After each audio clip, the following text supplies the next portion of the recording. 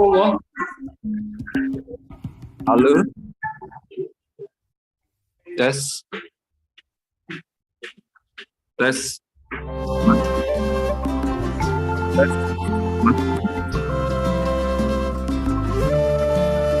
Tes.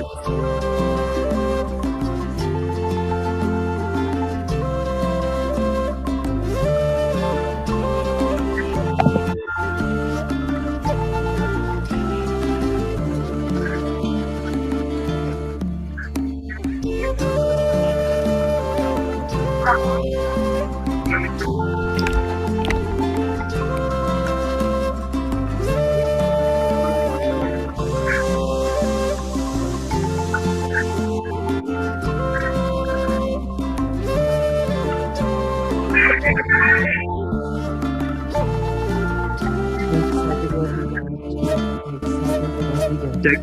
Masuk sih? Masuk boleh. Suara saya aman. Oh, masuk. Oke. Oke. Jelas sih? Halo. Cek. Ya, halo. Jelas suaranya sih? Jelas aman. Mau feedback sih?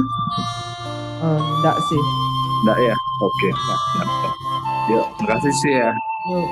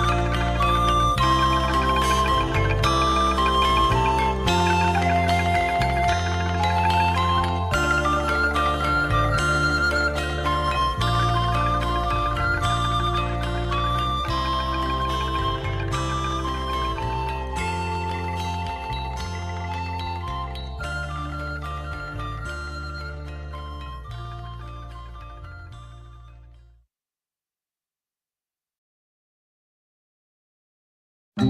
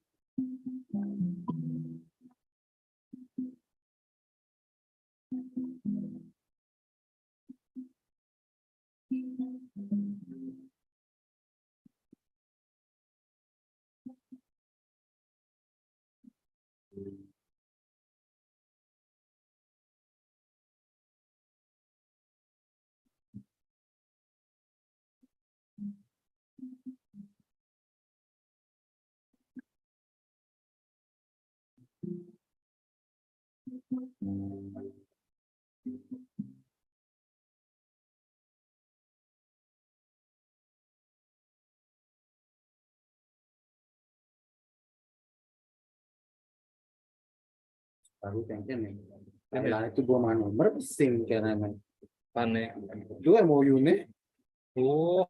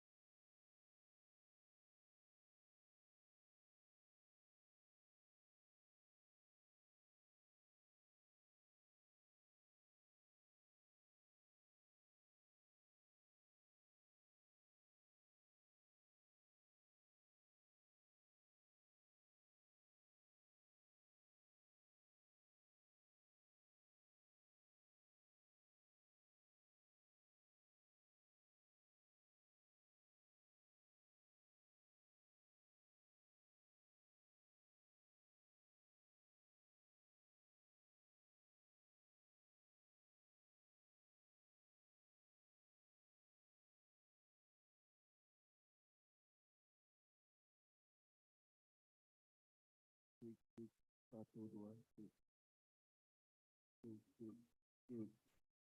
Satu dua cek. Cek, cek, cek audio, cek. Masuk gak? Cek, cek. Cek.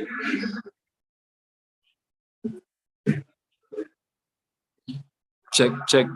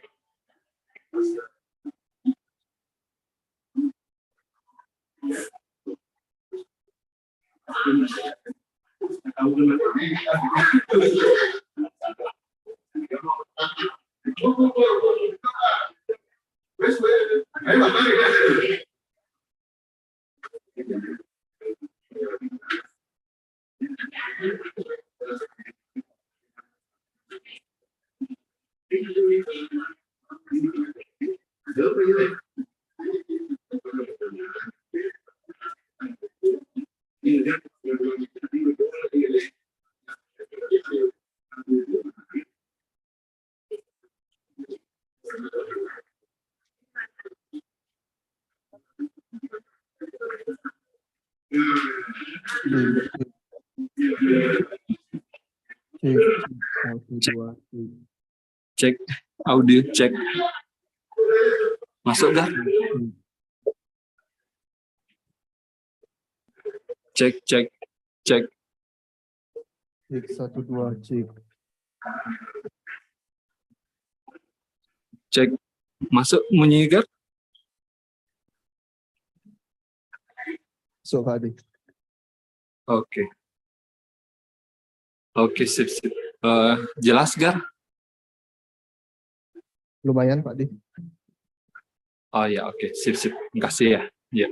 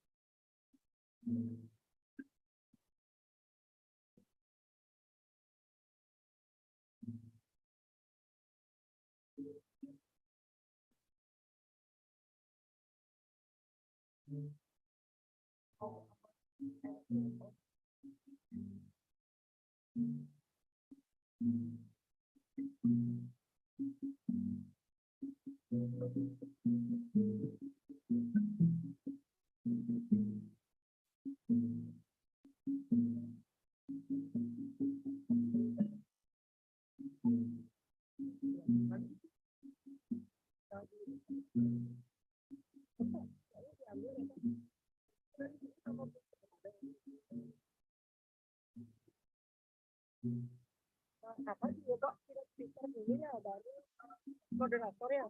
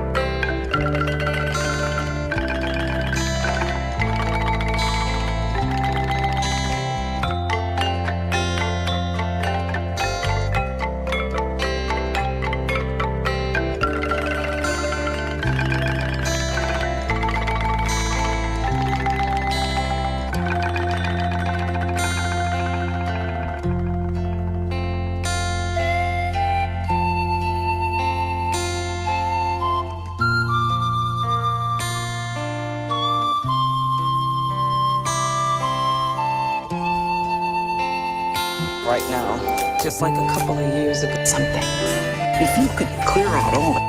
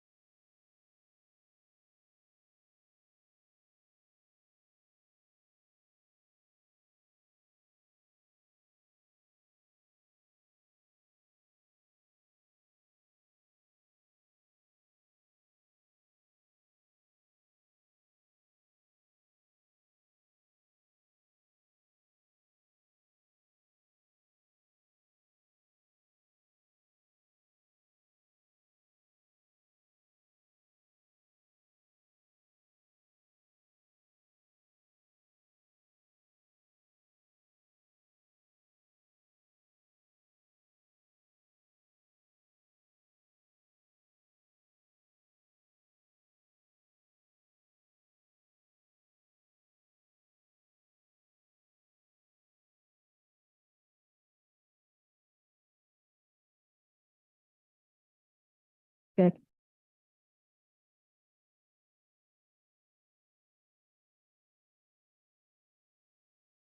Cek.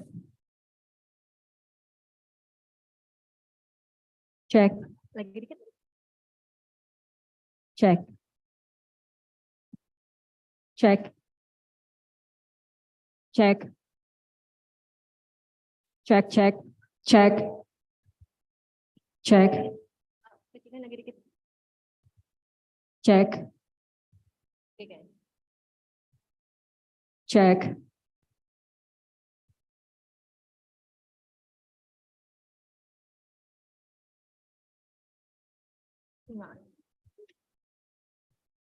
Cek. Cek.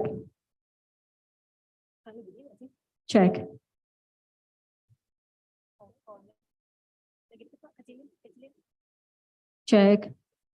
Cek. Cek. Cek.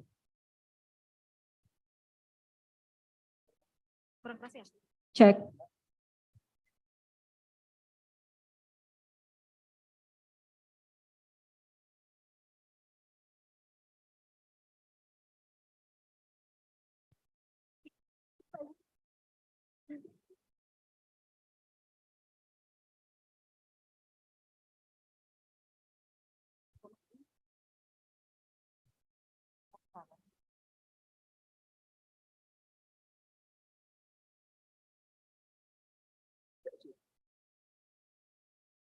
Cek, cek 1 2 3. Cek 1 2 3. Cek 1 2 3. Cek, cek, naikin Pak. Cek, naik, cek, apa lagi?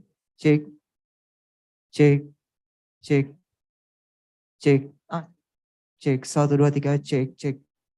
Cek. Cek, cek. Oke. Cek.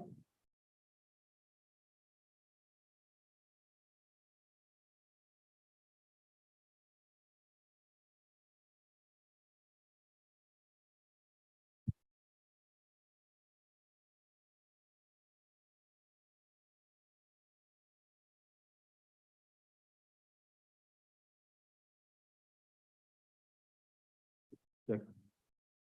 Cek. Cek, cek, cek, cek, cek, cek, cek.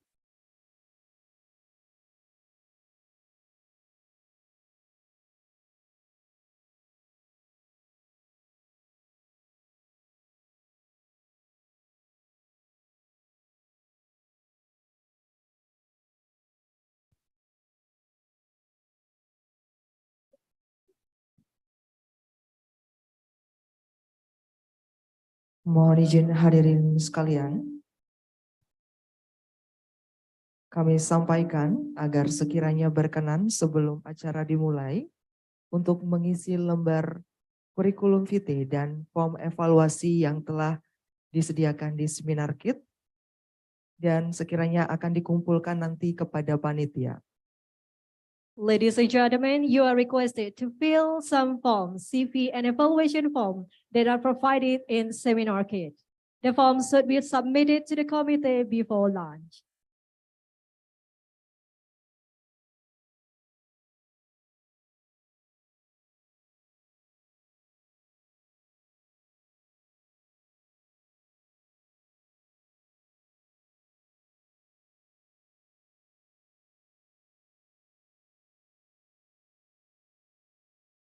Ladies and gentlemen, we are about to begin.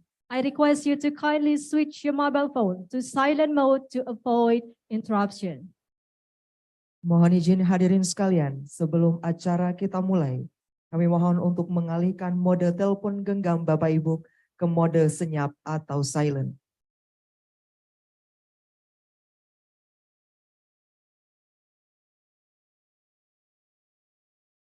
Distinguished guests, ladies and gentlemen, good morning to all of you.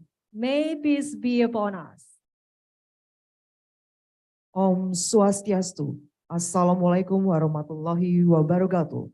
Salam sejahtera untuk kita semua. Namo Buddhayo. Salam kebajikan. We would like to recognize and welcome our distinguished guests. Yang terhormat Rektor Universitas Hindu Negeri I Gusti Bagus Sugriwa Denpasar. Yang kami hormati Wakil Rektor Universitas Hindu Negeri I Gusti Bagus Sugriwa Denpasar. Yang kami hormati Kepala Biro Administrasi, Akademik Kemahasiswaan dan Kerjasama Universitas Hindu Negeri I Gusti Bagus Sugriwa Denpasar. Direktur Pasca Sarjana Universitas Hindu Negeri I Gusti Bagus Sugriwa Denpasar. Dekan Fakultas Dharma Duta, Dekan Fakultas Dharma Acarya, Dekan Fakultas Brahma Widya yang kami hormati. Wakil Dekan 1, 2, dan 3 di lingkungan Fakultas Dharma Duta yang kami hormati. Yang kami hormati seluruh ketua jurusan dan sekretaris jurusan di lingkungan Fakultas Dharma Duta. Our speakers from Mahamakut Buddhist University, from University of Delhi, from Science Malaysia University, and Gajah Mada University. All participants, welcome to International Seminar entitled Human Relationship in Society 5.0 on Tourism, Communication, Law, Business, Culture, and Social Science at Swiss Bell Resort Sanur, Bali.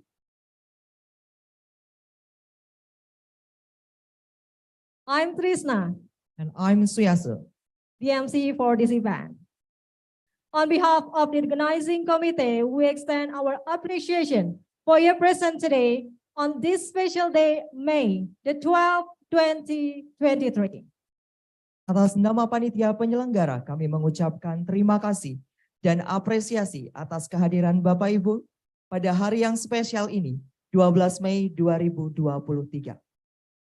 As our warmest greeting, we'd like to present to you a Balinese dance that will be performed by UKM Seni Tari and Tabuh UHN I Gusti Bagus Sugriwa Denpasar.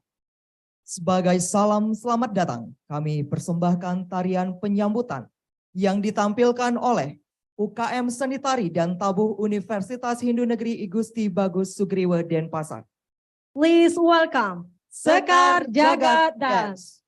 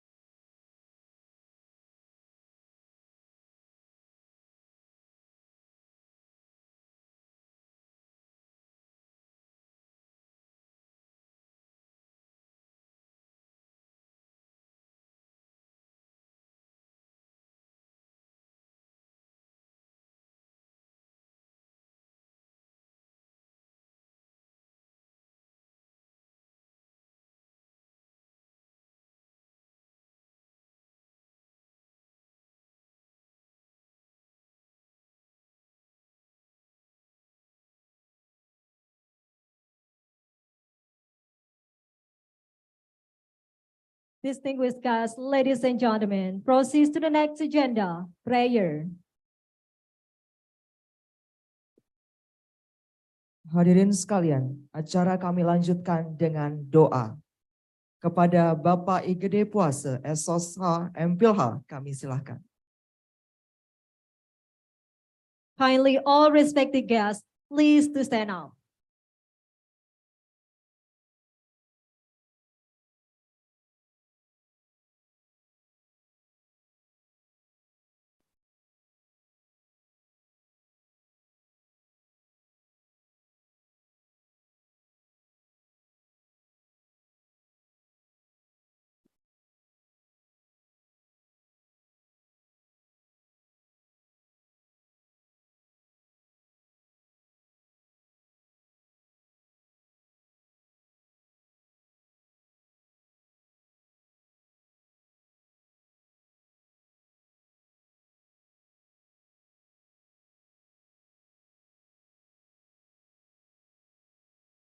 Om Om Swastiastu.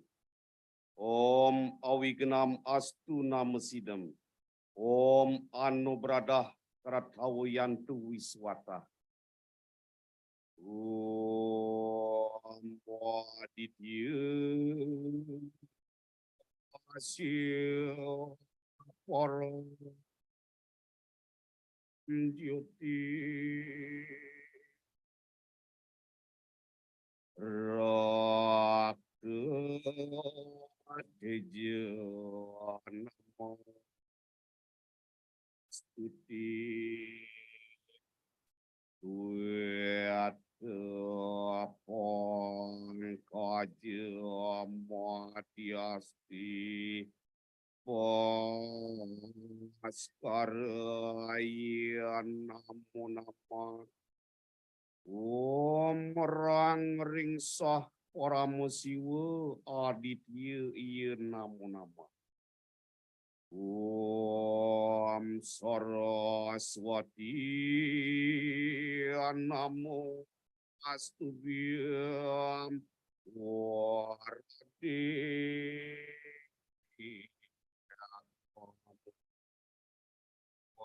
Ini Siati Arastu Akarak Swami Sidi Rabawo Antumi Sodom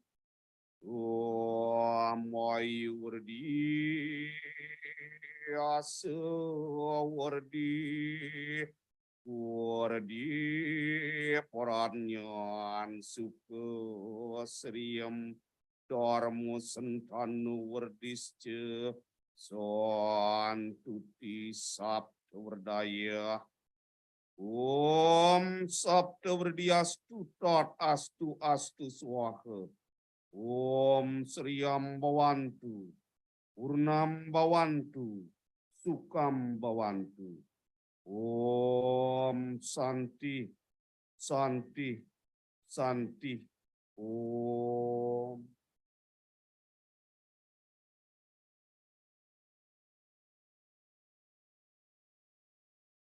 All guests are requested to remain to stand. The event is continued with singing national anthem Indonesia Raya. Hadirin dimohon untuk tetap berdiri. Acara kami lanjutkan dengan menyanyikan lagu Indonesia Raya.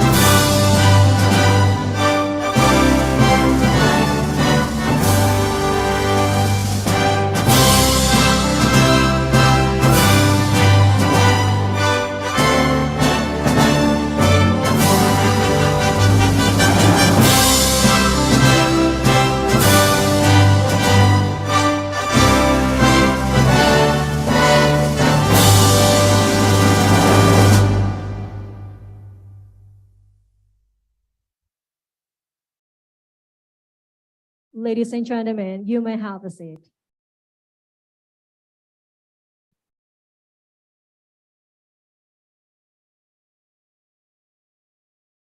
Distinguished guests, ladies and gentlemen, for the next agenda, we would like to request the honor of Rector of UHN Igusti Bagus Sugriwo Denpasar to present his remark.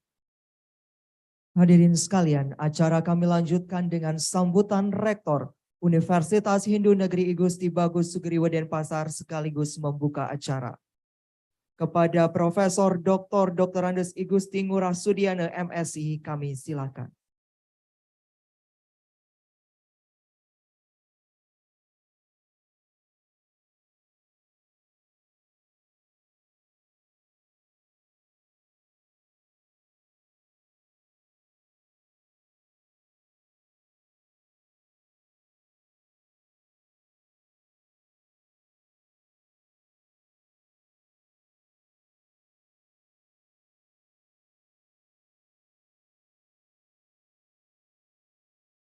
Mohon maaf, Bapak Rektor suaranya belum terdengar.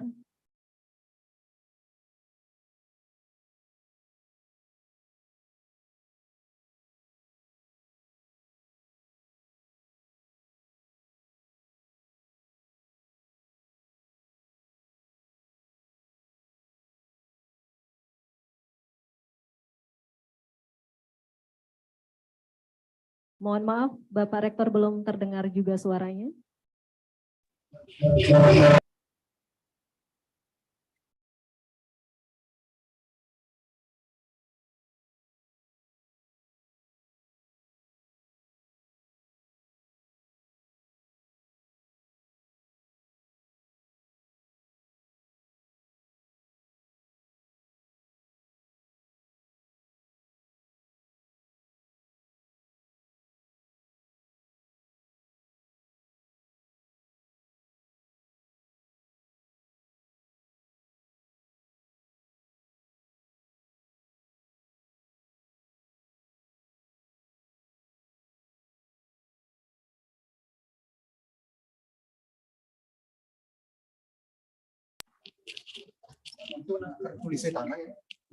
Tes.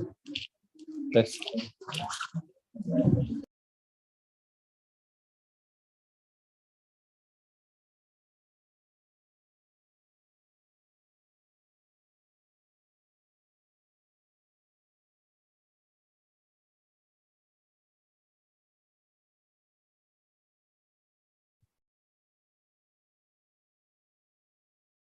Hadirin sekalian, kami mohon maaf untuk sedianya menunggu.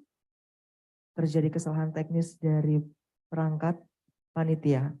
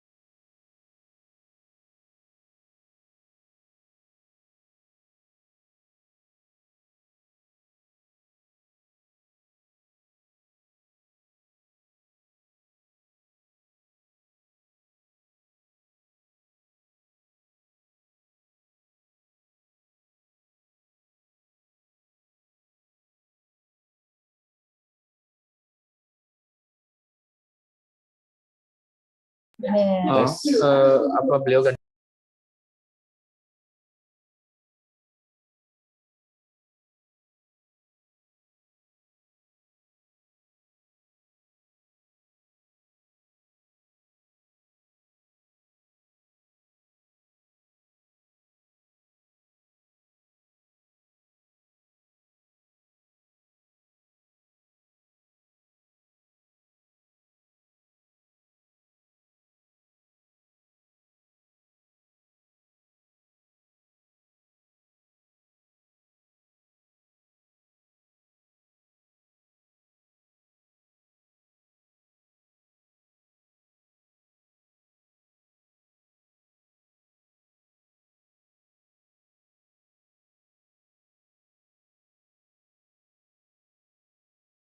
Oh, we are so sorry for this inconvenience. We are trying to fix this problem.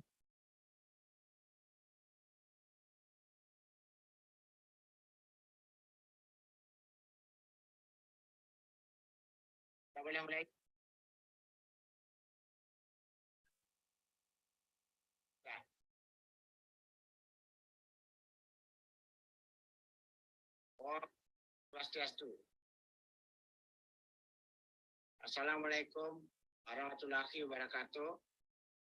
Salam, nama budaya kita rayu buat kita semuanya. Hadirin sekalian, yang saya hormati Bapak Wakil Rektor,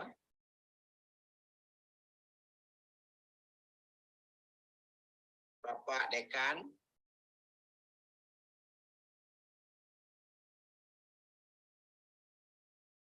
Bapak Wakil Dekan, Bu Karo, dan narasumber, demikian juga para peserta seminar yang saya hormati. Pada hari ini bahagia sekali rasanya karena Fakultas Dharma Duta bisa melakukan seminar internasional. Dan pada hari ini saya bisa menyambut Bapak Ibu sekalian dalam konferensi internasional ini. Lebih dahulu memanjatkan puji syukur kepada Tuhan Yang Maha Esa, itu Sang Yang Widiwasa, atas segala anugerah yang diberikan kepada beliau, hingga kita bisa melaksanakan seminar internasional dalam kondisi yang sehat dan sangat baik. Pada pembicara utama yang sangat kami hormati, tamu peserta seminar internasional, pariwisata, komunikasi, hukum, bisnis, dan budaya dalam masyarakat. Baik konsero yang berbahagia. Universitas Hindu Negeri Gusti Bagus Sugriwo Denpasar menjadi tuan rumah seminar ini, dan kepada narasumber dan para peserta saya ucapkan selamat datang di Pulau Bali yang kita cintai. Seperti yang saudara-saudara ketahui, masyarakat 5.0 ini adalah masyarakat yang berpusat pada manusia, yang menyeimbangkan kemajuan ekonomi dengan penyelesaian masalah sosial melalui sistem yang sangat mengintegrasikan dunia maya dan ruang fisik. Dalam masyarakat 5.0, nilai baru yang diciptakan, inovasi, menghilangkan kesenjangan sosial,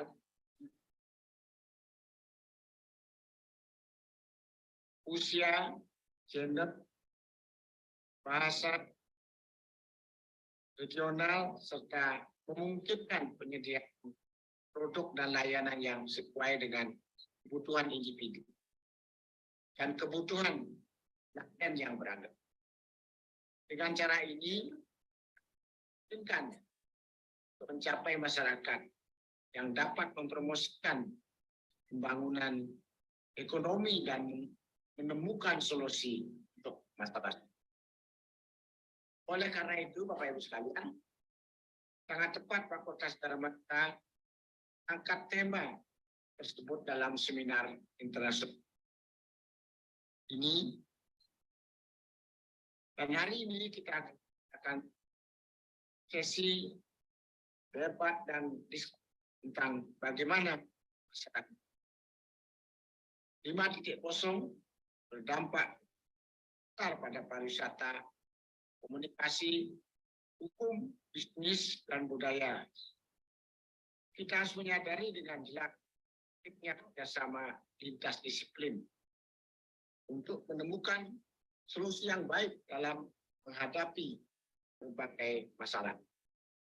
Sesuai dengan visi dan misi Universitas Hindu Negeri Gusti Bagus Sugriwa, yaitu menjadi universitas kelas dunia. Seminar internasional ini merupakan salah satu upaya untuk menentukan visi tersebut. Seminar ini diselenggarakan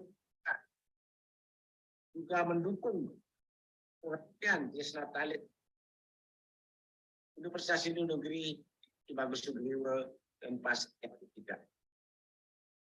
Saya berharap yang terbaik. Nah, berharap semua memiliki tinggal yang menyenangkan di Pulau Bali. Lama berapa hari dari Bapak Ibu sekalian yang panjang tinggal Anda Pulau Bali untuk menikmati Bali, tapi bagi mereka yang memilih Bali untuk pertama kalinya. Terima kasih semua atas hadir. Saya berterima kasih kepada negara yang di Fakultas Dharma Buddha telah memberikan kepada kita semua untuk mengalah dan mencari solusi dalam yang merupakan suatu kehormatan untuk menjamu Bapak Ibu sekalian di kota ini. Dan dengan tulus berharap Bapak Ibu semua akan mati seminar ini dan berterima kasih dengan seminar ini. Mudah-mudahan UAN Gusti Bagus Sugriwa semakin dikenal tidak saja di Indonesia, di seluruh dunia. Ini membuktikan bahwa World Class University yang ditugaskan oleh Bapak Menteri Agama pada Universitas Hindu Negeri Gusti Bagus Sugriwa kita sambut dengan sangat serius dan kita tidak tanggung-tanggung. Selain seminar internasional ini, kita juga sudah mendaftar diri di ISO 9001 2015 dan 2001 2018. Itu salah satu syarat supaya UAN Gusti Bagus Sugriwa bisa menapak. Sekalipun bertatih-tatih, kita harus berjuang keras sampai titik darah penghabis untuk Universitas Hindu Gusti Bagus Sugriwa maju, unggul dalam media, adaptif dalam budaya. Bapak Ibu sekalian, tenaga seminar atas karunia yang sangat luas. Mudah-mudahan seminar ini berjalan dengan baik buat kita semuanya. Universitas Hindu Gusti Bagus terdepan dalam bidang agama, depan juga harus dalam bidang keilmuan. Untuk menuju World Class University, kita di UAN Gusti Bagus berjuang dengan seluruh kita, seluruh kemampuan supaya bagus sejajar dengan perguruan tinggi lainnya Indonesia tetapi juga di seluruh dunia. Demikian tujuan kita yang sangat tinggi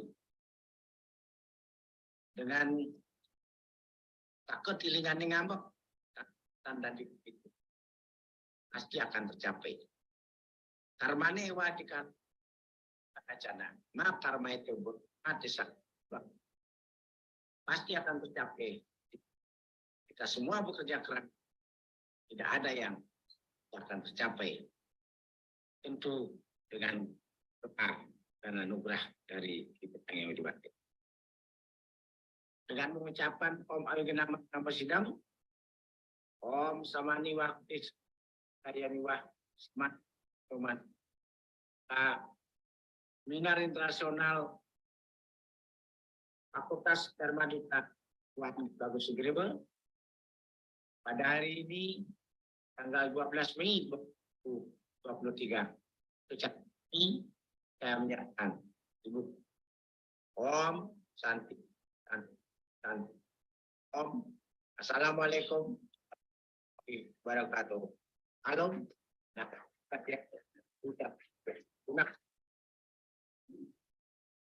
Thank you for the remark. Now we have come to the main agenda, keynote speech from Profesor Dr. Inyoman Dharma Putra MLid. Hadirin sekalian, acara kami lanjutkan dengan keynote speech dari Profesor Dr. Inyoman Dharma Putra MLid. Inyoman Dharma Putra is a professor at the Faculty of Humanities Udayana University, Bali. He completed his doctorate degree from the University of Queensland in 2003. Since January 2022, he has been appointed as coordinator of doctoral program in Cultural Studies Udayana University. He has published scientific works in the field of literature, culture, and tourism. Hadirin sekalian, mari kita sambut keynote speaker kita, Profesor Dr. Inyoman Dharma Putra MLid. Thank you very much, ladies and gentlemen. Good morning, Om Swastiastu. Assalamualaikum warahmatullahi wabarakatuh.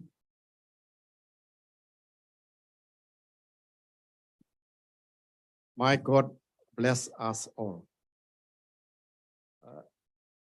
His Excellency Rector Hindu State University, Professor Murah Sudiana, who just gave a great speech. Distinguished speaker,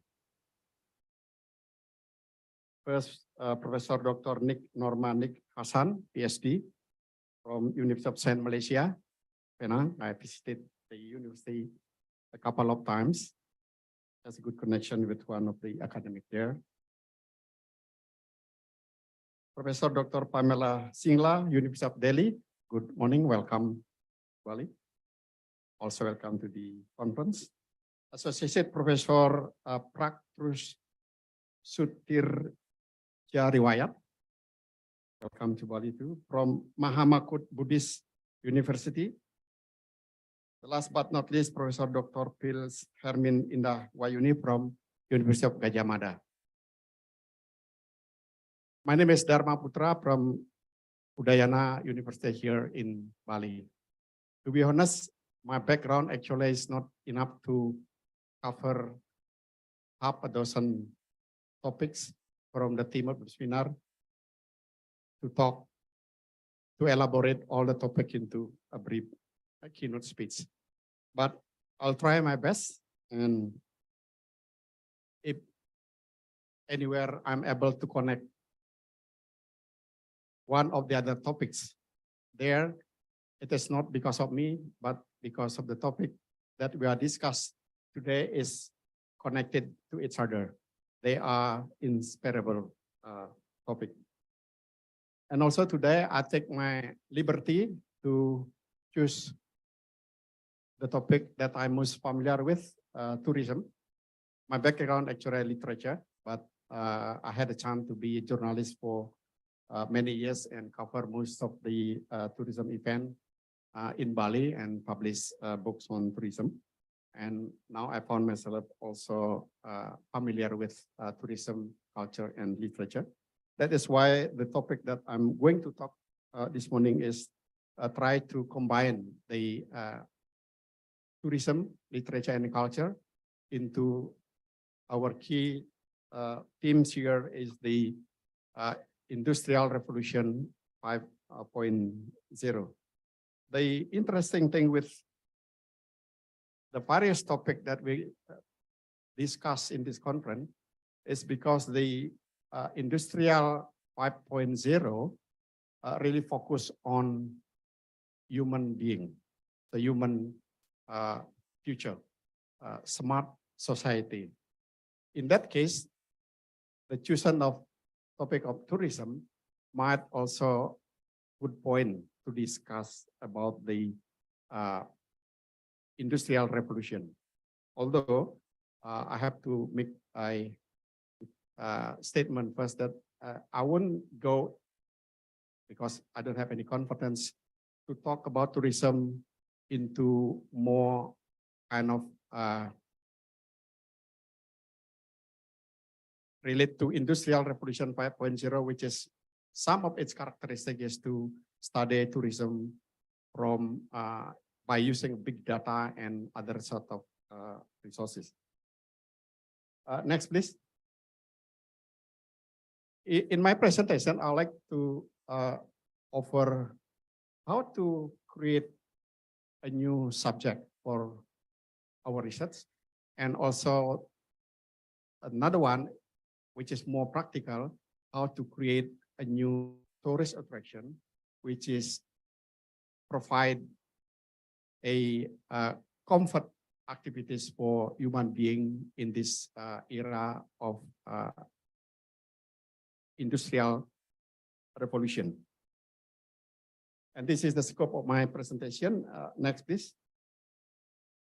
The Industrial Revolution became an important part of the history of human life. No doubt about that. In the last 3 centuries, this is as background, there have been 5 stages of the Industrial Revolution. And if you look at the timeline, initially it took a century from the Revolution 1.0 to 2.0 and then to 3.0. But from 3.0 Industrial Revolution to 4.0, it took less than half of a century. So the time reduced and become more so, and amazingly, from the Industrial Revolution 4.0 to 5.0, it took less than a decade. So if we look at the time often mentioned by scholar in oral or written material with the exact time, so we can say that the phenomena of Industrial Revolution takes less and less time. The Industrial Revolution has proven to have increased the extraordinary number of people traveling around the world, so that the study of tourism cannot be separated from the characteristic of the Industrial Revolution itself, which is focused on human future or human common goal. Next, please. And this is the timeline of Industrial Revolution and Society 5.0. If we look at the keyword for each step, is the first one in the 18th century. It focused on the mechanization by the invention of steam power. Before the 17th century, of course, the tourism activity had been there, but the invention of steam power made it possible for people to travel in more distant, long distance, and also in more frequent because of the accessibility of the transportation. The 2.0 Industrial Revolution focused on electrification, which has also become more helpful in terms of tourism activity. People can travel more easily and take less time for a long distance compared than in the previous era. In the 3.0, it came the era of automation. So where people introduced with the computer, everything can be easily calculated and also help the other transportation means of transportation and other thing to become more easily used and practically used. And digitalization, the era that we been enjoying now, and also the 5.0, which is personalization. But the point of personalization here, I think is important if we talk them in the context of tourism. And if you look at the timeline underneath of the figure, it clearly say 1780, 1870, 1970, 2011, 2050. Of course, this is very relative, and we cannot take them as exact as what is written. But in general, it could give us a sense how a time become less and less needed in order to do something new for human being. Next, please. And let me quote what Alexander de Croo have said, who says that every industrial revolution brings along a learning revolution. We, as an academic who profession, teaching, researching, and also providing social services, is probably need to understand this mention, whether we have gone into or ready to do a revolution into ourselves in the field of learning. So learning has become very important. Although we also see that the characteristic of the Industrial 5.0 is human focus, where the use of technology probably is still there, but we cannot ignore the importance of the human need or human interest. Next, please. The Crow statement should motivate us to innovate in our research activities, probably also other academic activities.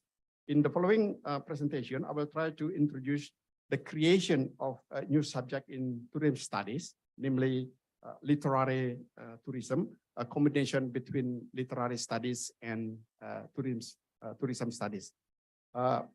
As I said before, that I took my liberty to focus my speech into one particular subject, and then from there, perhaps be able to touch some other topic that interest of us here. Among Western and Asian scholars, including in Indonesia or Indonesian, interest in the study of literary tourism has begun to attract researchers. The literary tourism studies is still in its infant stage, still very early. It really needs a contribution for its improvement. I'm sure that the number of participants here who took the topic of tourism will have their own contribution in this conference. Next, please. Now, I would like to introduce briefly on where is the point to look at the importance of creativity, like the title of my presentation, from the definition of from the understanding of Industry 5.0. I quote here, follow at all. Industry 5.0 is focused on combining human beings' creativity and craftsmen with the speed, productivity, and consistency of robots. Industry 5.0 means to better appreciate the cooperation between robotics and human beings by combining their diverging strengths in order to create a more inclusive and human-centered future. There are a couple of key words in this definition, but what I'm trying to digging out from here is the point of creativity and craftsmanship, and also the last phrase, which is focused on the inclusive of human-centered future. Of course, we already saw the highly used robotic and other open eye, intelligent, and so forth, which is far from my competence. But here I will only focus to the how tourism industry can be developed to give more humans touch rather than high touch using robotic technology. Of course, the production, the use of the robot has become something exciting everywhere.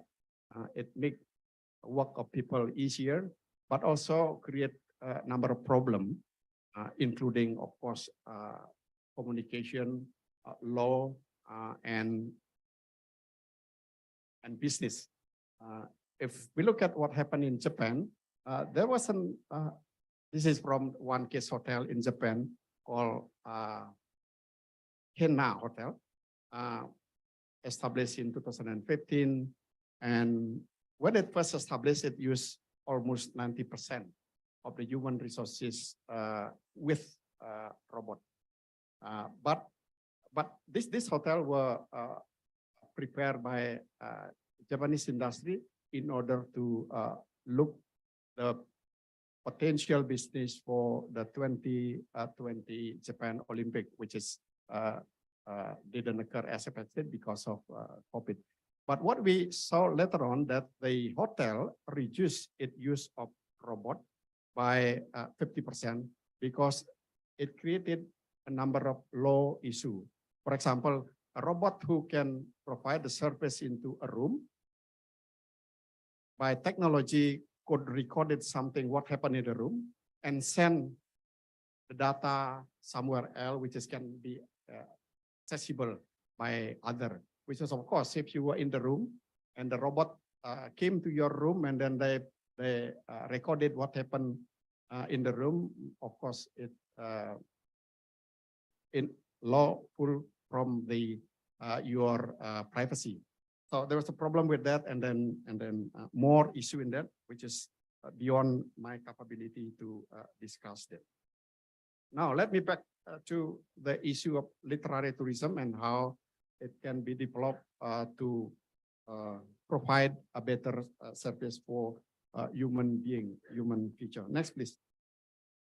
The source of inspiration of my talk today is the fact the literary world and heritage that consisting of poetic or narrative story and literary figures have provided a rich area of inquiry for tourism research.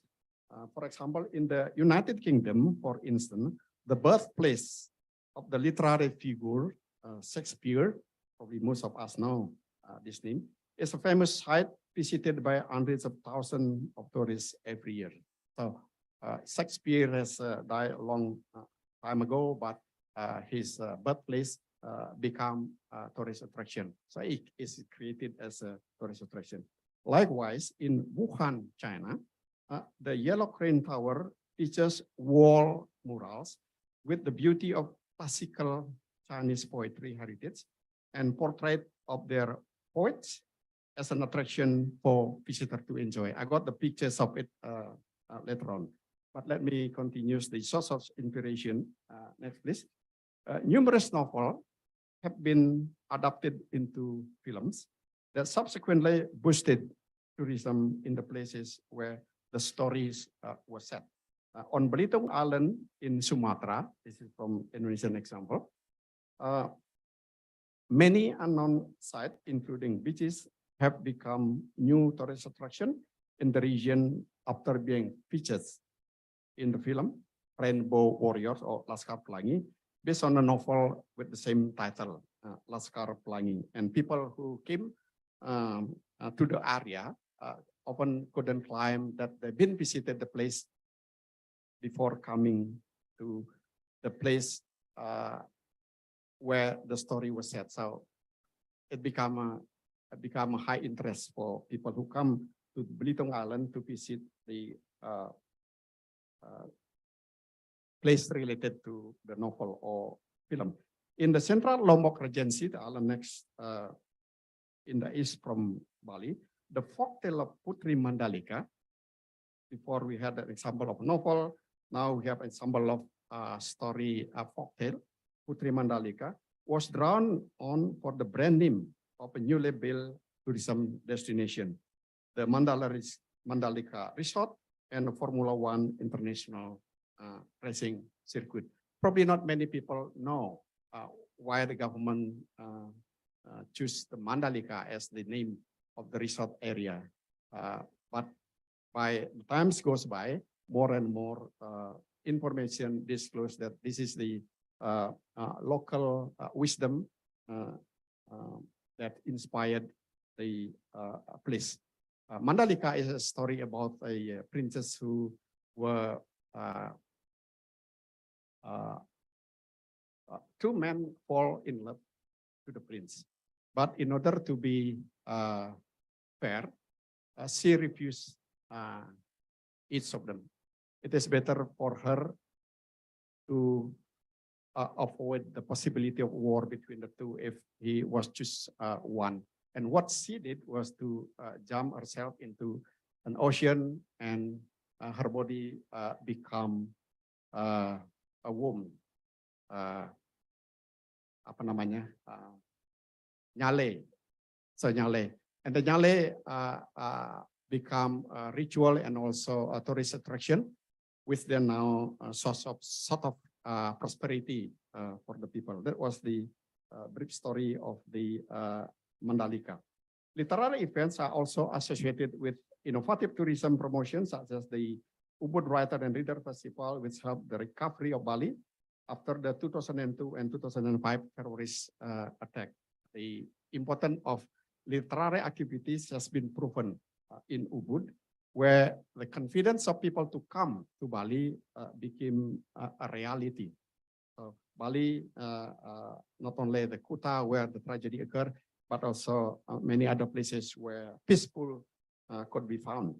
The recent introduction of storynomics has marked another form of contribution of literary world to tourism activities, promotion, and attraction. The importance of the role of literary works is undeniable, yet there are very few studies from the view of tourism. Now, next please, I will come to give a definition. What does literary tourism really means? Two definition here to compare to. One, literary tourism occur when authors or their literature become so popular that people are drawn to either those locations associated with the author, for example, his or her birthplace, home, grave site. So even that grave site could attract people to come, to learn or to enjoy, to immersing themselves into a place. Or those pictures within their writing could be a place, the imaginative or real place as a setting of the story, but also the place that associated directly to the writer could become a tourist attraction, like what we seen in the case of William Shakespeare in the United Kingdom. The other definition is literary tourism refer to a reversal of the primacy of the journey over the text when literature is the main motivation to go on a tourist journey. In another word, people could be highly motivated to come to see what they have read. They probably not happy, not feel enough to reading something, but from reading something, they want to come to the place. This is the one power of the literary text to create tourist attraction. Next, please. Creating new subject and previous studies. There are several studies on aspect of the literary world as a source of inspiration for the development of literary tourism. There's a number of studies. Herbert, for example, discussed literatures in England and France. Melton studied works by American author Mark Twain. This is very interesting example where Mark Twain was never considered initially as a literary writer because he wrote a popular story which tell about a place in a great detail. People who like to come to the place like to read his work first to be able to get enough information. So when they come to the place, they have more sort of enjoyment. In another example, people who aren't able to come to a place, they also like to read Mark Twain novel because by doing so, they can know the place, although they didn't have a time to go there. Next, please. This is some references. Next, please. In Indonesia, also the literary tourism started to develop. We got a sastra pariwisata. Next, please. This is some works that I quoted before: literary places, tourism, and heritage. And next, please. I got a movie, but there's not enough time to show. This is It Prior Love. Next, please. It Prior Love. How the literary works from text could be transformed into a tourist attraction, from novel, then to film, and to package tour. Not long after the popularity, or when the film was shown on cinema around the world, in Ubud, there were a company over Bali It Prior Love private tour, and they're very expensive. Next, please. This is an example how this is the area of study of literary tourism. We can look at the literary places, literary event like Ubud Writer Festival, tourism-related themes that often use literary work to criticize development and to express people concern. The last one is transformation of literary text into direct or indirectly tourism promotion, like movie It Prior Love or Lord of the Ring, another example from New Zealand. Next, please.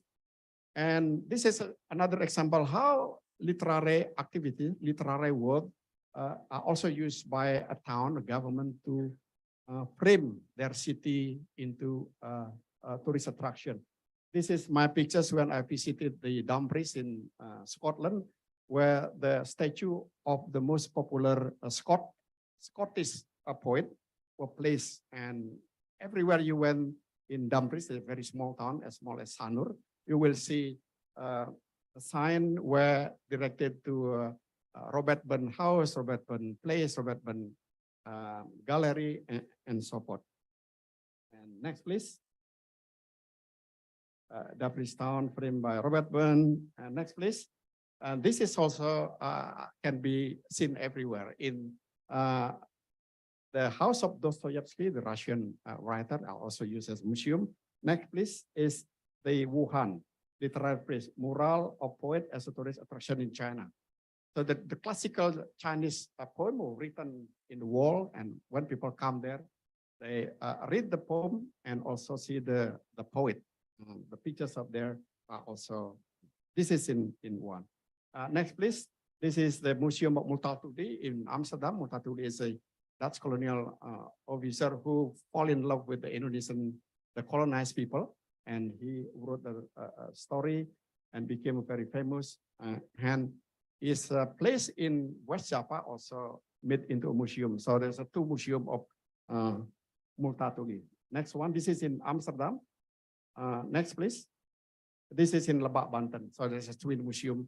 They have a good connection and they promote each other. When people come there, they were asked to go to Banten. If people who come to Banten, they are encouraged to see that. So this is a kind of tourist attraction can be made based on the literary activities. Next, please, more pictures, more pictures, more pictures. This is the Mandalika, Ubud. And I now come into a concluding remark, which is far from the conclusive. I would like to say that tourism is a multidimensional field that therefore has unlimited, very diverse, challenging, and interesting research subject.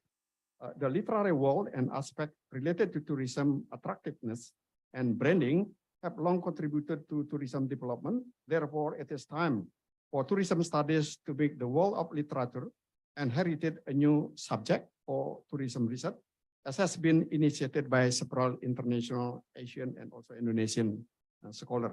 Literary tourism research not only enrich tourism studies in an innovative way, but also recognize the contribution of the literary world in the development of tourism, including, of course, tourist attraction. Where literary tourism has developed, it means that it has indebted berutang budi to the energy of creativity and craftsmanship, the attempt to transform literary place, literary figure into characteristic of the Industrial Revolution 5.0, where human satisfaction is the main target of it. And there, I don't know if there's any Q&A. I'm happy to pick up a question. If not, let you to make my inconclusive into a conclusive text. Thank you very much.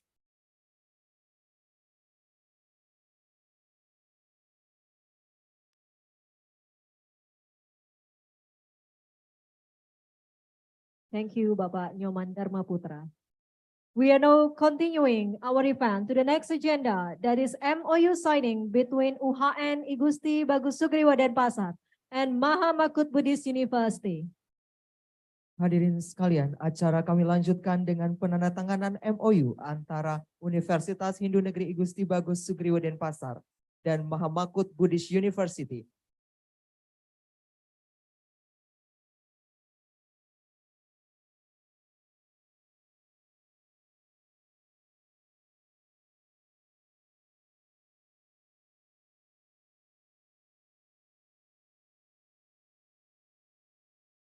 We would like to invite Rector of UHN I Gusti Bagus Sugriwa Denpasar and Rector of Mahamakut Buddhist University. Kami mengundang Rektor Universitas Hindu Negeri I Gusti Bagus Sugriwa Denpasar atau yang mewakili dan Rektor of Mahamakut Buddhist University untuk naik ke atas panggung.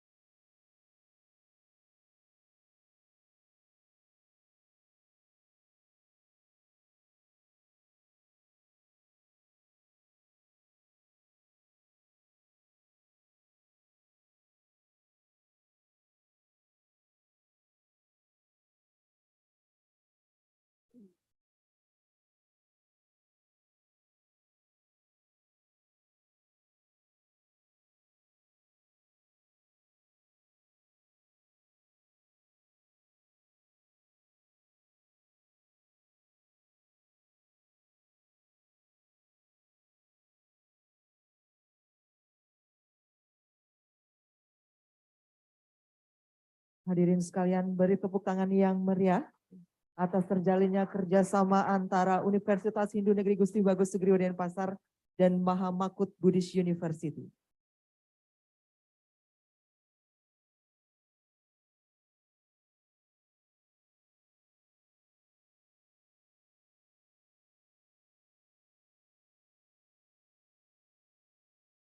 Hadirin sekalian, acara kami lanjutkan dengan foto bersama. Kami mengundang Bapak Wakil Rektor 2 untuk ke atas panggung untuk melakukan sesi foto bersama.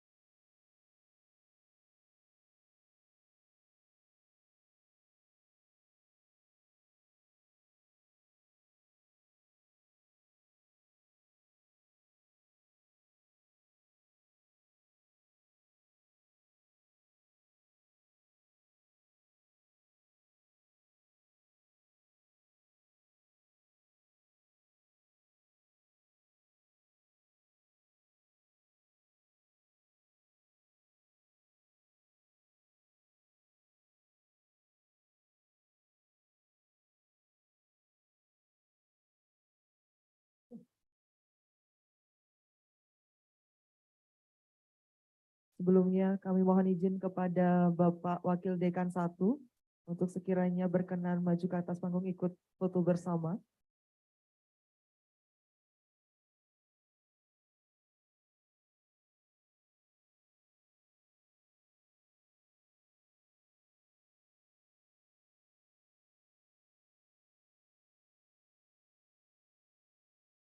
Mohon izin kami undang Ibu Kabiro Akademik untuk sekiranya hadir ke atas panggung untuk sesi foto bersama sekali lagi.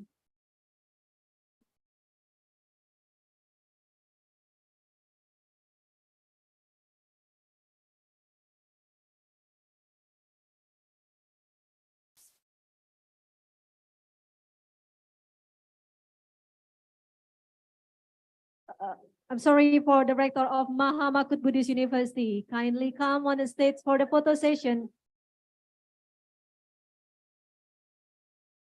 From Mahamakut Buddhist University, we invite you to come on stage for the photo session.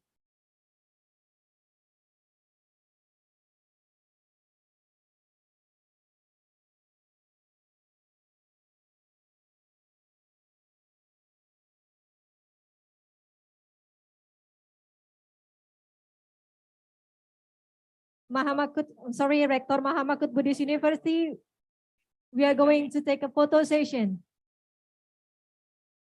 Photo session.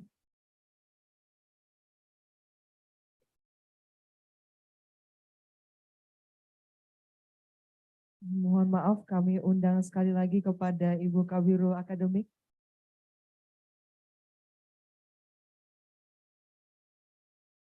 Kepada Bapak Wakil Rektor 2. Please take your position.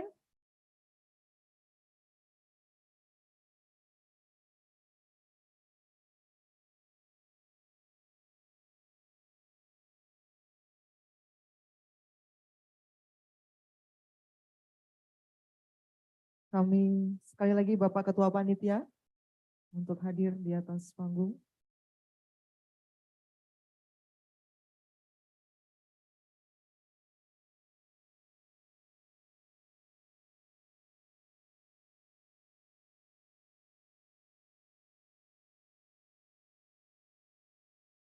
Ladies and gentlemen, please give applause.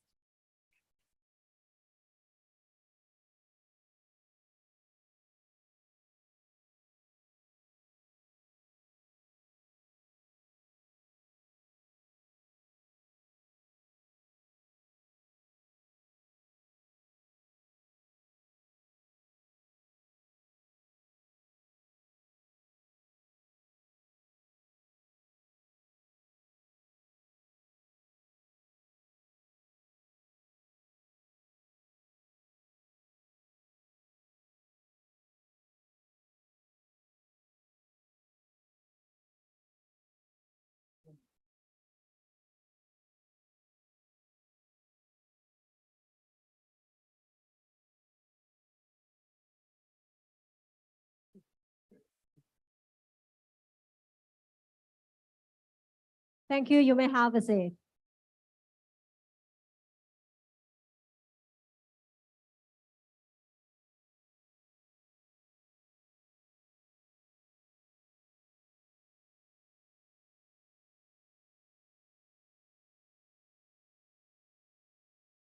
Okay, ladies and gentlemen, may I have your attention, please?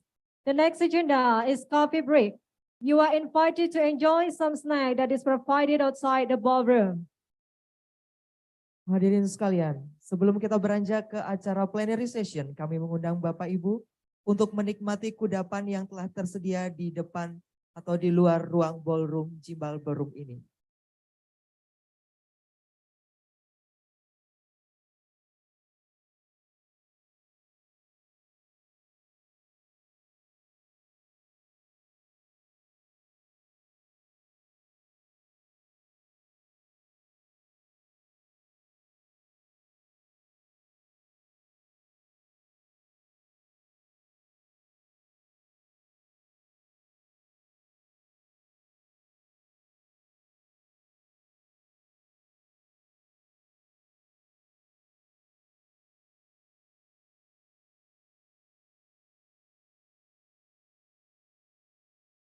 Mohon izin hadirin sekalian, untuk coffee break kami sampaikan hingga 10:15 menit.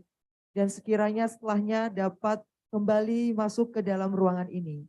Kami ingatkan pula untuk lembar evaluasi dan lembar kurikulum vitae dapat dikumpulkan kepada panitia yang berada di luar ballroom atau gimbal ballroom.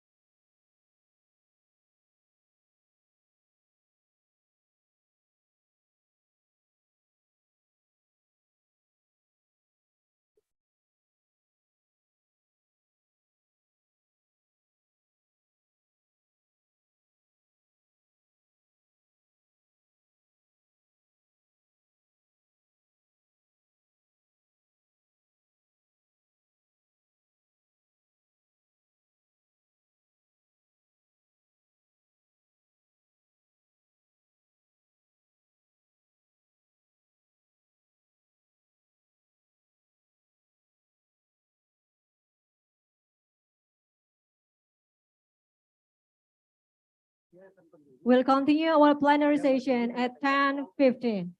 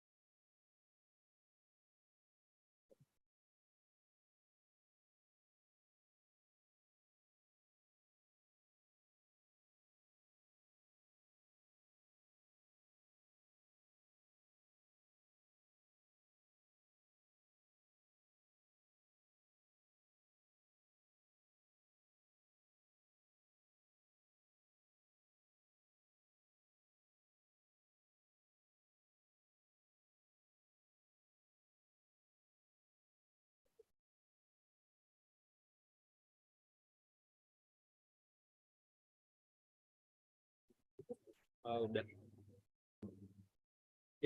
Zoom tetap bisa. Enggak kedengeran. Oh, itu outputnya. Coba cek kedengeran nggak? Tadi ada ini dua arah ya, in out. Coba lagi.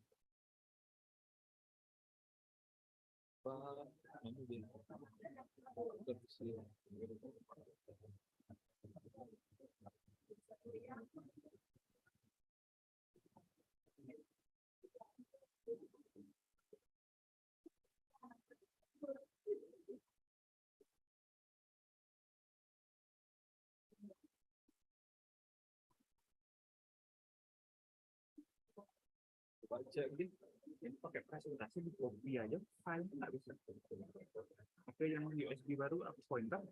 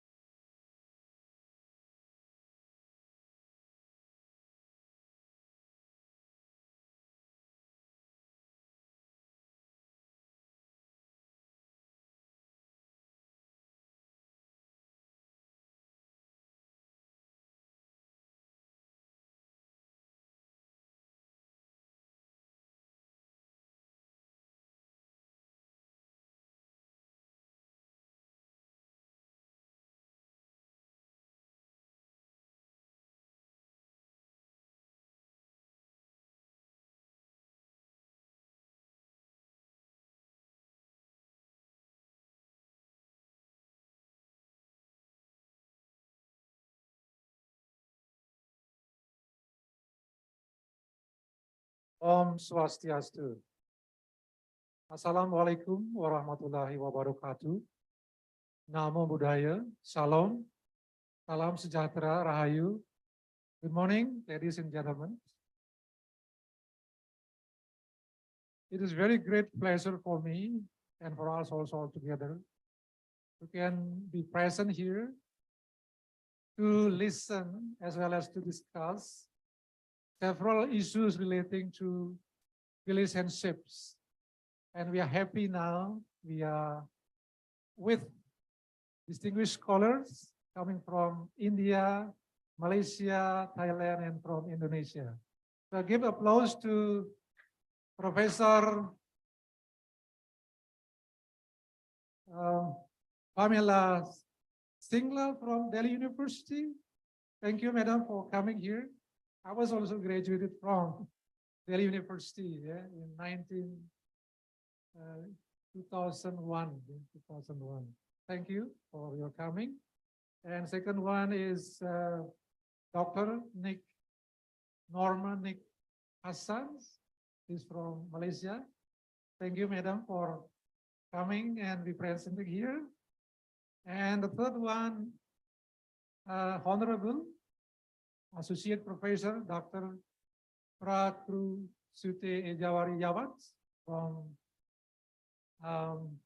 Mahamakut Buddhist University, Thailand. Thank you for your presence here. And the last is our beautiful professor, Dr. Philosophy Hermin Indah Wahyuni from Gajah Mada University. Thank you for your coming here. So she is very fluent in English as well as in Germany. Is it? Thank you. I would like to invite you to come here together. All of you, please be seated.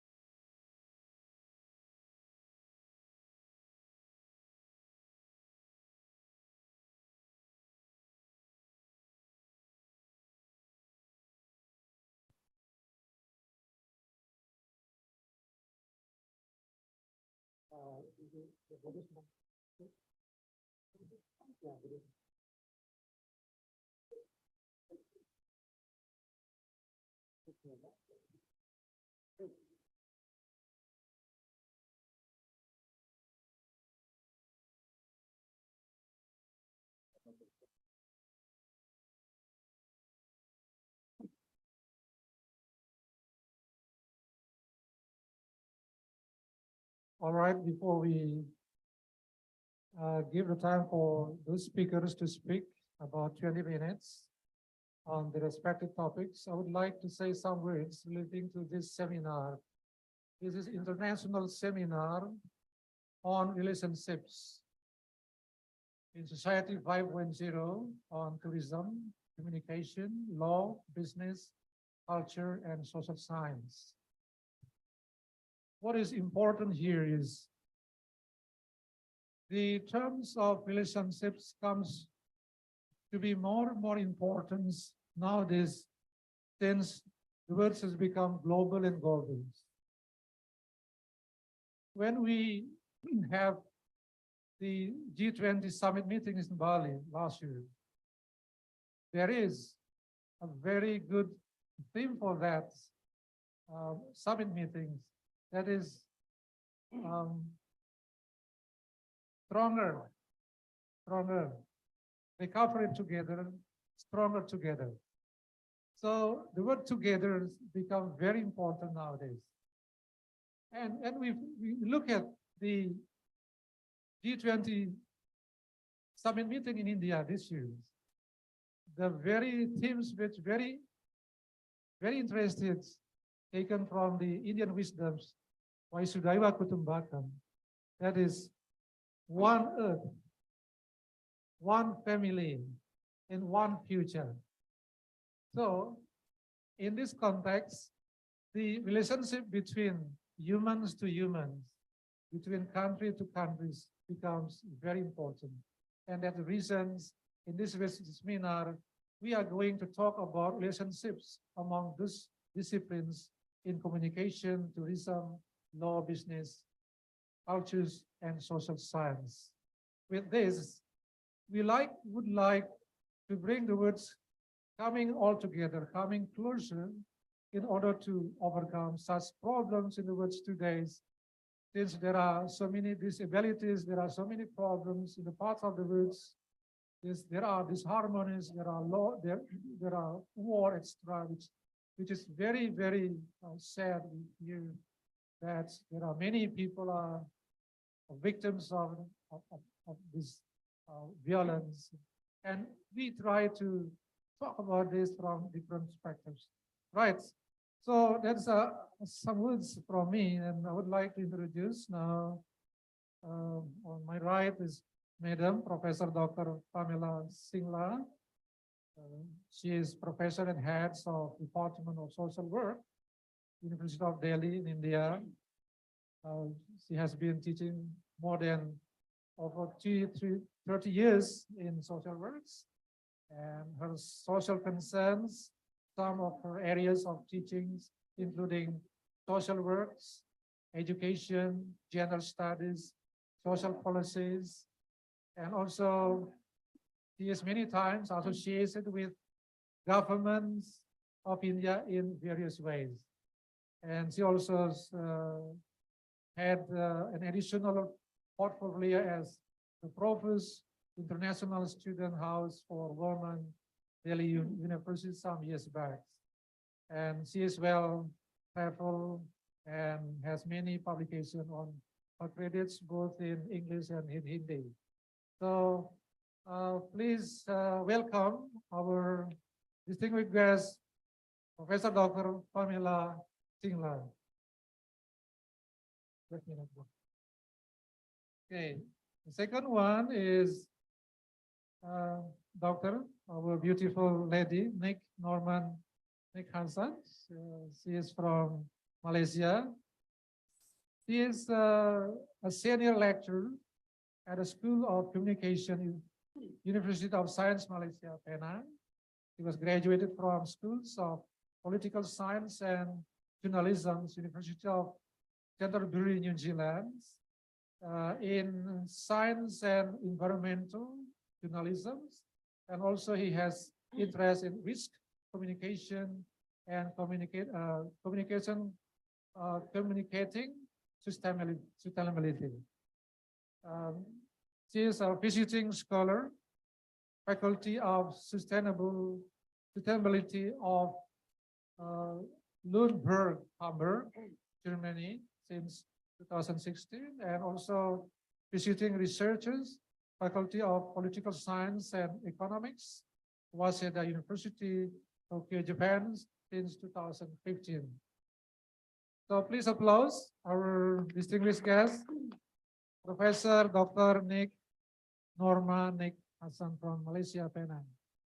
And the third one, our Honorable Associate Professor, Dr. Prakru Sutiejarwat. She is Vice Chancellor of Mahamakut Buddhist University, Thailand. He has degree in English, his master in Thai language, and his PhD in education and administration. He has many experiences both in administrative works as well as he has many publications, especially in Thai, and also traveling in so many places like Taiwan, Norway, Germany, and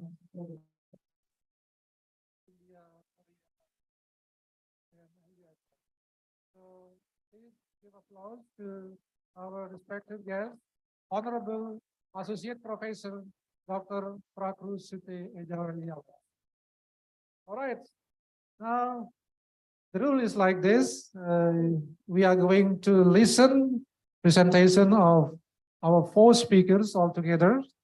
Each of him or her is 20 minutes.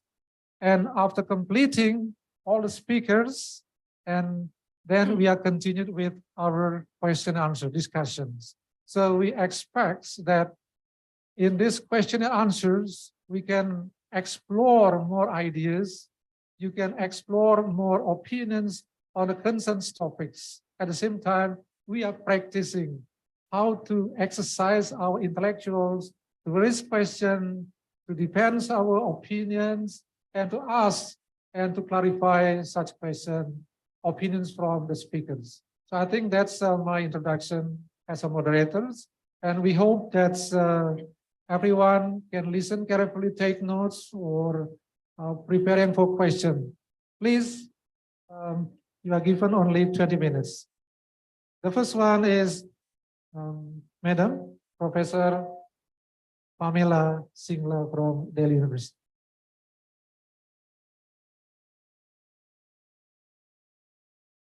Oh, after this.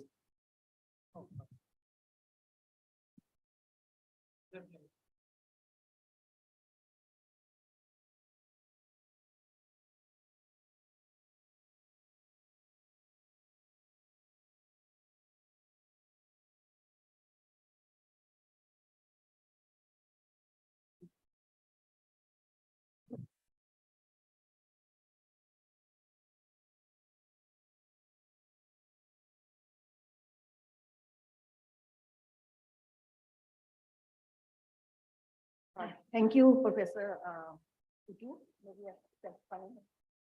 A very good morning to everyone here, the dignitaries on the dais and off the dais, faculty members, students, and everyone, ladies and gentlemen. It's indeed a very beautiful morning, and I really feel privileged to be standing here in front of you to be able to make this presentation. And first of all, I'd like to congratulate the University of Hindu Nagari and the faculty of Dharmaduta for having organized this international conference and on a theme which is of concern to us, which deals with our day-to-day interactions. And I really feel privileged to be invited for this seminar, and thank you, Dr. Wan and Dr. Putu and others who are responsible for this. And as I said, the theme of the seminar is very pertinent, and I would be speaking on social work and its relevance in the changing landscape of human relations. And before I start to express myself, I'll just like to request Dr. Putu to maybe 3 minutes before you can just remind me so that, you know, I'm not taken by surprise. And another request that, you know, as Indians, we speak fast. So in case you think that I'm going too fast, please let me know. Yeah, that's it.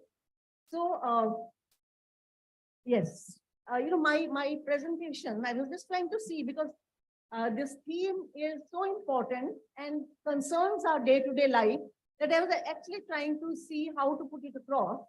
So I tried to categorize my talk in 3 parts. In part 1, I'm going to speak about human relations and the changing time. Part 2 is more about social work and the human relations. And part 3, I'd like to share with all of you some of the social work research which has been done in the changing times and which really needs addressal of all of you and especially for the social worker. So with this, I begin and yes. So regarding the, so that's broadly some points I put there. So as we know, and I think Professor has already set the ball rolling when he just made some important points. And like he said, one earth, one family, and one future when we're talking about human relations. So human relations, I think probably the very fact that all of us are here also concerns human relations. And it forms the basis of our existence. It forms the entire thrust of our being in this society, in this world. And while we talk about human relations, it also talks about, you know, our interaction with the various stakeholders, like individuals, families, groups, workplace, community, and society. And I feel like saying that, you know, human relations are so much a part of us that very often we just let it go unnoticed. And frankly, it is the foundation of human relations, maybe our first interaction with our parents, the family, which actually builds up our entire set of relationships in our further life. And as we age, now that we are, at least I am in that age group, where as we age, we really reach out to those who are around us. And the level of support we get is based on the strength of the relationships that we have created throughout our lives. So in fact, that's one message. That's what I tell my daughters also. I've got 2 daughters. I also tell them that, it's very important how we build our friends, how we build our relationships, because the entire trust subsequently also gets on how we have really gelled well with each other. So also to share with you, just 2 days back, we had the Platinum Jubilee at the University of Delhi Department of Social Work, where I was privileged enough to have the Vice Chancellor be the chief guest. And he just happened to say, can I have your attention, please? I get disturbed, when somebody's talking about that. I'm going to make a lot of points, but yeah, please, just few minutes. Yeah, so he just happened to say that what you do for others happens to you. So basically the point is that it implies if you do good for others, good would happen to you. So the whole concept of human relations, and I think this cannot be ignored. So the paradigm of the human relations in the past few decades, as has also been said by Professor Neumann in the morning, that there has been a lot of fluctuations in the past few decades. And I mean, if we know, and we all are aware of it, that the pre-industrial society had a different kind of relationship where things were more simple. But as we progress towards industrialization and now the neoliberal regimes, there's a lot of control of the free markets on the economy.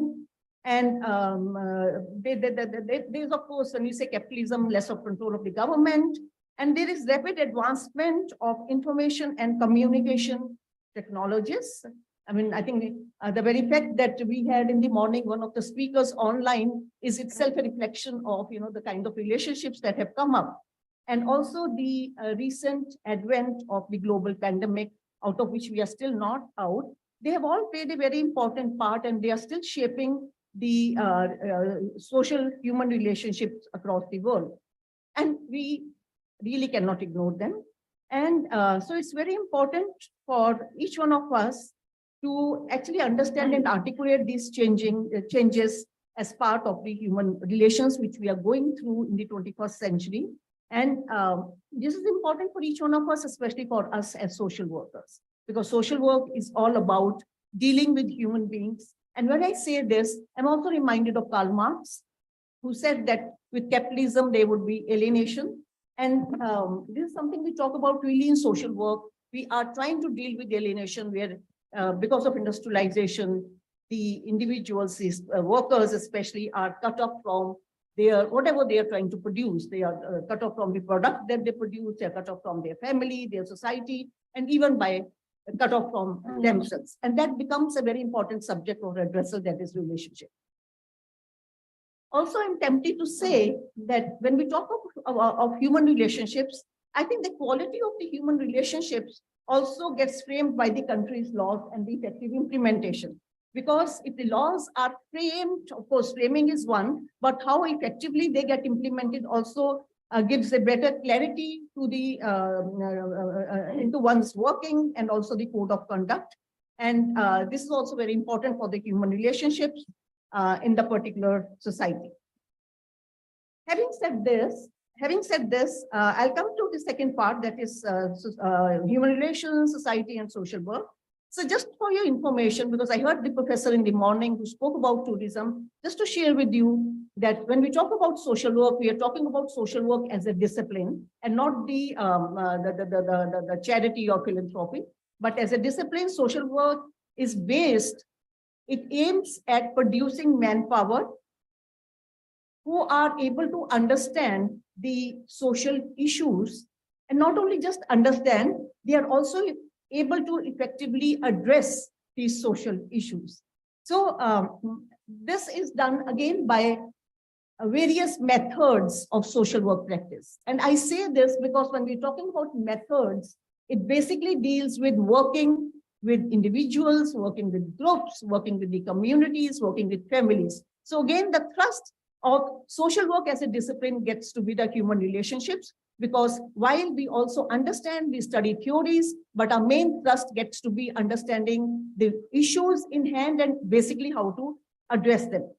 And just for your information, when we're talking about any discipline, I think a lot of importance is given to the bodies, the organizations that are formed as a part of the discipline. So in the subject of social work, we have the International Association of Schools of Social Work and International Federation of Social Work, which has been taking into consideration these changes that are happening. And they on very regular basis also redefine the entire concept of social work. And this focus on human relationships, the focus on social development, diversity of people, and engaging with people is evident from the way the concepts have evolved otherwise, and especially at the international level. I could have taken them up, but because of the time that has been given to me, it's not possible to take those definitions. So the point is that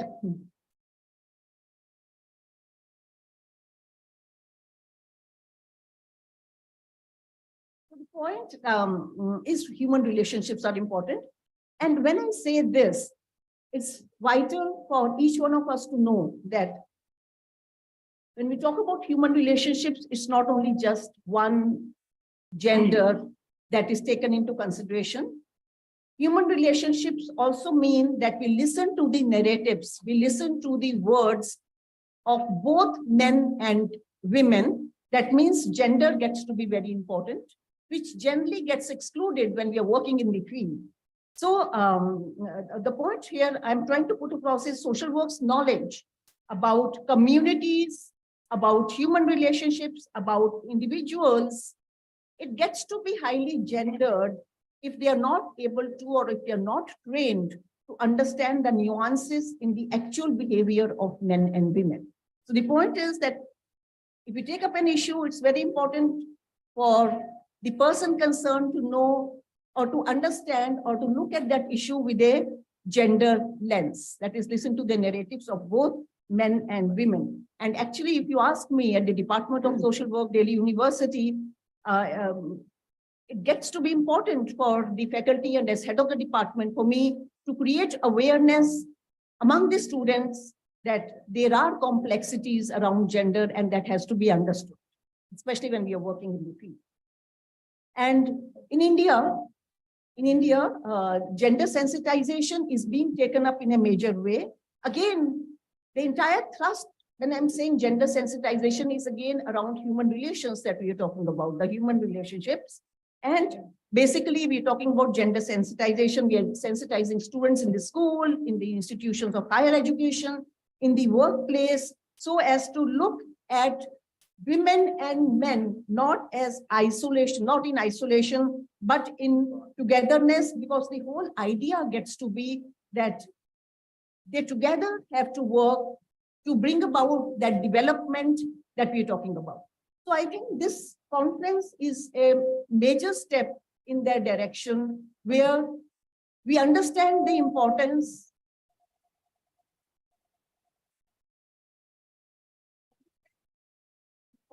of human relationships, and we, as a result, try to enhance our relationships, because it's not just one-to-one, but these human relationships have also to do a lot of, they are directly related with production, positive productive relationships, and they are directly related with development. And if development actually has to take place, it can't take place with only 50% of the population, but it has to incorporate in its paradigms both men and women.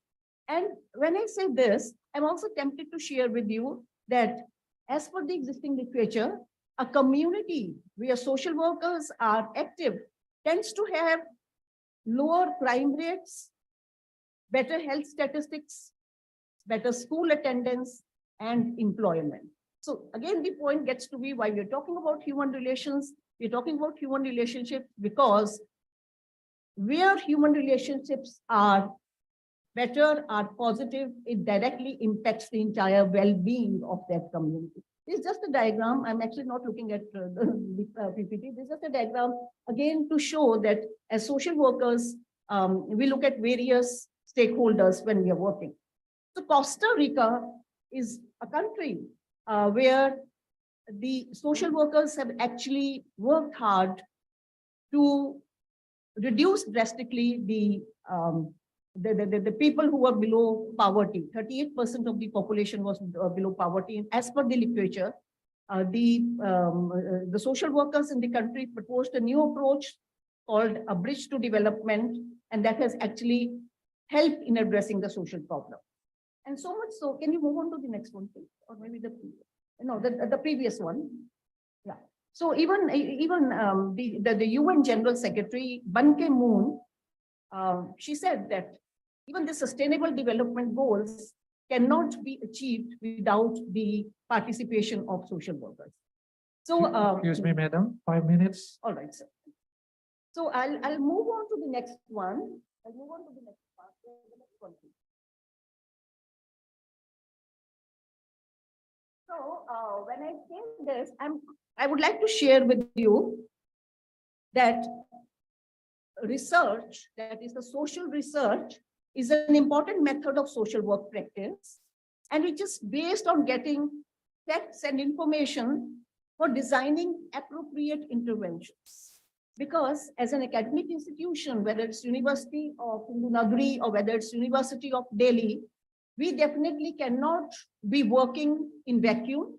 We need to have appropriate facts and figures, and not only just as an academicians, but also as citizens of the country, it's important to understand statistics and narratives to be able to come to the right kind of interventions.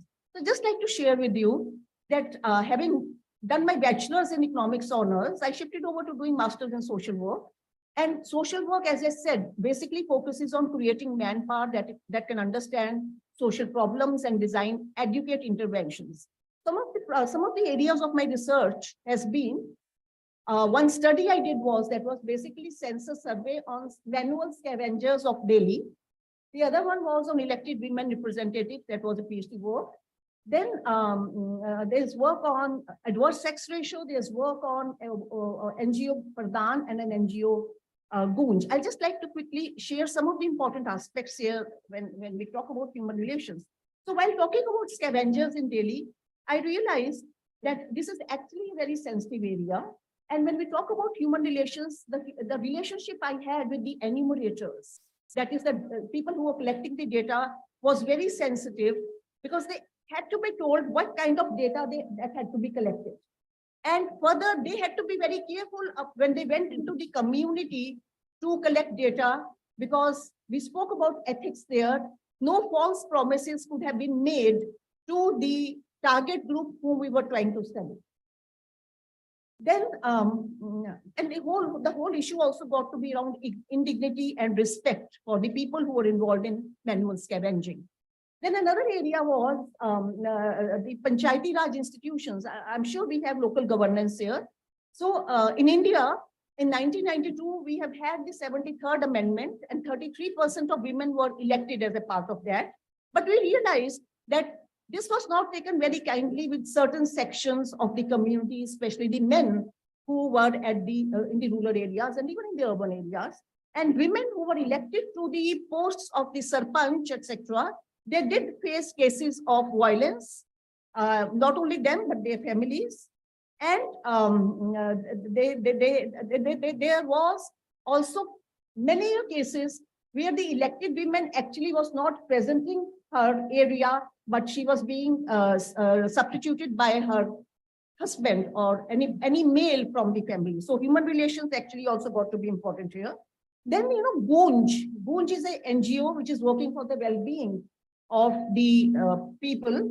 And it was important for me to understand the narratives of both men and women when we're talking about Gunj, that is receiving the welfare from this organization. Then another case study was on Jhajjar, which is in Haryana, a state in India, which sees adverse taxation. And women from the lower economic strata are brought from the other states of the country because there are not sufficient women to be married to the men of that area. And this is nothing less than trafficking, because of these girls who are brought are less in age, they are minors, their consent is not taken, a bride price is being paid, and it's movement from one state to another. I'll just quickly, I know the time is running down. Come up to conclusion. Yeah, can you please move on to the next one? So I'll just quickly show you, please move on. So, this is again, I just wanted to show, so I had gone into the interiors of the country. So this is with regard to the Gunj. You can just move on, please. So this is regarding Gunj, where, they give out clothes as in exchange of the work that is being done. So it was supposed to be for them, it is very, very nice, but it's also very important to understand not only just how men look at the commodities that they are receiving, but also women. The women were not very happy with the material that they were receiving, because this is how they operate. They need a sari through which they can tie their child. And what they were receiving was something that was very small, not just 5 meters. They need something 8 meters. Can you just move on, please? I'll just move on. So Pradhan works on the area of, move on, please, move on. Pradhan works in the area of livelihood. Move on, please.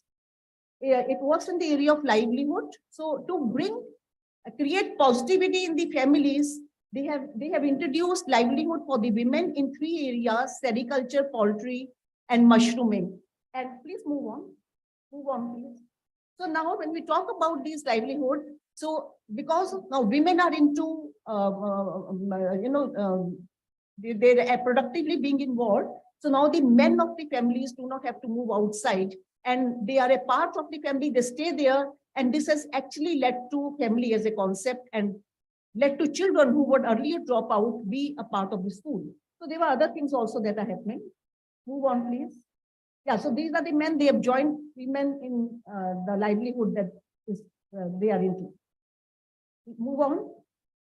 Yes, so basically, I'll conclude by saying that the theme of this seminar, I think, is basically to see how various stakeholders look at this whole concept of human relationships. And I think that human relationships are really vital for positive results and for the development of the nation, for the community in which we are. Thank you very much for the patient here. Next one. Okay, thank you very much, Professor Pamela Singla. Okay, next, I would like to invite Dr. Nick. Please, your presentations. 20 minutes, madam.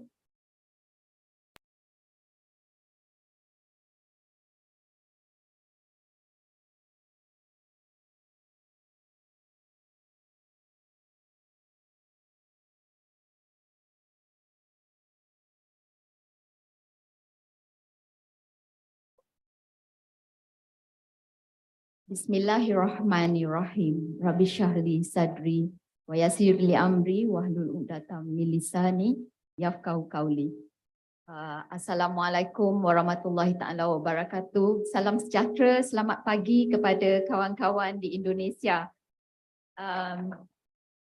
Saya rasa sangat teruja berada di Bali untuk kali yang keberapa saya kurang tak boleh ingat ya. Tapi sudah makan banyak, terima kasih. Okay, very good morning to everyone. If you were to look at the title that I have today is on Islam, culture and the environment. This is just a snapshot of the Malays in Malaysia, all right? So why did I come up with this topic? This is because out of my curiosity. My background is on science and environmental journalism. So in Malaysia, we call it alam sekitar. In Indonesia, you guys call it lingkungan. Yeah. So to understand it better, the language that we have. So I'll try to link it, these 3 concepts, Islam, culture, and environment, and bring another one variable that is the Malay, so that all of us understand. Why did I say that I am so curious about this? Because the past decades being a lecturer, or in Bahasa Indonesia being a docent, I always have this problem of trying to get theories by Western opinions to fit into Malaysia, to fit into our culture, Malaysia, Indonesia, Thailand, and so forth. There are certain things that it just did not jive to our culture and our way of living. So the past one decade, I've been trying to figure out what is the best for us, because we are not from Western countries. So this is not a conclusion yet, because I am still exploring, and I hope rakan-rakan semua, you guys can help me. Let us work together to complete this, so that we can come out with perhaps our own frameworks or our own theory on, especially on environmental protection. Okay, so let me, next please. So let me start with one premise, all right? This is my assumption for the discussion for today. My premise is that the perception and action of human societies in their environment is largely driven by our unique cultural practice, and also religion. You know, a lot of theories that I went through from Western views perspective, they normally missed out the part of culture and religion. This is something that I wanted to explore, and to make us all understand, I put another variable, that is the Malays. Yeah. So so that we can I'm trying to link all these concepts together. So for today's discussion, it is going to be divided into two parts. The first part is for us to look at the definition of the concepts that we want I want to show to you.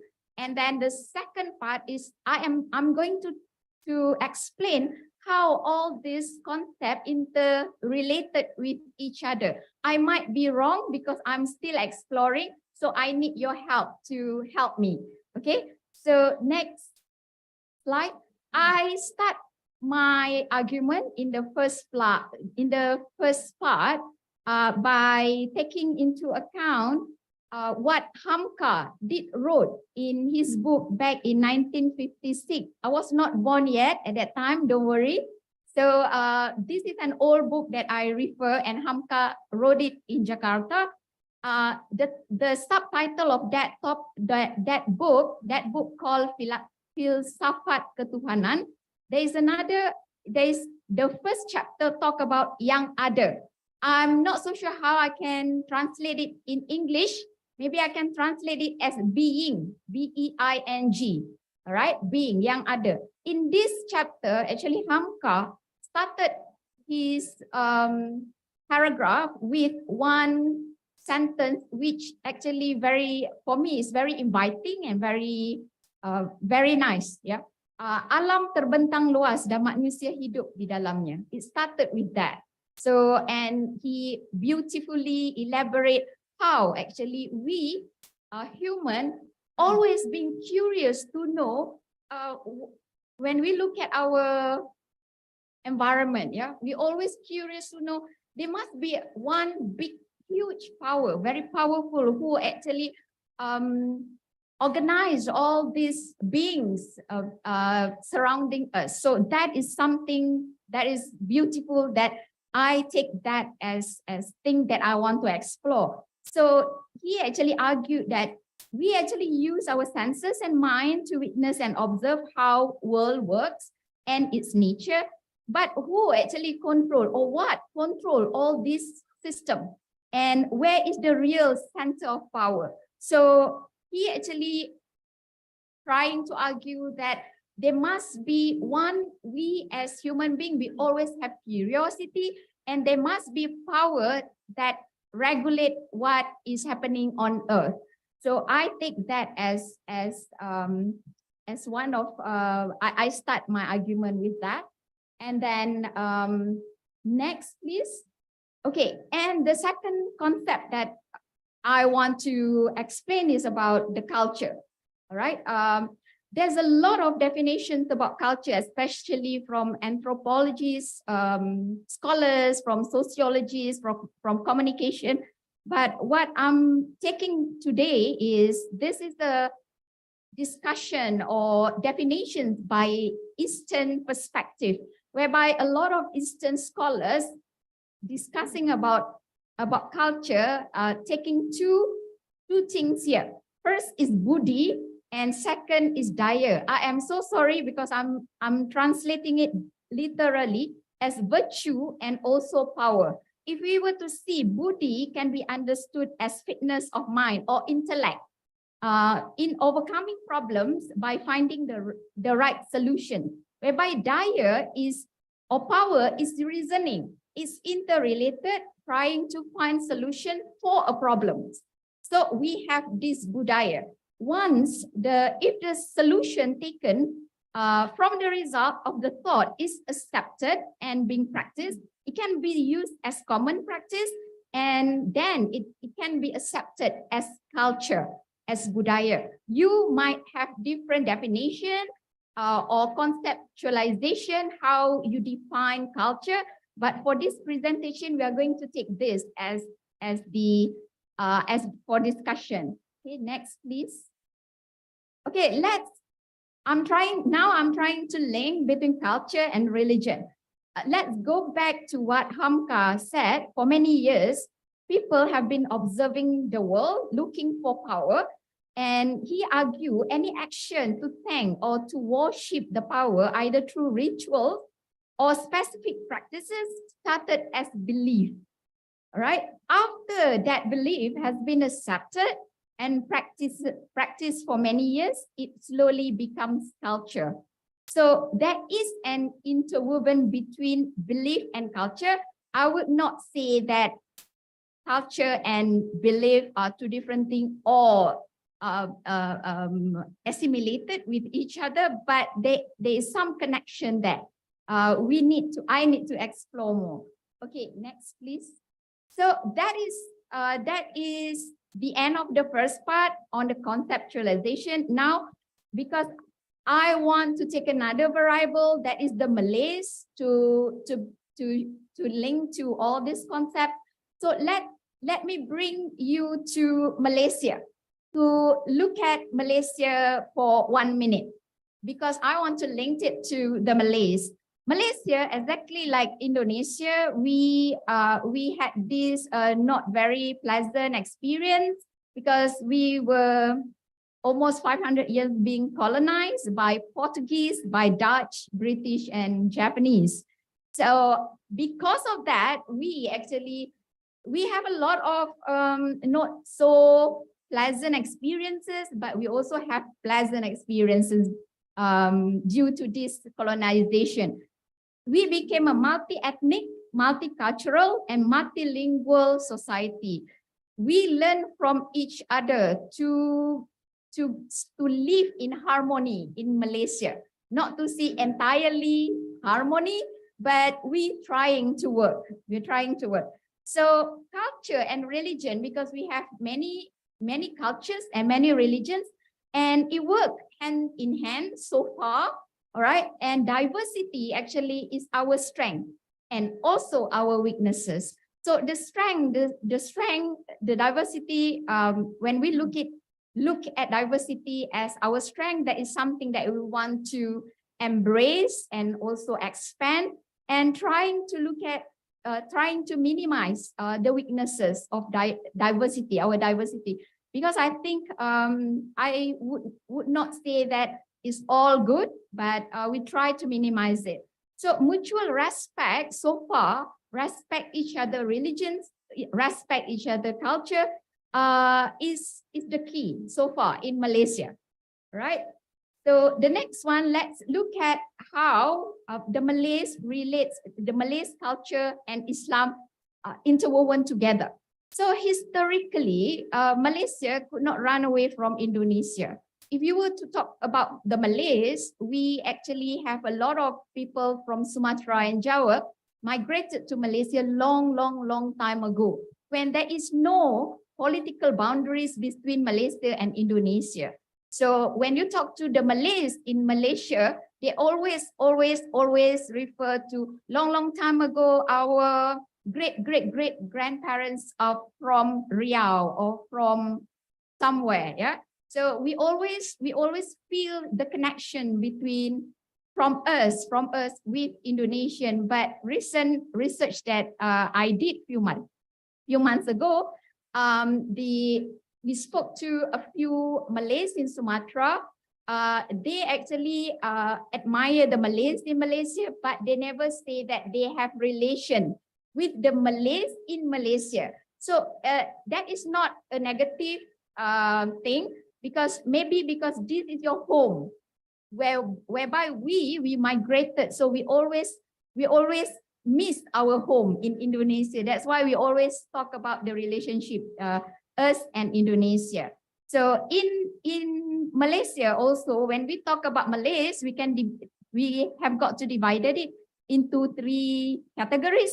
First is native Malay. These are those Malays living in the eastern peninsula of Malaysia.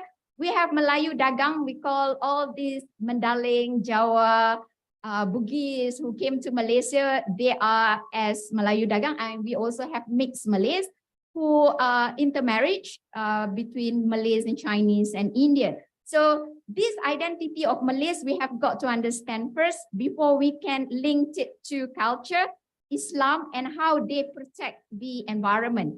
Okay. So Malay in Malaysia, the identity is known through culture, using Malay language. Okay. And second, practice Malay custom, and they are Muslims. All these 3 things actually create identity for the Malays. So Malay culture can be explained through the form of thoughts, artifact, art, and value of life. So next slide, please. Okay, let's go deeper. Please follow me. Let's go deeper. Let's look at Islam and environmental protection. So I'm not an expert in Islamic study, neither do I an anthropologist, but I try to link it together. In the Islamic view, actually the environment is seen as inseparable relation to God and humanity. Okay, so in Islam, God give us very big responsibility as stewardship to take care of the environment. So even in Quran, there are nature or earth is mentioned about 485 times. And all verses actually specify the importance of protecting the environment. Okay, about the cleanliness, about the preservation of trees, woodlands, and green areas, and protection of animals and earth resources. So Islam actually attached the greater importance to conservation and of the environment as a whole. So it is human obligation and religious obligation to Muslim. The last sentence, when I wrote it, it is human obligation, meaning that the Quran actually addresses the mankind, not only Muslim alone. So addresses the mankind and also addresses the Muslim. So it's for all, yeah, for all. So this is in the context of environmental protection. So in Quran, they call it Ar-Rahman, Ar-Rahim. So for the Muslim and also for the mankind. So next, please. Okay, so again, I'm not a scholar in Quranic verses, but I have there 2 sentences that I want to share with all of you. Yeah. So in further on Islam and environmental protection, when all God's creation are perfected through balance, is highlighted in purple because it's all about balance. All right, human and man and environment is all about balance. So all creations are dependent on each other, including us, because we depending on green areas, we depending on animals, we humans and human depending with each other. So the balance of environment is Islam is closely related to the concept of al-mizan or justice.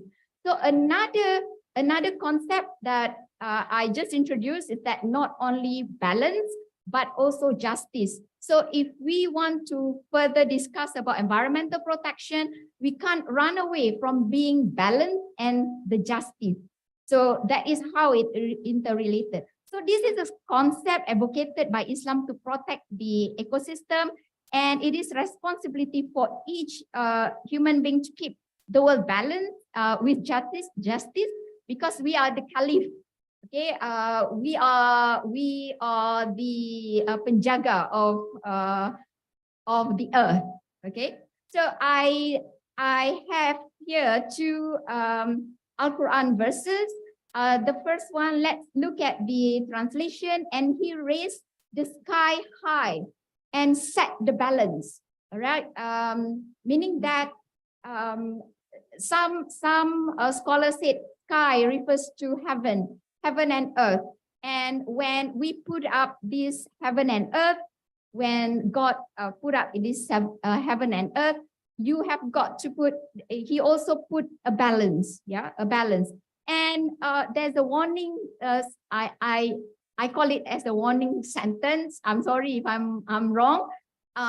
It's like there is a warning telling to us that please do not exceed the limit in doing justice, so that the balance is there. So this is how I take how we can do environmental protection, looking at the religion, the culture, yeah, and taking the Malays. Let's come with me again. Let's dive deeper on what the Malays have. Next slide, please. Excuse me, 3 minutes left. Okay. The Malays, for example, this is in Bahasa Malaysia is called pucuk rebung. Pucuk rebung. This is kain batik. Yeah, pucuk rebung is very important design in Malay culture. All right, pucuk rebung actually has a lot of meanings. First is that the bamboo shoots is something that is soft and it can be bent and things like that. And it has very deep philosophy in the Malay culture in terms of educating children, because in Malay culture, because they are Muslim, when children are very small, 6-7 years old, we already ask them to slowly teach them to read Muqaddam and Al-Quran. So within that, we have also custom, adab, respect our older people and things like that. So that is the relationship between Malay and environment. I go quickly. The next one, we can discuss after this, yeah. The Malays and environment, another quick, next slide, please. Another quick one, if you were to see this, when the Malays build their house, actually is very environmental. They think of environment very, very strongly. For example, the roof and the pillar is very, very tall, so that we can have lots of winds. Yeah, we don't have to have air conditioning. We only use the wind. And the most important thing when we want to link to religion is that the rumah depan must be heading to the Qiblah, so that it's easy for us to pray. So there's a culture, there's religion, you know, there's elements of sustainability and environmental protection within that lifestyle of the Malays. Yeah. So go back to the premise that I had in my first slide. I did not intend to prove it, but from this discussion, I feel that there are another two concepts that I should take into account. That is justice and balance, how this can help us understand or build a framework on how we can do environmental protection. Okay, next slide, please.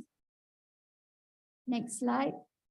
With that, I thank you. I thank everyone. Terima kasih semua.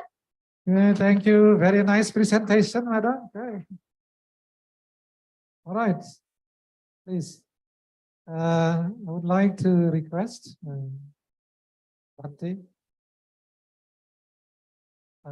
Time's only 20 minutes.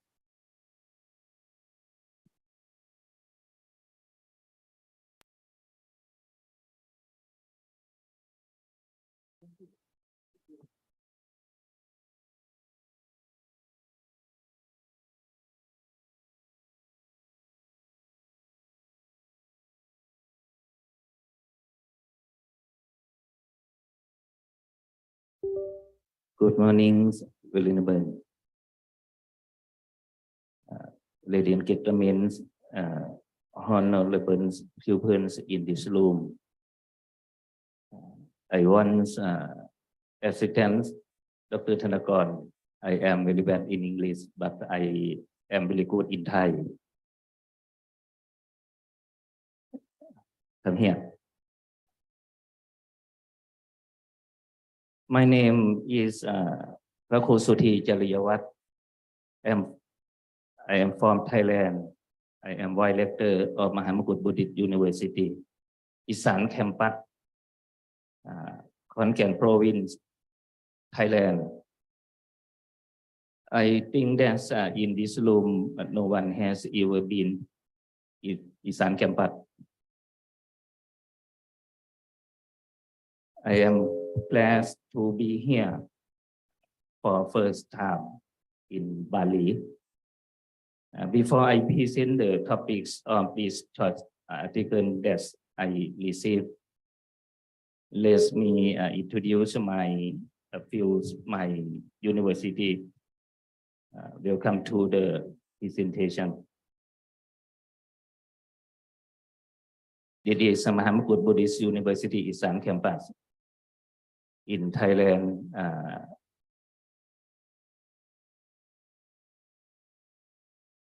It is Prathep Vacharameti, Rector of FBU, Mahamukut Buddhist University Isan Campus.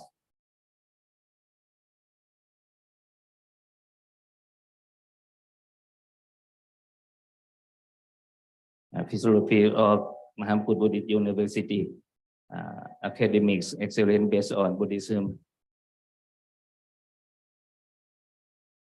In northeast of Thailand, there is one campus named Isan Campus. It is Isan Campus. Activities, respect for teacher.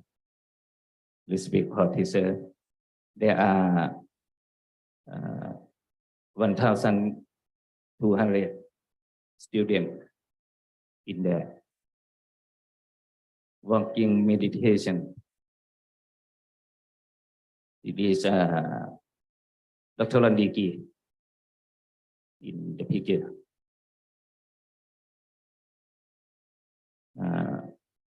Bachelor degree, walking meditation in the forest. Classes in MBU ISC, Mahamukut Buddhist University. Classes in blue, classroom.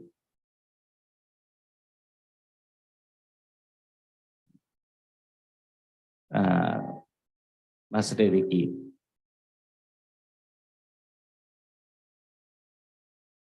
Doctoral degree. And now I will present the topics of article. It is topic human relationship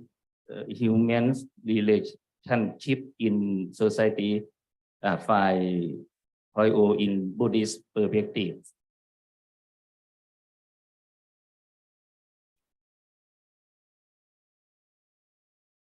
There are several Buddhist perspectives on human relationship. In Buddhism, it is called the Dhamma, called Buddhist perspective, Dhamma. On Buddhist principle, teach people to do good, avoid evil, and purify their mind. We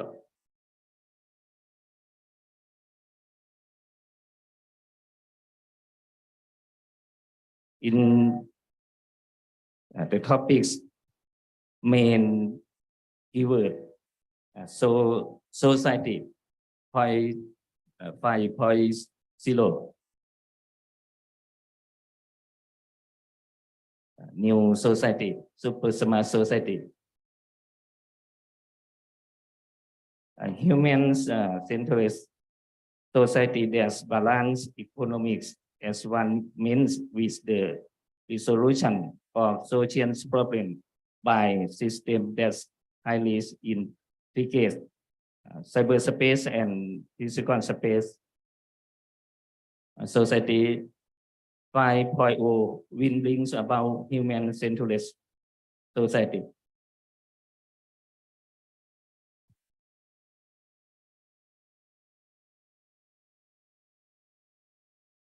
Inclusion society is a society that mainly use online media, is a society that use digital technology in daily lives.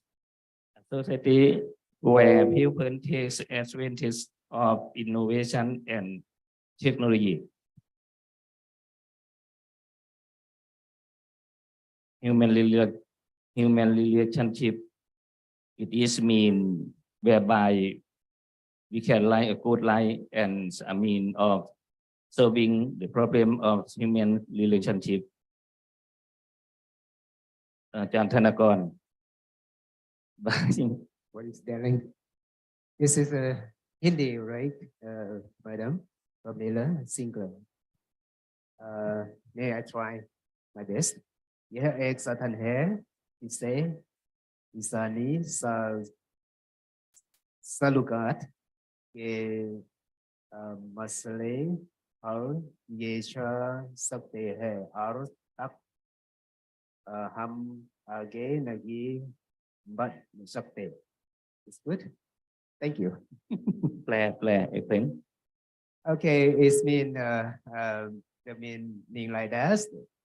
We can live a good life and means solving the problem of human relationship. Because human relationship not focus on technology only, but at the same time we have to focus on inside of human being. That's we have to consider. Because now technology is go so fast. It's like we forgot something in the back, right? Interaction between human being not so good like the past, so we have to come back again. In Buddhism, we usually talk about Dhamma. That's what I later talk about last moment. Next, human relationship are the links that are generated between people and can be spontaneous interaction or the permanent link.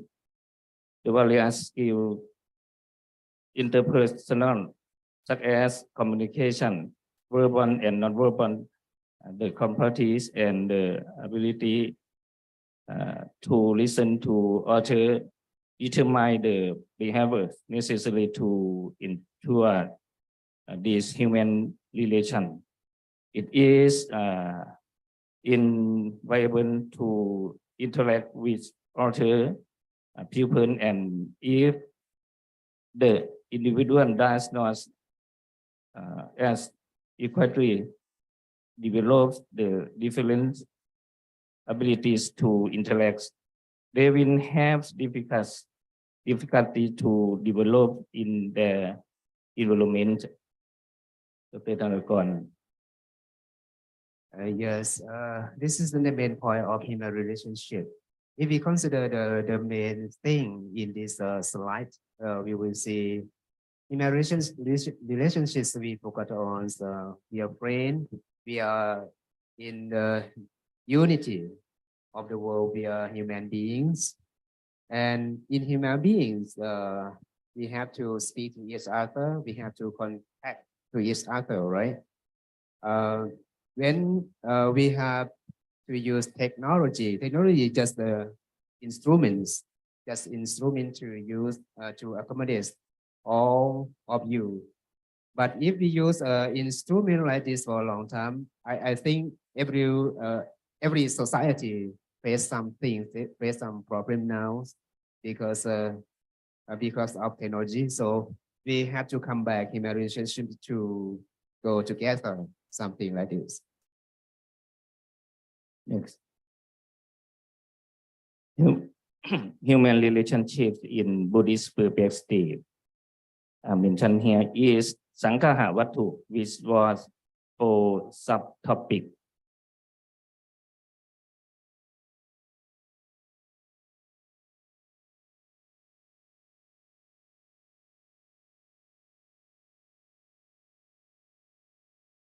Based on social solidarity, based on sampradati, acts of doing flowers, principles of service, visual, making for group integration and leadership.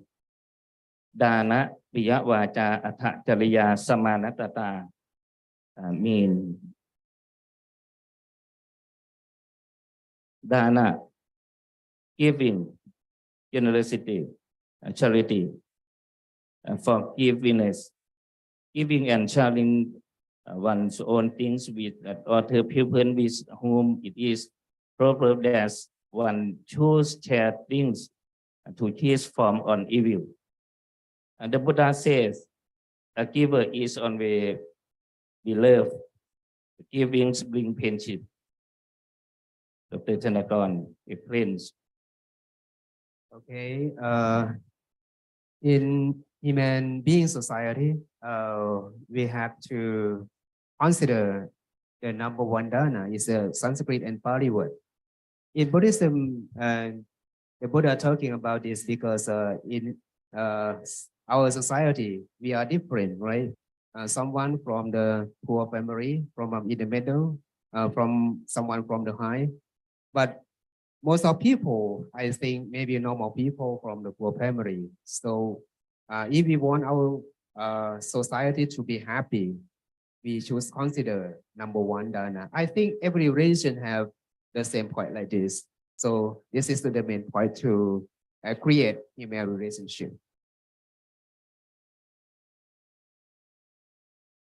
Next.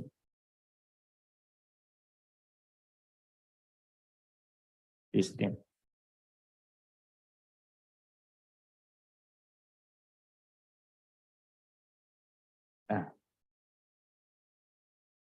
Piyavacha, highly speech, convincing speech, right speech, speech for benefits, taking together and discussing things with presence and mind speed, not insulting, not harming it. Only good words should be spoken. Never even once something good words is profitable. One who after even words will have to give Piyavacha in Bali.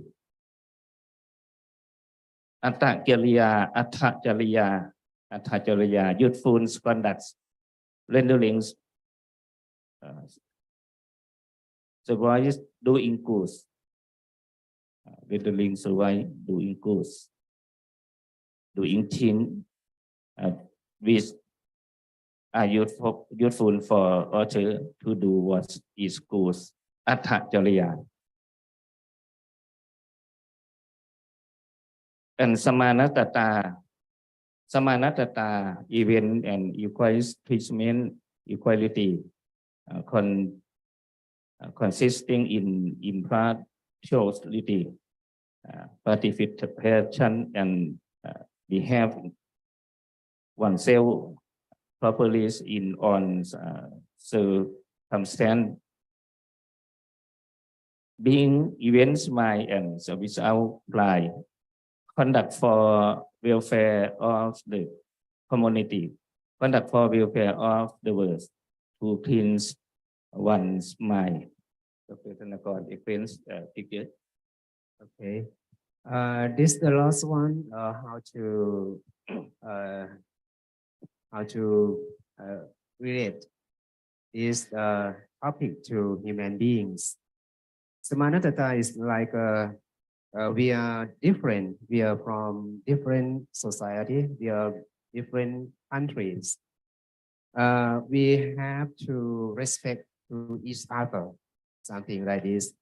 Different culture, different belief, but we have a balance point, like the last speaker speak about last moment. So if we go to each country, we have to study some culture, some rule to practice like that country. That is it mean we have this point, samanatata. We respect each other.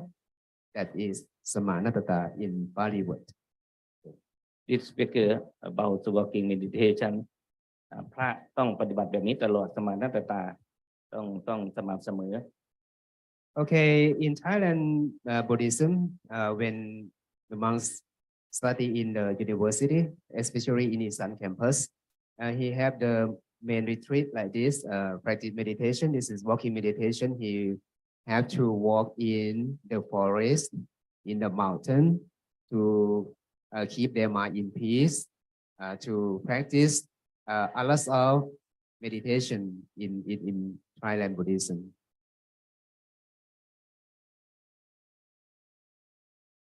Usually, These four subtopics, we should always attack hearts of other people. สังขาวัตถุสี่ human relationship in Buddhist perspective.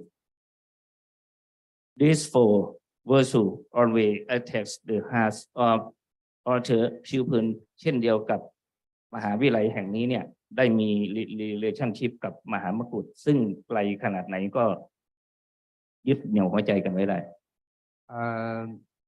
We believe that if we consider the four topics last moment, we have the unity like this, like a university organized this conference.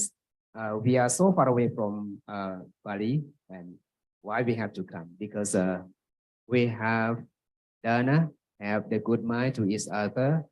We have piyawaja, we have the good speech to each other. We have to make the good benefit for all people in our country. And the last one, we have to respect to each other. ทั้งหมดนี้เนี่ยคือ human relationship in society by point O in Buddhist perspective ทั้งหมดทั้ง4ข้อนั้น Okay, all the vice director talk about is about the human relationship in society by point O in Buddhist perspective. That's it. Thank you so much. Thank you very much. Okay. Thank you very much, Bante. Please have a seat. All right, next, I forget to introduce our next, our last not the least, our guest from Gajah Mada University. Yeah, she is Professor Dr. Just a minute. I will see my notes. All right.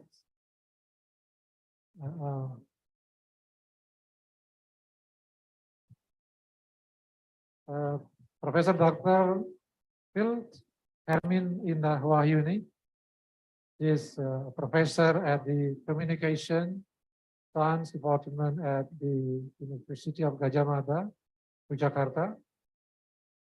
Her interest mostly in communication from the perspective of cybernetic system approaches, communication, polity, media and communication theory, ecological, environmental communication, and public communications. So So she is mostly concerned with communications. There are so many publications of her, so I feel very small when I read her CV, so many. So congratulations for being a great scholar in your field of study. So for those people who are interested in her publication, you can see her CV and also her in Google. Yeah. So I would like to invite Professor Dr. Hermin Indah Wahyuni. Please, 20 minutes. Thank you, Mr. Moderator. It's really happy to have appreciation from him. Yeah. Okay, because maybe I'm too small to stand there, so I will try to approaching you, if you are okay. Okay. Good morning, everyone. Om Swastiastu, Rahayu, Assalamualaikum warahmatullahi wabarakatuh. So, really very happy to be here in Nirvana of Bali. So, very happy. Yeah, between so many friendly faces here and also participants here. And then also good morning for Dean, former Dean, and also team, the great team from the Faculty of Dharma Duta, Universitas Hindu Negeri I Gusti Bagus Sugriwa Denpasar. We can give applause to our friend here. So, yeah, you have already so many materials from the speaker, the previous speaker, and I will try to share my perspective in this very difficult topic. But actually, the keywords is already shared by previously speakers. So, human relationship in the society of 5.0. Next, please. Actually, I'm very happy to control by myself, but if not, then okay. I depend on the technology. So, I will start this topic with the keywords of a digital transformation. What is that actually? Yeah, so we are now in new era. I think the keywords is globalization, rapid evolution of digital technology, and we are very friendly with the keywords. Internet of Things, artificial intelligence, robotic, that all of them bringing very significant changes to society. And the environment and people value are becoming increasingly diverse and complex. And people have dreamed that ICT will fulfill to gain new knowledge. And then we thinking that creating new value from ICT, making connection between people and things, real and cyber world, and technology becoming effective and efficient means of resolving issues in society. We have Professor Nick Norma gaining the interest in the environment issue, for example. And people thinking about creating better lives in society for people and sustaining healthy economic growth. That is our utopia, our dream. But inside of that, there is also this utopia or bad dream, I think. Yeah, that's what we can discuss a little bit more. In the same time, next please. In the same time, the world is increasingly faced with challenge of global scale. Depletion of natural resources, global warming in Jogja is very hot. I think also happening in Bali. Growing economic disparity, terrorism, etc., etc., etc. And then, next please. What is the global response of digital transformation? Next, please. So many countries have a slogan, have a keywords or buzzword, the concept to respond for this digital transformation. If we take a look in this chart, actually Japan Society 5.0 is one of some response in the world. Actually, Europe have the concept of Industry 4.0. China, they have concept made in China 2025. North America have concept industrial internet. Asia, smart cities. Maybe Indonesia, we have so many discussion about smart cities, but I think we are still very slowly to interpret this concept. But why Japan is very special with the concept zero? You know, in the bottom of this chart is the pillar of IoT, artificial intelligence, robotics, big data, and blockchain. This is the pillar of this latest development. Next one. So this one, the Industry 4.0 concept with the keywords is new technology, the combination of new technology together with the manufacturing optimization. So the key is about innovative communication and design between machine and human. That is in Europe. In China, made in China 2025, actually inspired by Germany and let's align with the Japan. Yeah. So China have dreamed that all over the world will be oriented to China. But I read the latest progress that they say make it slower to realize the China 2025. And in Asia, the smart city is become the trendy policy, we can say, because of the rapid development of fourth industrial revolution plus rapidly urbanizing planet with more than half the population now living in city. But what is smart actually? It is always big questions. And North America actually have the concept of industrial internet, IIoT, or industrial internet of things is integral part of how cyber physical system and production process are organized to transform with the help of big data and analytics. And now about Society 5.0 that become the buzzword, the keyword of our conference. Next one. Yeah. Why this is very unique? People always talking about that, but very seldom we have heard about the other perspective. Yeah, because Japan have a dream to have a society that have aiming for new human-centered society. Next one, please. Yeah, the long road to come to the 5.0.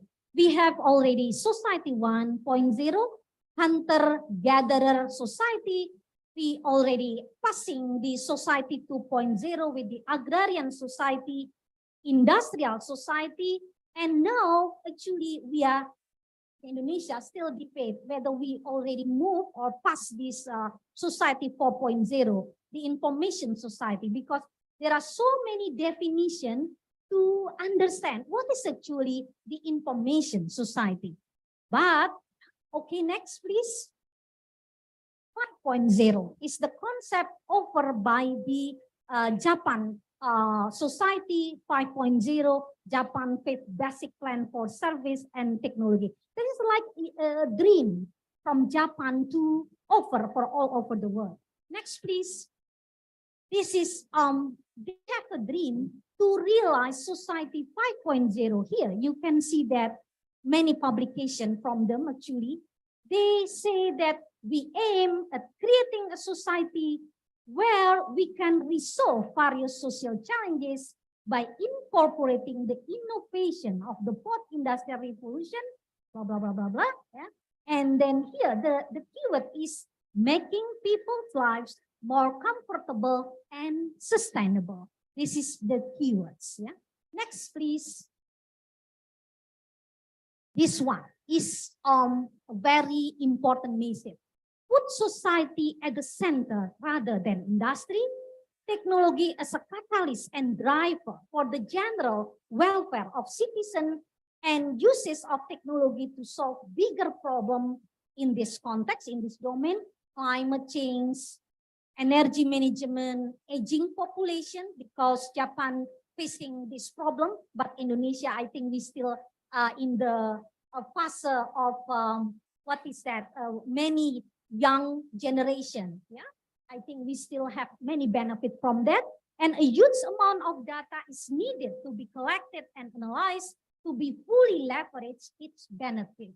Yeah, that's why it is very interesting for many people to discuss, and we forget to think about what Europe over, what China over, and also North America. Next one, please. How Society 5.0 works actually. Next, please. The current information society, we move to the Society 5.0. Actually, in the same time that's happening, because here we are still in this, I think, in cyberspace, cloud, and then person access, retrieve, and analyze the information.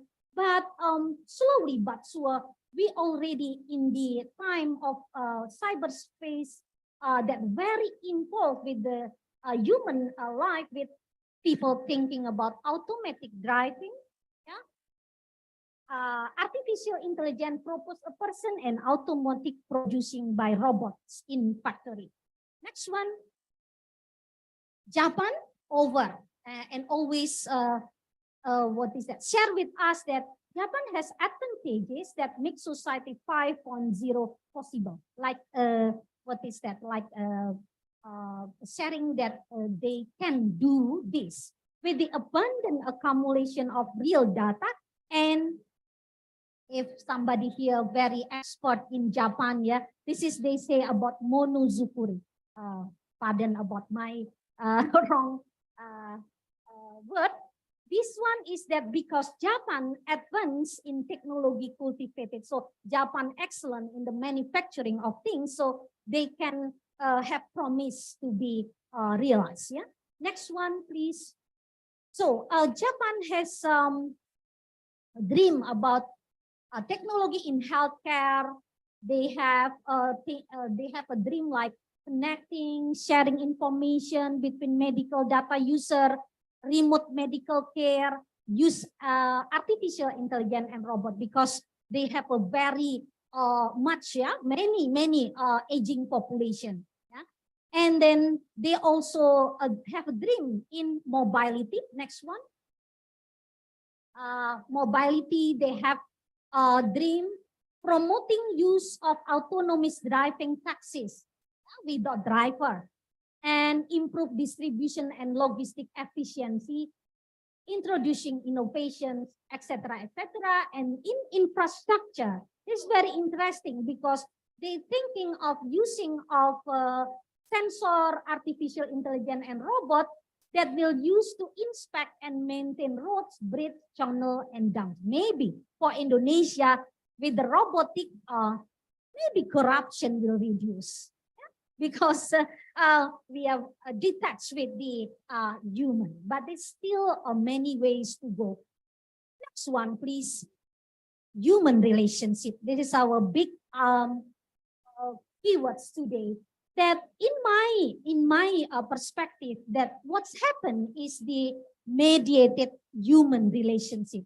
So very individual centered, and technology as a friend. But actually, I give the red one the potential foe. Teman, tapi juga potensi untuk musuh. Ya. Next one, please. This is still in Japan dream that they put this vision, a people-centric society founded on the merging cyberspace. So we are now here in Indonesia also the culture, merging cyberspace in people-centric society. And the second one, next one, here. So in this picture, it's really very touching, yeah? Because they say about a habitat to support the 100-year life, monitoring robots by our side. So a mother or maybe grandma, yeah, and she has friend robot monitoring everything that she doing. Yeah? So maybe, okay, be careful for your cholesterol, be careful for your heart, yeah, and everything. But here, the potency of socially isolated person, because person helped by the technology, you can feel that you can live without others, yeah, and then this can fall into self-consumed and then self-destructive situation. Take a look at the data. In which position Japan with the suicide numbers? I think high. Although 10 countries with the higher number of suicide is mostly in Africa, but South Korea is also in this chart, and Japan also have problem with that. And there is a very important chapter if you are reading about 5.0 society. This is from perspective of social notes. Next one. Yeah. So this. What will this critical matter be for us? The answer is simple. The problem is becoming human. We cannot become human by ourselves. It is only when others come to engage us that we become human. No one is separated and independent entity. This philosophical notion belongs to the same series as being and having. We become human with other. In a word, we are human co-becoming. Kita adalah sesama manusia. I think this part is very good, shared by our guru from Thailand. He explored more about the importance of having others, respect others. Next one, please. So here, in that chapter, in 5.0, I hope that you will continue our discussion with reading deeply and thoroughly about 5.0. They say, the investment for the forthcoming society is enhancement of human capability, encourage engagement with others, foster an open attitude to receive other, transformation of our life, our way of living, or changing our habitus eventually. Buddhist norm, Hindu norm, Islamic norm, Christian norm, I think giving the inspiration for this.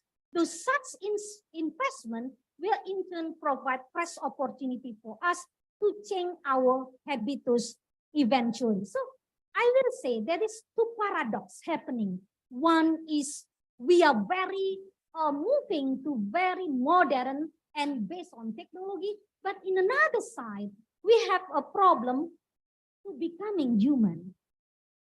This the same time happen. Next one, please. Excuse me, madam. 30 minutes Okay. left. Okay. 3 Thank minutes you. left. Sorry, 3 minutes left. Thank you. I will try to make it faster.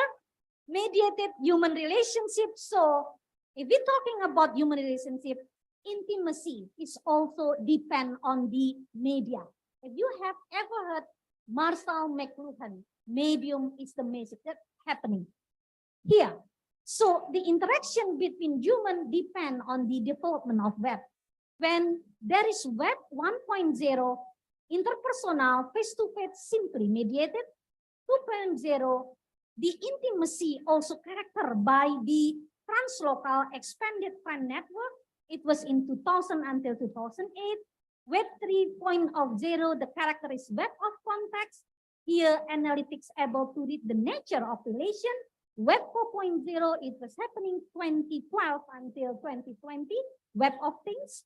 Web 5.0, 2020, and also in the same time, Web 6.0, micro-targeting based on analytic of thought and emotion, anticipatory personalized micro-targeted service. So this happening now, 2021. So I hope that you can read it again. Our friend from India, I think very good right of intimacy link. Next one, please. Okay, I only have 2 minutes. You can skip it. Yeah, you can read by yourself. Skip it. Skip it. Okay, skip it. And the reflection. Next one, please. I don't want to skip this one. That human communication technology in the center of global crisis resolution. I will say that modern society, which is marked by the character of horizontal society, not vertical society, needs to resonate to give response to the mega shift caused by this technological revolution. Human respond to changes in their environment through the ability to adapt with the use of increasingly comprehensive tools of technology. That's the promise of 5.0.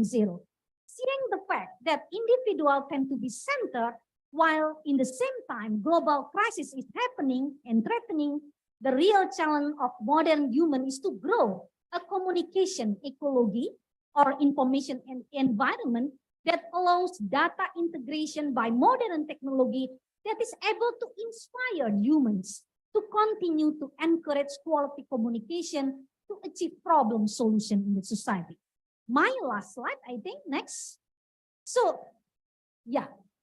So this is my handbook for you because I am the follower of Niklas Luhmann, the latest sociologist that say, in communication perspective, the problem is not with the human or technology. That is a bit old-fashioned discussion actually. But the most important thing is the communication that is done with or without media. So in this perspective, society consists of not human, but society consists of communication. So if this morning we don't have any communication because you don't say something to me, it's only me and the speaker that say to you. So the numbers of human is not related with the quality of interaction. So the communication itself is very, very important. And I think we can using technology to improve the quality of communication. So in this perspective, the most important goal of communication is not transmitting message, but calling the problems and noises to sensitize the social system with new problems. And I will back to the first, position that when the world threatening by so many issues, we need communication to reduce many disaster, many risiko that modern society have. That is my homework to you. Please take a look. The latest sociologist that's saying society of society is communication, not human. Okay, thank you. That is my idea. Wassalamualaikum warahmatullahi wabarakatuh. Okay, Madam, thank you very much for very, very interesting presentations. You are all really throw some lights on the ideas of relationships, of communication from these different perspectives. I think the general themes which we are discussing now on relationship is being touched by you all, the speakers from different perspectives. I would like to just put some points from your presentation from the first. It is from Dr.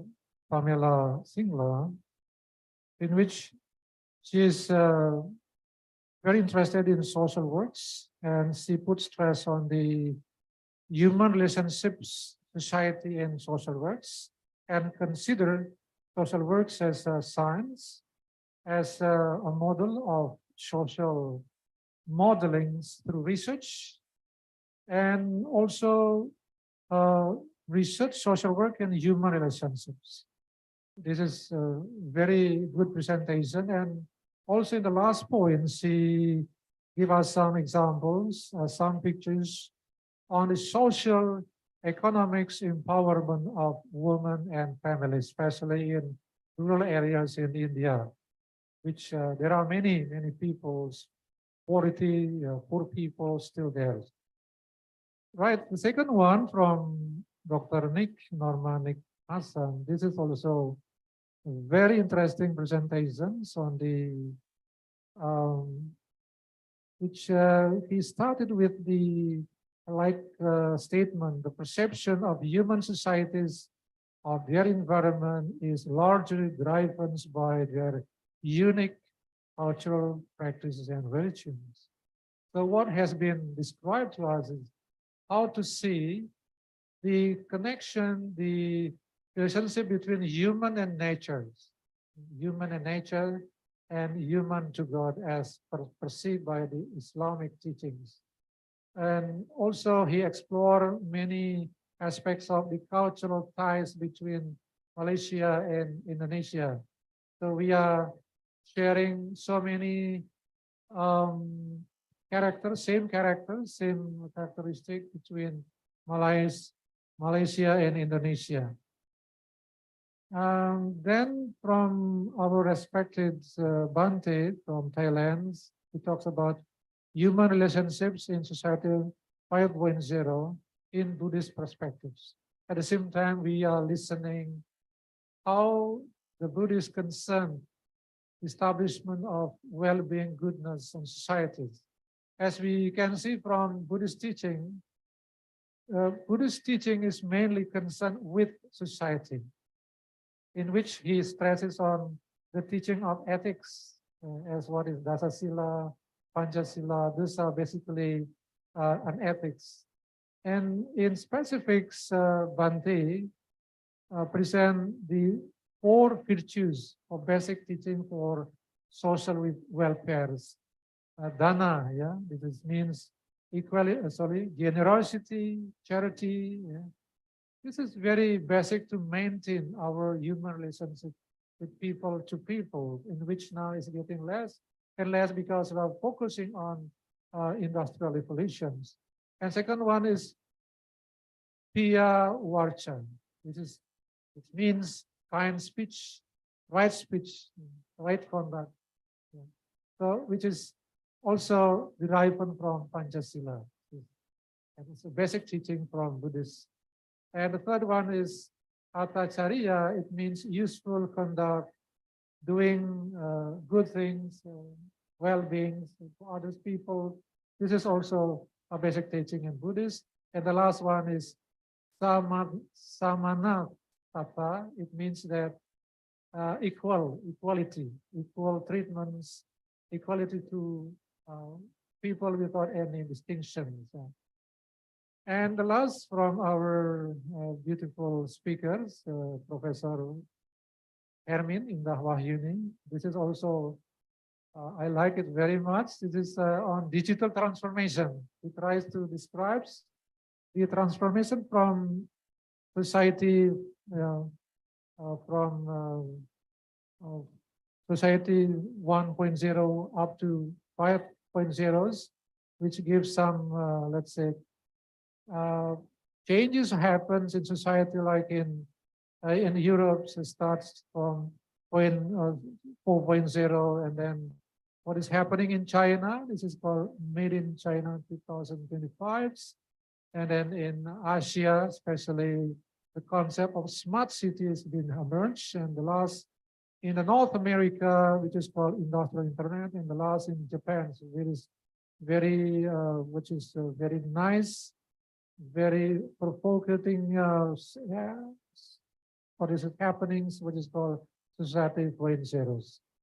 And there are so many things he describes relating to society and technologies, and focusing on more people, comfortable and sustainable, because we are now focusing on people, and put society at the center rather than industries. So there are so many points which I can take notes from her presentation. All right, now we are coming to the last session. It is on question and answers. Please raise your hand, say your names and your institutions. Not only asking questions, but also you may express, put your position, your ideas. Maybe you can enlarge again the points being described by the presenters, or you may have some different opinions on the points being given by our presenters. So thank you. And now I would like to invite five speaker questioner first. I would like here on the right side, in the middle and right. I would like to invite you from my right side. Please, you are lady. And second one, please. Second one. Please. Again, lady.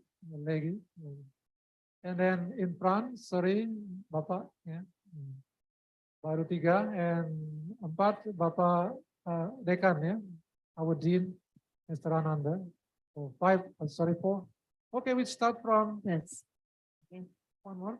Okay, thank you Yeah. very much for the time given to me. Purwaningatur Om Swastiastu. Okay, Assalamualaikum warahmatullahi wabarakatuh. Shalom, salam sejahtera untuk kita semua. Nama budaya Rahayu Rahayu. I would like to express my happiness. Sorry, your name first. Okay, sorry.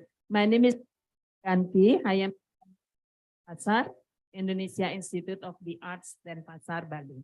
I would like to express my happiness for joining this international seminar today, because I can great presenters have given very fantastic material today. But I would like to ask a question only for the third speakers from the Vice Rector from Buddhist University.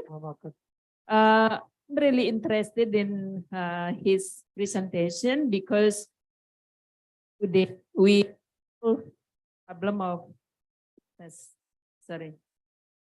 we all face the problem of morality. Like we can see in our life that some of people facing problem with themselves, especially. But you just now presented that we should have good deeds and also giving a lot of good action to other people. And then it is very interesting for us, but it sounds very easy to do, you know, easy to speak, but very hard sometimes to practice in our life, right? But the condition of our life today is very much by duality. Like night and day, beautiful and bad, and then good and bad as well. So can you tell us how to practice good deeds more in our life rather than bad things? Because it is our obstacles in our life, because we need our own personal ego or false ego. That is why we tend to do something bad rather than doing good deeds. That is my question. Thank you very much for your attention. Om Santi Santi Santi Om. Okay, thank you, Ibu Arianti, if not mistaken your names. I got the points. Miss Dewi. Dewi, okay. Sorry. Next, come on, Ibu.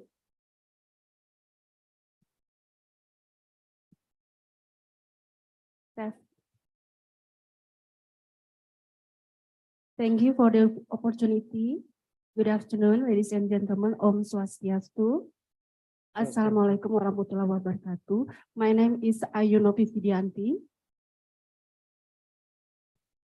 I am from Universitas Hindu Negeri Igusti Bagus Sugriwa Denpasar.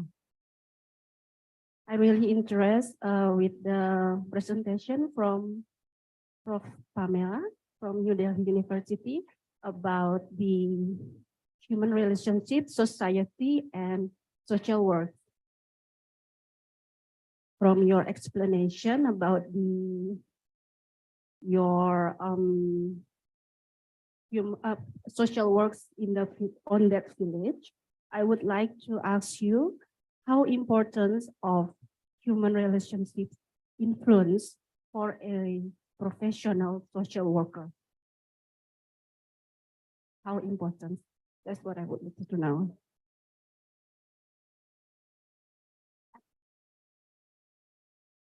I cannot hear you. Can you repeat again? Oh, Your repeat the question question. Okay. how important How important of human relationships influence a professional social workers in that presentation? Thank you. ya, I got it. And then Bapak.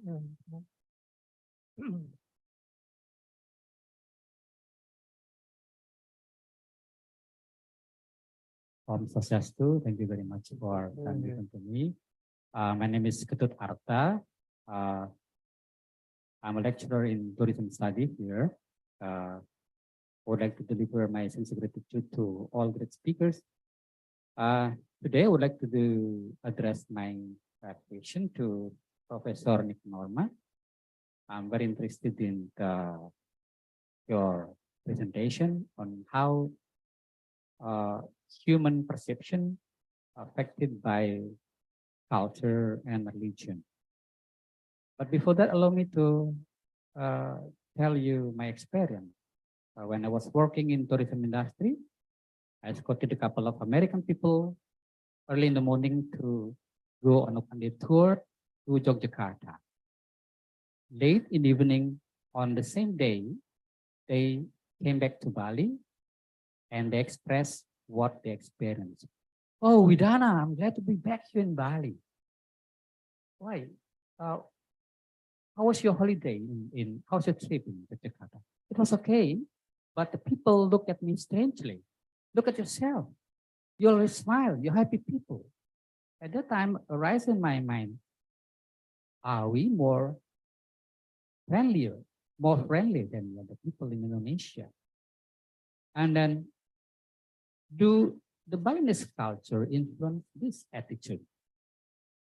And my second experience when I went to Sulawesi, when I arrived in Sulawesi, I traveled around 5.5 hours from northern Sulawesi to a village where the Balinese community live. Balinese people went on transmigration around 1970s to 1980s. And I experienced along the way, there was no good architecture of the house where the local people live. I mean, people from Sulawesi. But when we arrived at the Balinese community, I found out that it is different. It is different. Again, I have curiosity. Do the Balinese people have special way of life? And what is the relation between this experience to what you discussed just now? I believe that all religion teach all good things about how human beings should appreciate the environment. Just now you focused on how many words in Quran said about how actually men have obligation to take care of the environment. But unfortunately, you only discuss about how Muslim. My question is it only a normative concept understood by the Muslim people, or it is already an empirical concept, how the Muslim live there? And before that, you all also explained that Malaysia, people live with different cultural background, Chinese, Indian, and Malay. Do you see different situation or different attitude among people having this different cultural background towards the environment? Thank you very much. Okay. I think you got it, the points, the two questions, and very good. And also he expressed his experience. Bapak Rekan, silakan.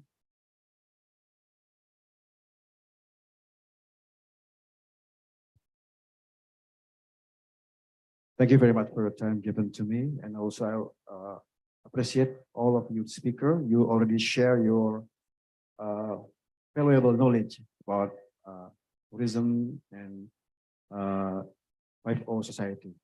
Well, my question is for the first question is for Kustureja Riwayat Sakom. Well, this is rather theological because I belong to the theology. Yeah. Well, as we know that in Buddhism theology, that everything will end in shunya, emptiness. And then the question is, what is the benefit of doing good in the world, like morality, yeah? Charity? If there is no purpose of such things, like in other religion, we will reach heaven by doing this and that. Yeah, it's common in other religion, but Buddhism become very interested in this data. And for Miss Pamela, yeah, I know that in India many also social work.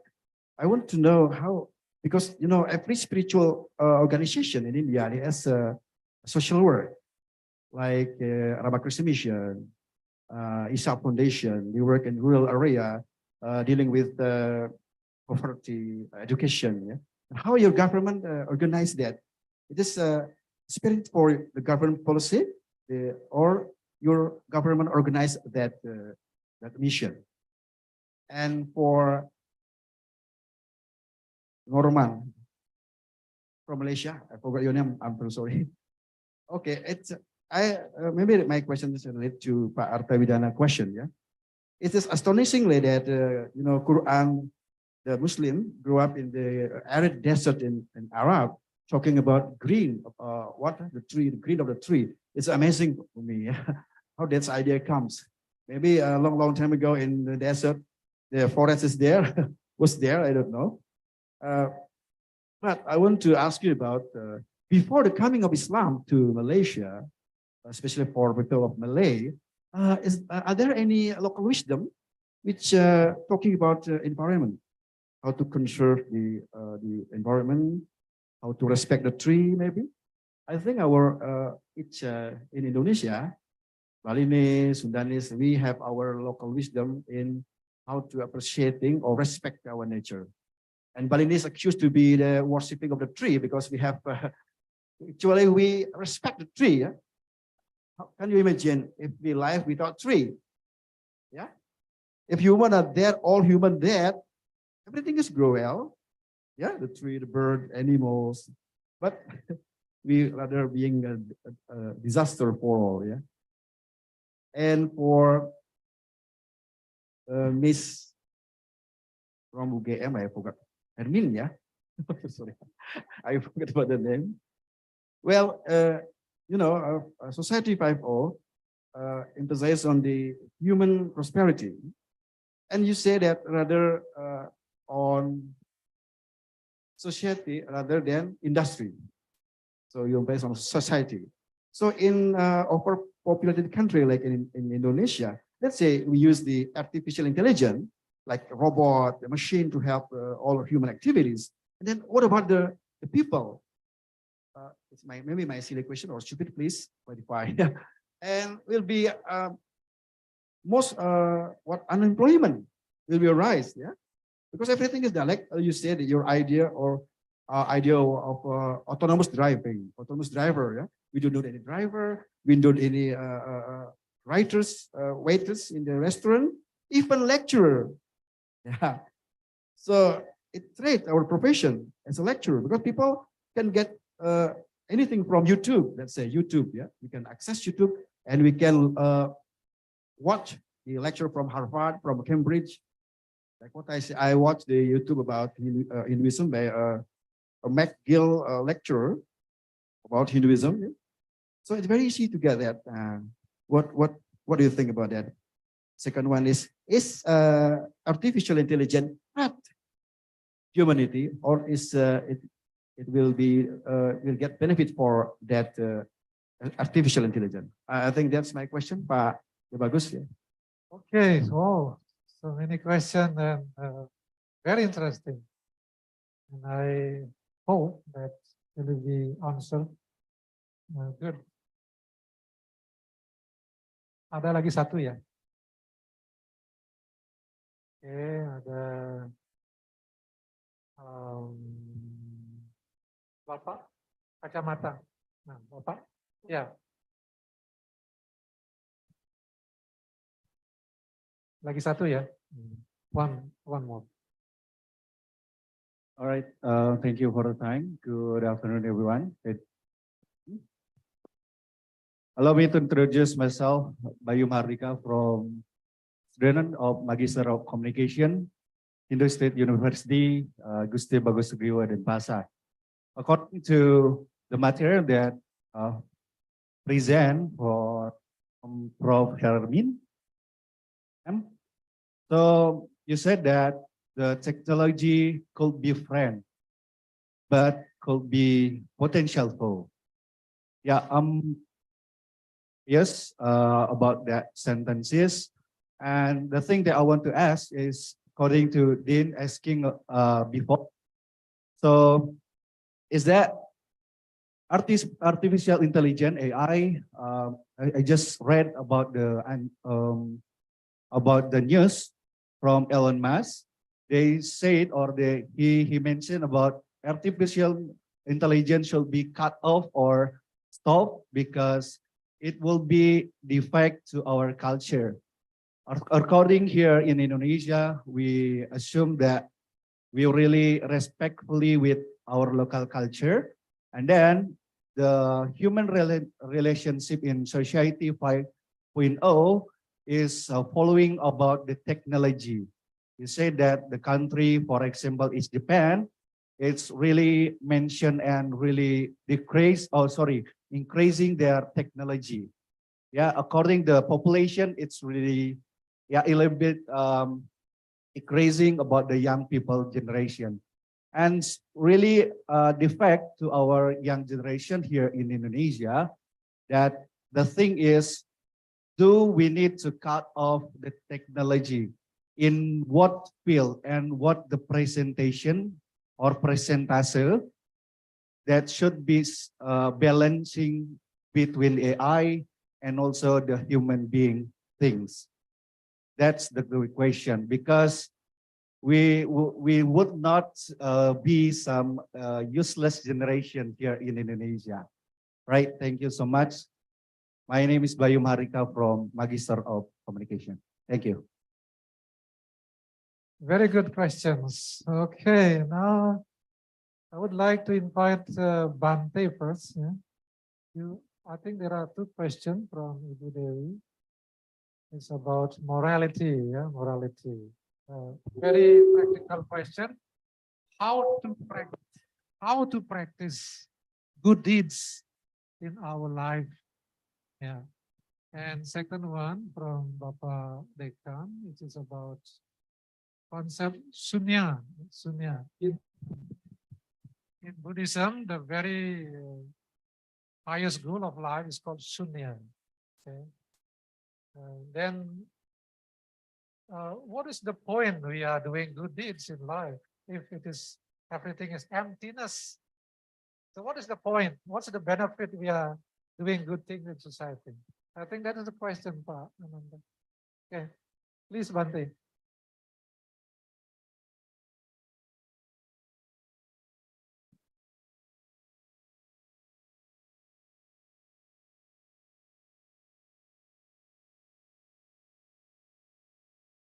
Thank you very much for your question. To even this one about stop that.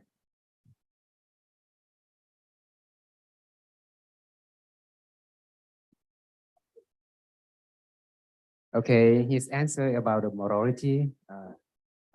This is a good question. He compared with the world. There are two sides, and the bad and the light, right? There is no good people around the world. And there is no bad people around the world. that is religious leader can make human being to be good all the world because of human beings have alignments.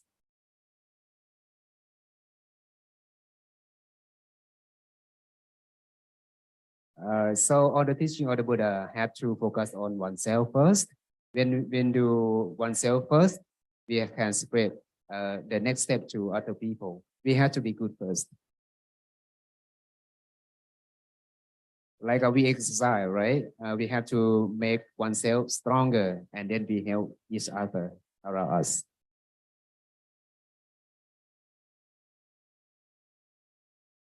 It's a difficult answer, but he tried to answer you.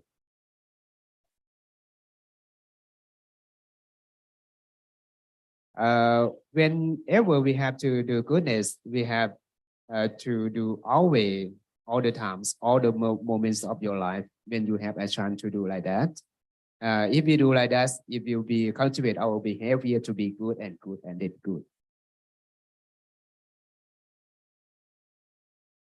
When we are healthy, we are ready to help the people around us, around the world.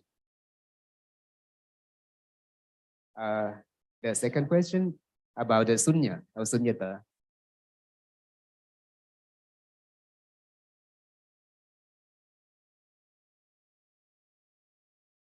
Sunya Buddhism.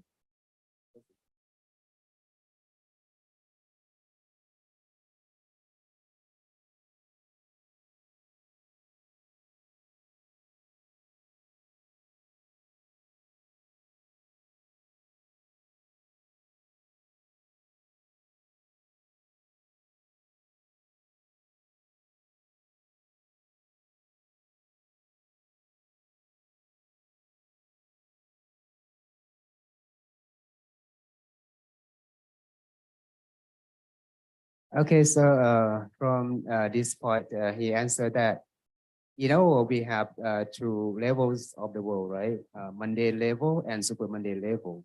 In human being society, we have to do the goodness in the empirical world. And at the same time, if we have the time to do good thing, we have to move the next step. That is the super mundane level. That is, we have to consider oneself. You talk about sunyata, right? Sunyata is everything. For example, in human beings, in thinking, in reading, in sitting. For example, when you're sitting, you have to move sometime, right? Because we cannot sit only same position 24 hours, 2 days, 1 week, something like that. When we saying that, sunyata happen. Okay, we just consider from this point. And at the same time, if we consider ourselves, in Buddhism, we talk about the conditioned things. Everybody is in conditioned thing. Human beings' life, object like this, instrument like this, is on sunyata. When we see the color like this, the light like this, they have the time, right? 1 day, 1 week, 3 days, 3 weeks, 3 years, 70 years, they will disappear from the original. That's sunyata in Buddhism. We are all the same like this.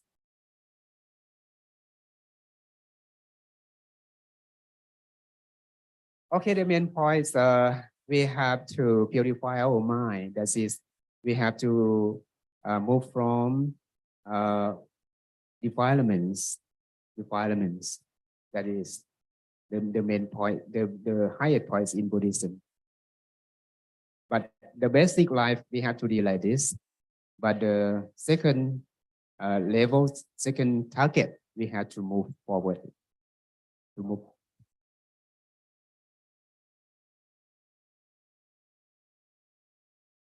Okay, the main point in Buddhism, we hope like many religions to make our world in peace. That's it. Okay, I think you get it. It's a difficult question. Saya tahu itu sulit. The key is on temporariness. temporariness. Is it? Yeah. Yeah. This is the concept of anatma and anitya. That is the concepts. Yeah. Yeah.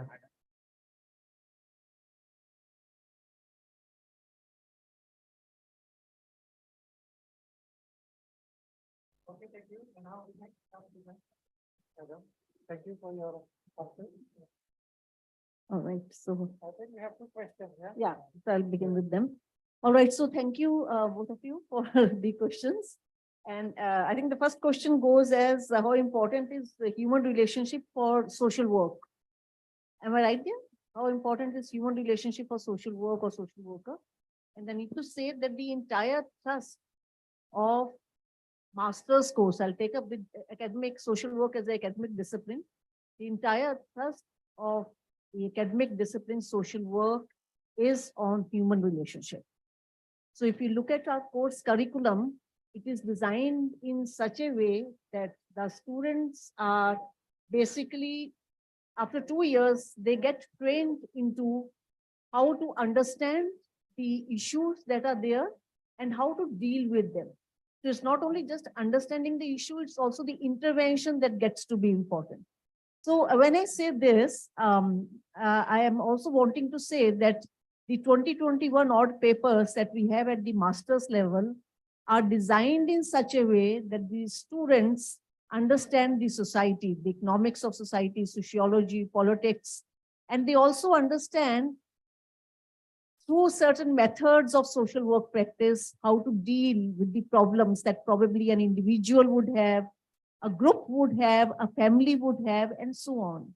So they are trained to build up their capacities and skills to be able to understand the human relationship. And that is what I actually tried to show through the research work that I have done, that the entire thrust of this discipline, which is also called profession in certain countries, is human relationship. I hope I've answered you. The second question, if I got it right, was regarding Ramakrishna Mission and how does it sort of sustain itself by way of the government funding and so on. Am I right there? So, you know, organizations like Ramakrishna Mission, as we know, it was started by Ramakrishna and then continued by Vivekananda. So organizations like these, they are the NGOs, the non-government organizations. And this one, of course, is a religious sector. And these organizations, which are called the NGOs, they are basically working in the area of, you know, people's well-being. And just like the other NGOs also, although this has a major thrust on Hinduism and, you know, the religion part of it. And they basically rely on the government and individual funding for their sustainability. And in India, I wish to share that NGOs are very prominent because it's a large populated country and the government definitely cannot deal with the entire set of problems. So long time back, they started NGOs. And of course, recently there has been some kind of a shuffling where some of the NGOs have been closed. That's one side of the story. But basically, non-government organizations are there. They rely on the government funding. They rely on foreign aids. They rely on you know, funding by individual donors. And ideally, they are supposed to be addressing the social issues, the issues that are there. But the critical aspect of it gets to be that they start working in the areas where they get the funding. So that gets to be a critical aspect. But otherwise, NGOs are very prominent, and organization like Ramakrishna Mission definitely is working. It's got a good name, and it's working it's a noble organization working for the well-being of the people. So just to share a data, Ramakrishna Mission is not only just India, it's got around 250 centers all over the world, and they're working very well. I hope I've answered that. Good answer. I think you got it. Okay. Ibu. Ibu Nik. Terima kasih, Bapak. Thank you, Bapak. First of all, for this gentleman over there with your question, Let me first explain when I started my presentation. I did mention that I came out with that premise because of my curiosity, because after being lecturers for almost a decade, I always have curiosities on how we can protect environment, looking through our perspective.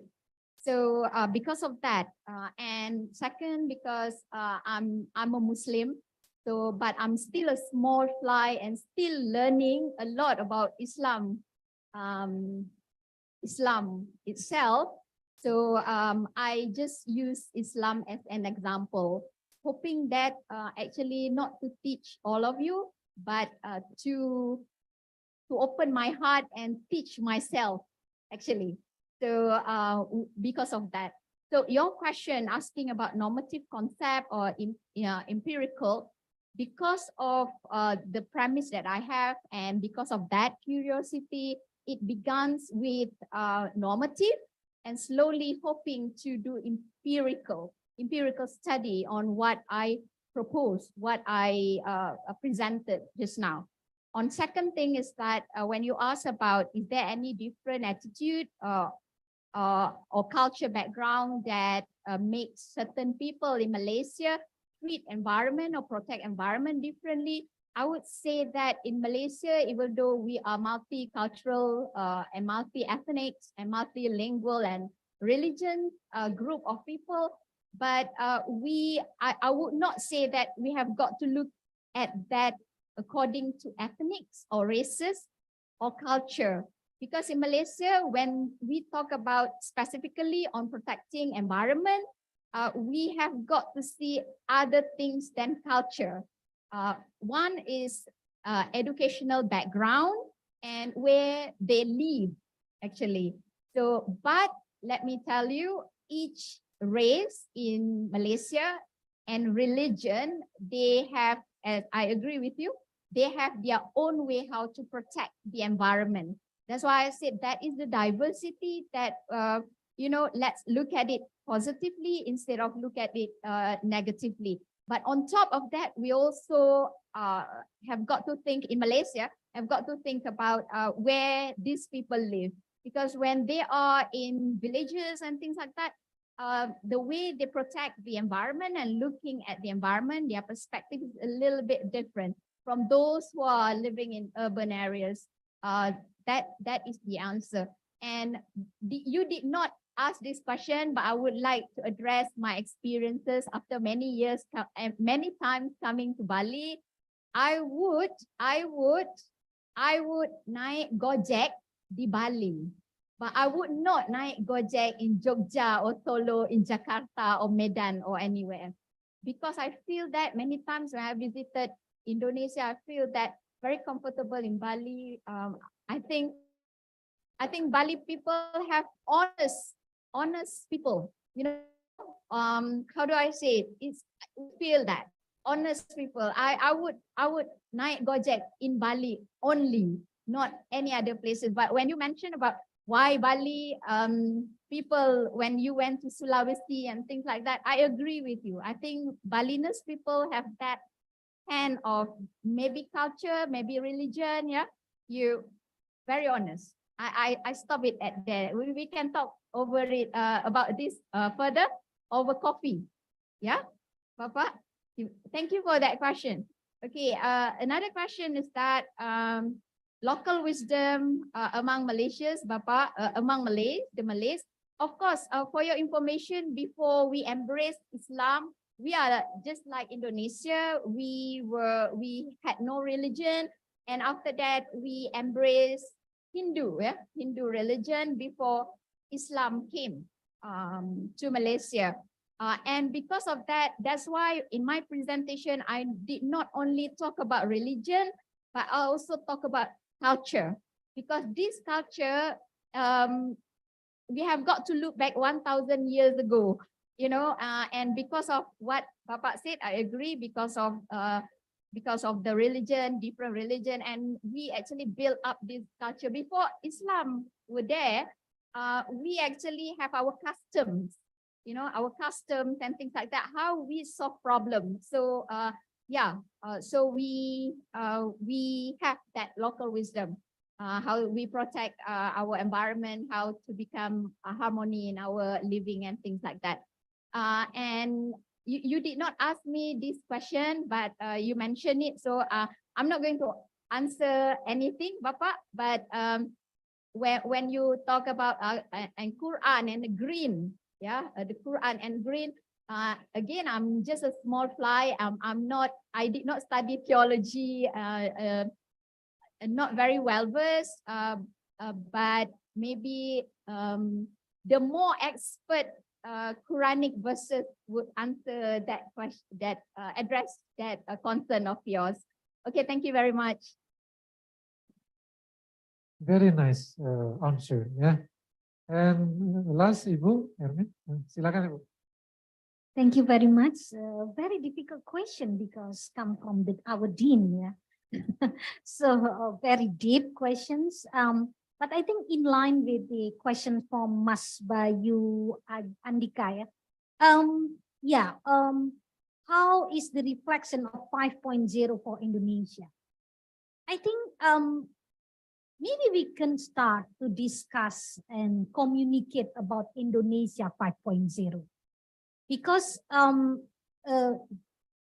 Society 5.0 born in Japan with the context of Japan, in which they are a very aging population and not like us that over our large population. So here I think the problem is about responding, but in the general, we can say that we are a bit slowly to respond. We are somehow, lag behind the response for everything that we have. For example, a ChatGPT. Now people talking about ChatGPT, and some schools already declare that they don't want to use ChatGPT. But in Indonesia, I think, yeah, we know that problem, but somehow we do not clear declaration about that. So for me, this is about how we start the communication. As I told you, society of society is communication, not about technology, not about human, but the communication can drive this answer. Maybe still need time to skip the human resources, sumber daya manusia with robotic resources. I think still long, yeah, still need long time. Because if we remember the story about robot Raisa in UNER, Airlangga University, at that time when we have COVID-19, we only have, I think, 2 or 3 robot Raisa. Actually, we need like robot Raisa, because with the character of COVID-19, there are so many doctor, yeah, and the medicine specialists dying, yeah, and we need the robot. So I think for Indonesia, we have to push this development, but another side, we have to have ethic to do that, because technology cannot stop. I think we couldn't stop the technology. They find the way, but the people can control it. Why China is very special? Because China have position, have standing position to say no with everything that in general countries receive. Like they say no to Google, they say no with everything. But what is the message? Actually, that they know what they need. And in Indonesia, I think we are overwhelming by the problem, because we always say, oh, please, please, welcome, welcome for everything. That's why we are now overwhelming by the problem of digital literacy, for example, misinformation, disinformation, hoax. Still, we have that kind of problem. And is that technology treat us in the professional thing? Yes, of course. This is disruption. But again, back to the how we responded. Yeah. And then in this point, I think, for example, for ChatGPT, I open to my student that, okay, you can check it, my question and how ChatGPT answer it. And then finally, we know that ChatGPT not really good to answer it. And then we need the knowledge to make it this knowledge relevant for us. And in that point, I think human still take a role. So I think this is our big humble. So thank you that the committee have very difficult topic, also wide topic, but that is make us starting to communicate what is the fate of Indonesia in the Indonesia 5.0, when actually we can create robot, but we still so many, yeah, we have so many numbers of people. So this is really challenge, and I hope that from your thesis, scriptsy, and dissertation, you can share your perspective in what is that to answer the Indonesia 5.0. I think that is my homework also for the audience today. Thank you very much. Okay, thank you very much for your nice answer. All right, now we come to the concluding remarks. After we are listening to speakers presenting ideas and also from the floor asking questions, I can take some notes relating to our discussion today. What is very important here is we have to be concerned with our society now, which is called Society 5.0. The characteristic, there is a shifting from 4.0 to 5.0, in which technological based society to more personalized society.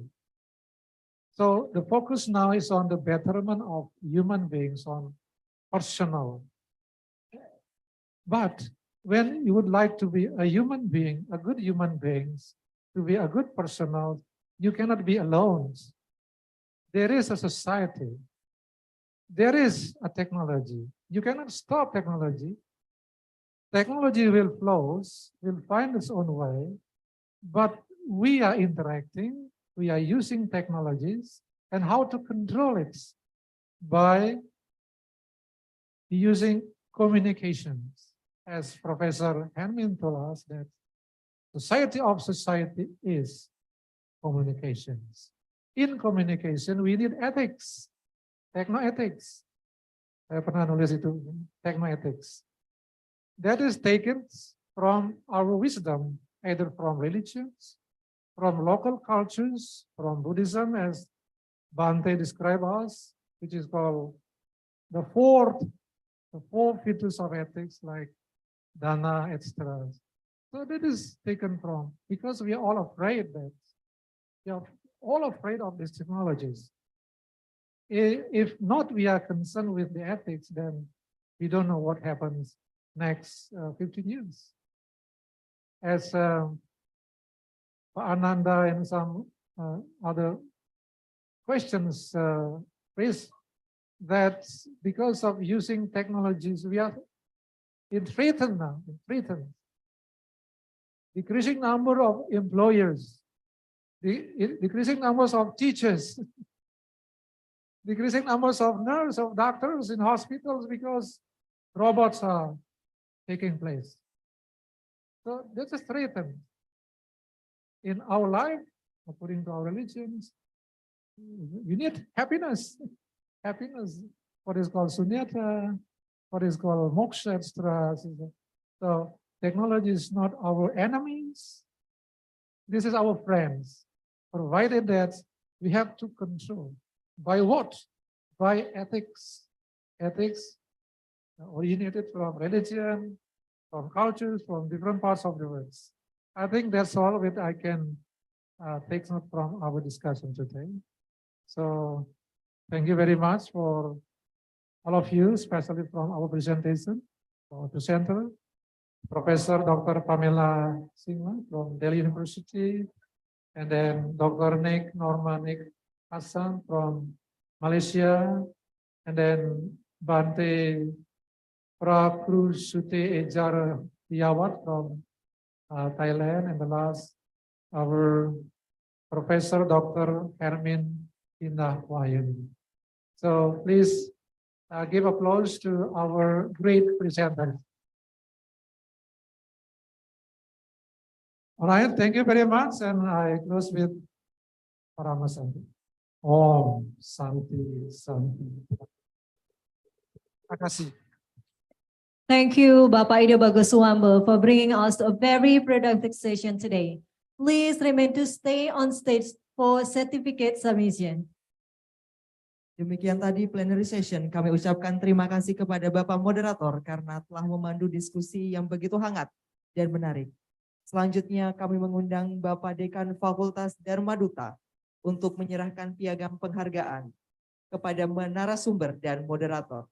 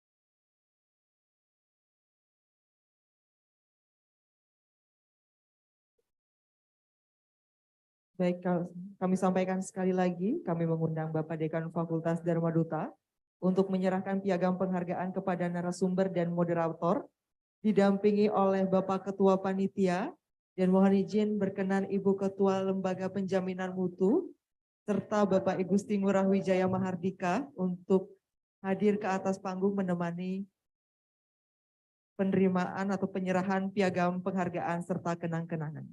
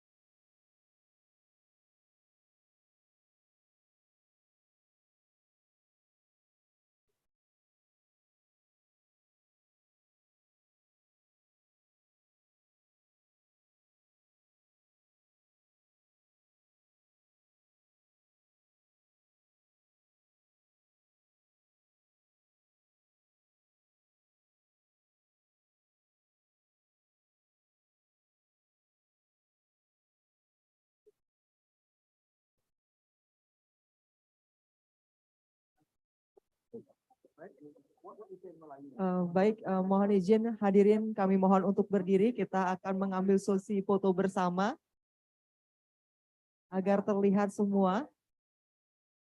Ladies and gentlemen, we are going to have photo session. Please stand up.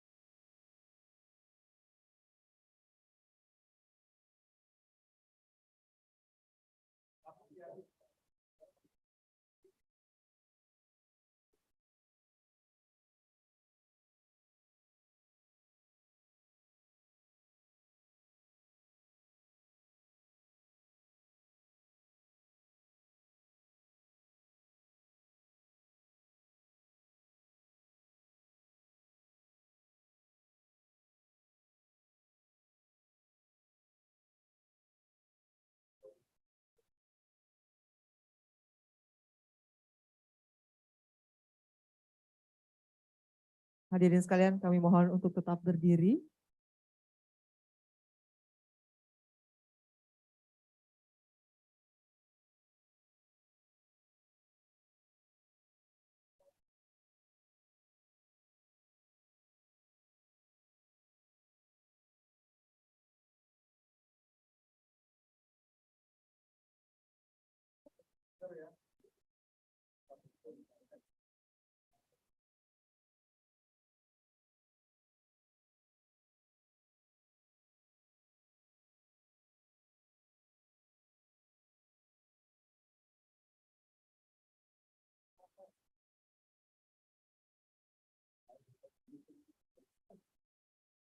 Baik, hadirin kami silakan untuk duduk kembali dan mari kita beri tepuk tangan yang meriah sekali lagi untuk para pemateri dan moderator kita di acara siang hari ini.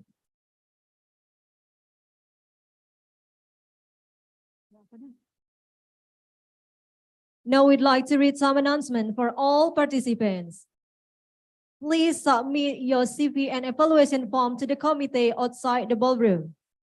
And you will have your lunch at Sweets Cafe on the ground floor. We also remind you that parallel session of the seminar will be held after lunch at 1:25 in 3 different rooms.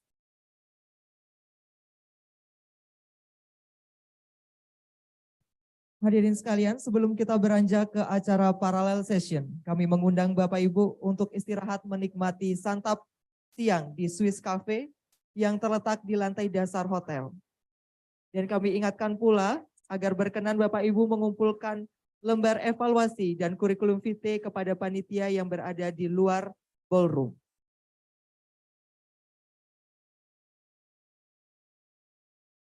Acara akan kami lanjutkan pada pukul 3.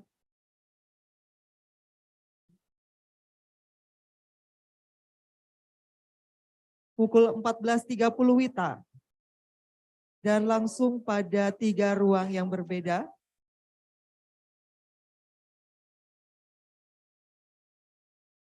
Mohon izin kami bacakan daftar presenter ruang pertama yang mendapat presenter ruang pertama.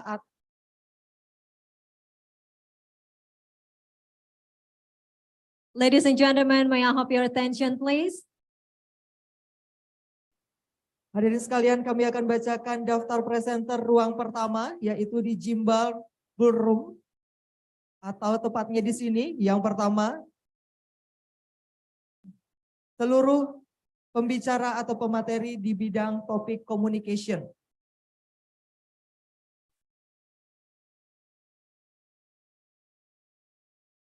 Selanjutnya, daftar presenter room kedua yang terletak di Zanur 1 adalah seluruh presenter di bidang topik tourism.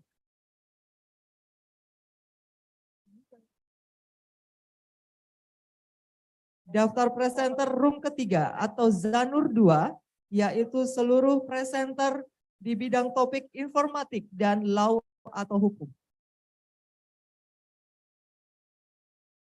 Selanjutnya kami persilahkan kepada Bapak Ibu untuk menuju Swiss Cafe untuk santap siang hingga pukul 14.30 dan kembali lagi sesuai dengan ruangan dan topik yang telah kami sampaikan. Terima kasih.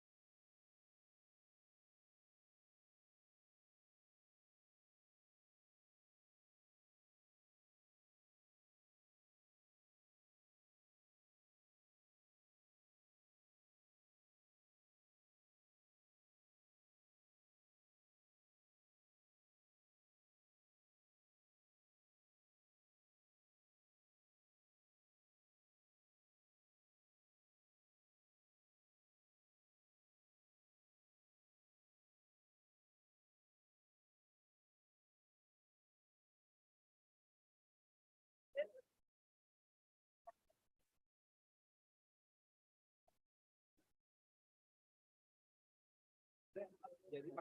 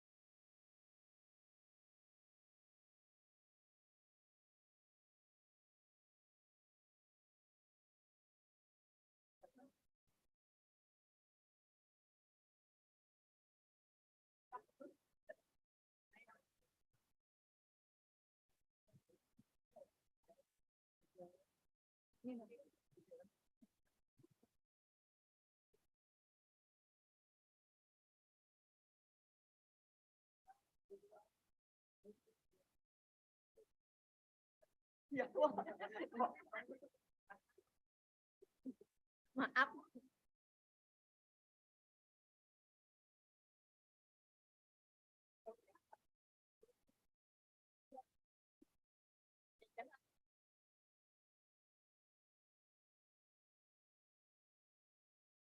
Udah. Terima kasih.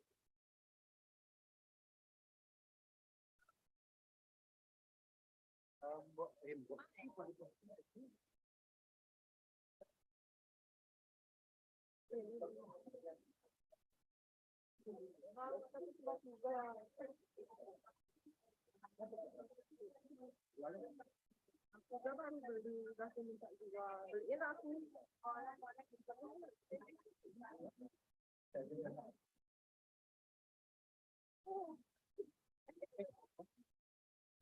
Bahasanya bagus ya. Bahasa bagus. Lanjutkan. Karena aku mengisi nanti aja. Karena kita ingin jadi banyak. Ada.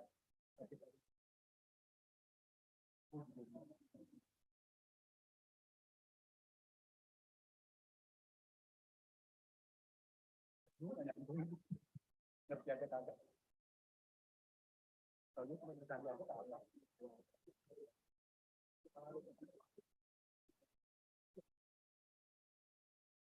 Sayangnya. Yang untungnya.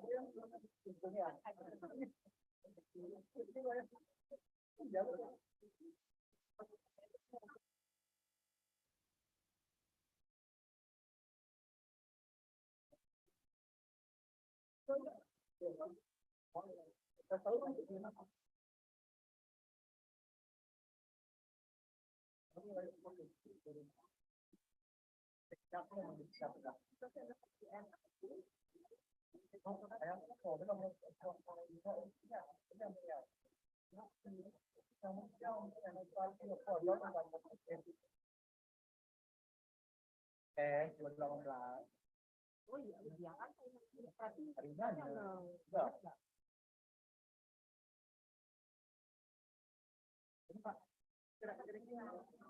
Ternyata tentang jodohnya bisa kata udah ada yang orang tapi gue di dia kayak tahu tapi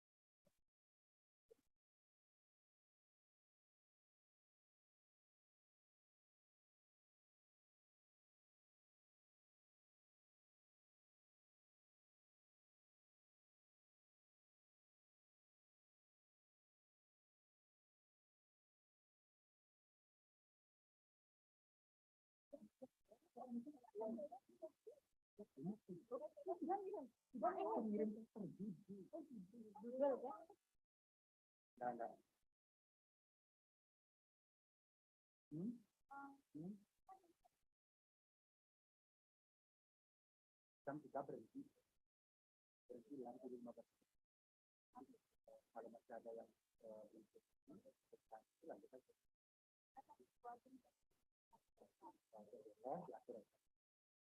itu jalan aja juga boleh, nanti jam 3 berdiri. Kalau memang di posisi blok, silakan.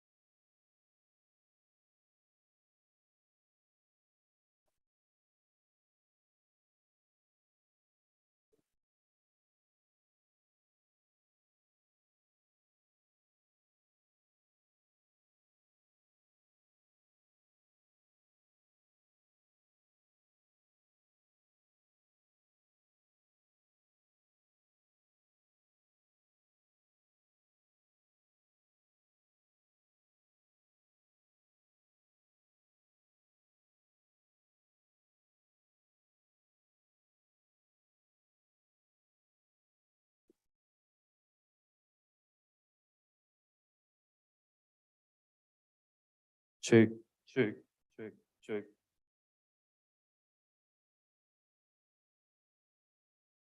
Cek, cek, cek, cek, cek. Cek sound, cek, cek, cek, cek, cek. Cek, cek, cek, cek. Cek, cek, cek. Cek tes, tes. 1, 1, 2. Bes tegar nih.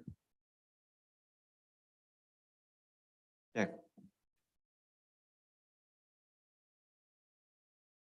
1, 1, 1, 2. 1, cek. Tes 1, 1.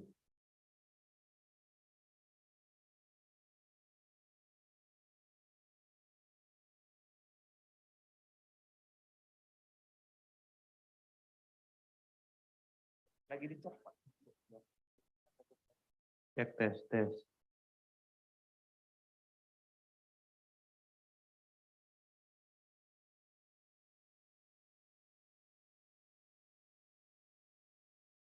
Cek tes, tes 1, 1, 2. Cek sound, tes, tes. Cek tes 1, 1, 2, 1.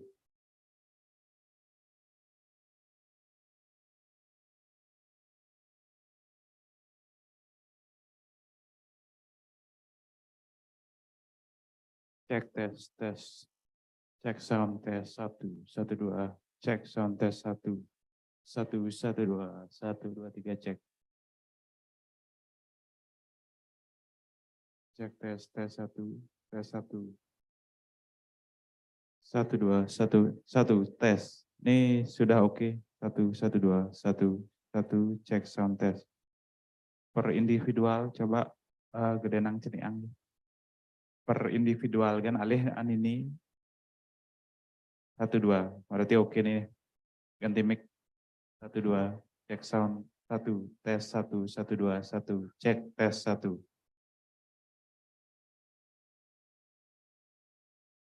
Cek tes 1, 1, 1, 2.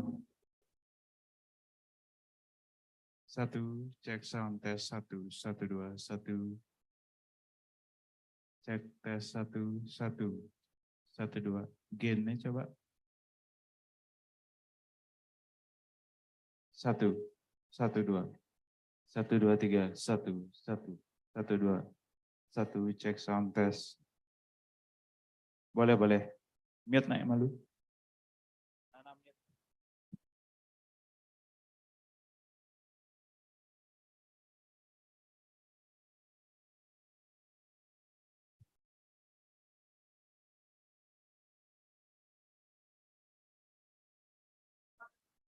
tes 1, 1, 2, 1, 2, 3 cek tes 1, 1, 2, 1, 1, 2, 3 cek tes 1, 1, 1, 2, 1, 1, 2, 3 cek tes 1, 1, 1, 2 cek sound 1, 1, 2, 1 cek tes 1, 1 cek tes 1, 2 cek 1, 1, 2, 3 1, 1, 2, 3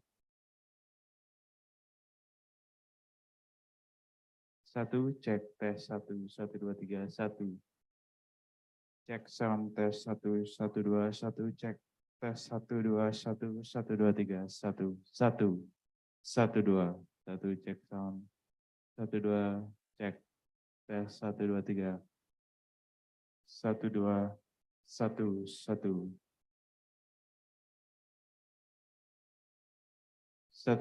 1 cek tes 1, 1, 1, 2 1, 2, 1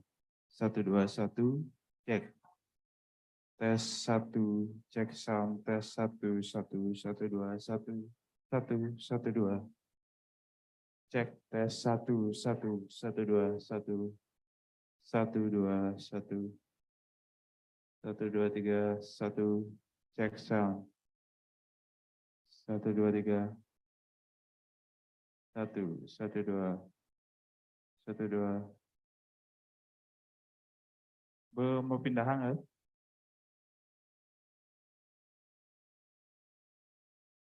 1, 1 cek tes 1, 1, 2, 3 1, 2, 3 1, 1, 1 cek sound tes 1, 2 terlalu besar 1, 2 cek tes coba ceneang Ben high ini terlalu tinggi kayaknya 1, 2 1 1, 1, 2, 3 1, 1, 1 mau kan pada depan yang penting enggak feedback dia 1, 2 coba tunang bedek 1, 2 1, 1, 1 cek tes 1, 2, 3 1, 2, 3 1, 2, 3 cek sound tes 1, 1, 2, 3 1, 1, 2, 3 1, 1, 2, 3 1 cek cek tes 1 International Seminar Human Relationship in Society on Tourism Communication Law Business Culture and Social Science 1, 1 cek tes 1, 1, 1 1, 1, 2 1 1, 2, 3 1, 1, 2, 3 cek tes 1, 1, 2, 3 1 cek tes tes tes tes tes tes tes 1, 1, 1 1, 2 1, 2, 3 tes 1, 1, 2, 3 1, 2, 3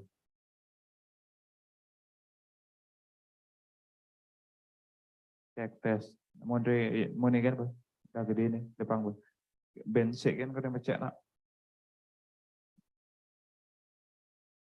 cek tes 1, 1, 2, 3 1 hah 1, 2 1, 2 1, 2 1, 2 1, 1, 2 cek sound International Seminar Human Relationship in Society 5.0 on Tourism Communication Law Business Culture and Social Science 1, 2 1 1, 2, 3 cek tes 1, 1, 1, 1, 1 1, 2, 3 1 cek sound tes 1, 1, 2, 3 cek sound 1 cek sound tes 1, 1, 2 1, 1, 2, 3 3, 3, 2, 1 1, 2, 3 3, 2, 1 cek sound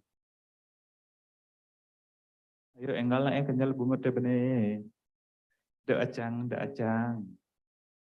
cek tes 1, 1, 1 1, 1, 2, 3 1 cek tes 1, 1, 2, 3 1 cek sound tes 1 tes 1, 1, 2, 1 apa lagi kipoang 1, 2, 3 1, 1, 2, 3 cek tes 1, 1 Satu, dua, satu.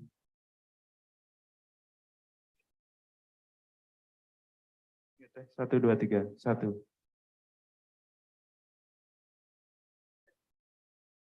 Satu, satu, satu. Ya. Satu, dua, tiga. Satu, cek, tes satu. Cek sound. Selamat, selamat, selamat. Satu, satu, dua, tiga. Satu, dua, tiga. Internasional Seminar 12331 aman aman aman. Oke, thank you.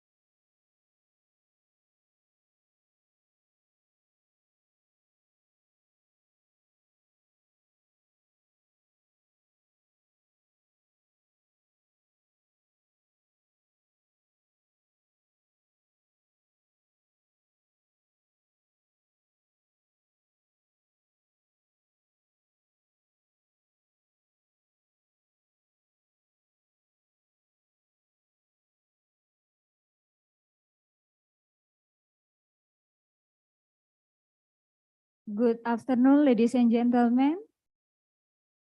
Welcome to the panel session of the International Conference on Tourism, Communication, Law, Business, and Culture 5.0 Society.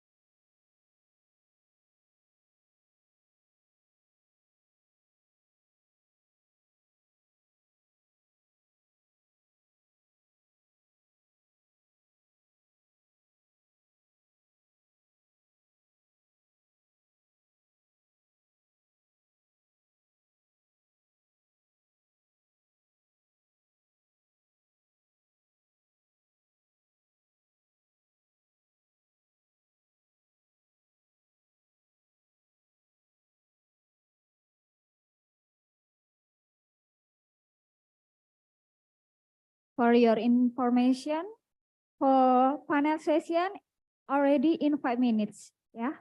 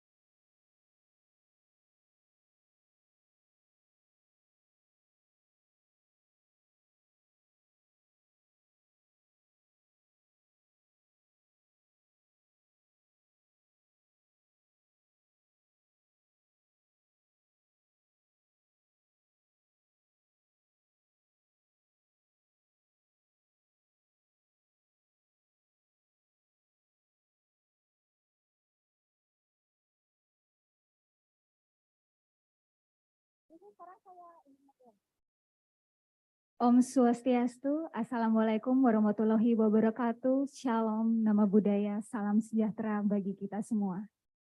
Good afternoon, ladies and gentlemen. Welcome to the panel session of the International Conference on Tourism, Communication, Law, Business, Culture, and Social in Society 5.0 in Society. First, let me introduce myself. My name is Made Ika Kusumadewi as moderator. I'm responsible for being the moderator in this session. Before we start the session, I would like to write the rules that all participants have to follow. First, please put your mobile phone on silent mode during the presentation. Number two, during the question and answer session, if you have question, please raise your hand. Number three, there will be a presentation in the session. Each presenter will have 20 minutes, approximately 15 minutes for presentation and 5 minutes for the Q&A.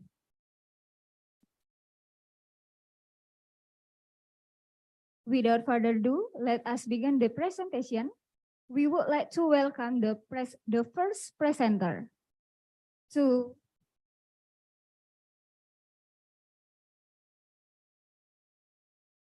Mr. or Mrs. Husnus Koltima. Are ready to presentation?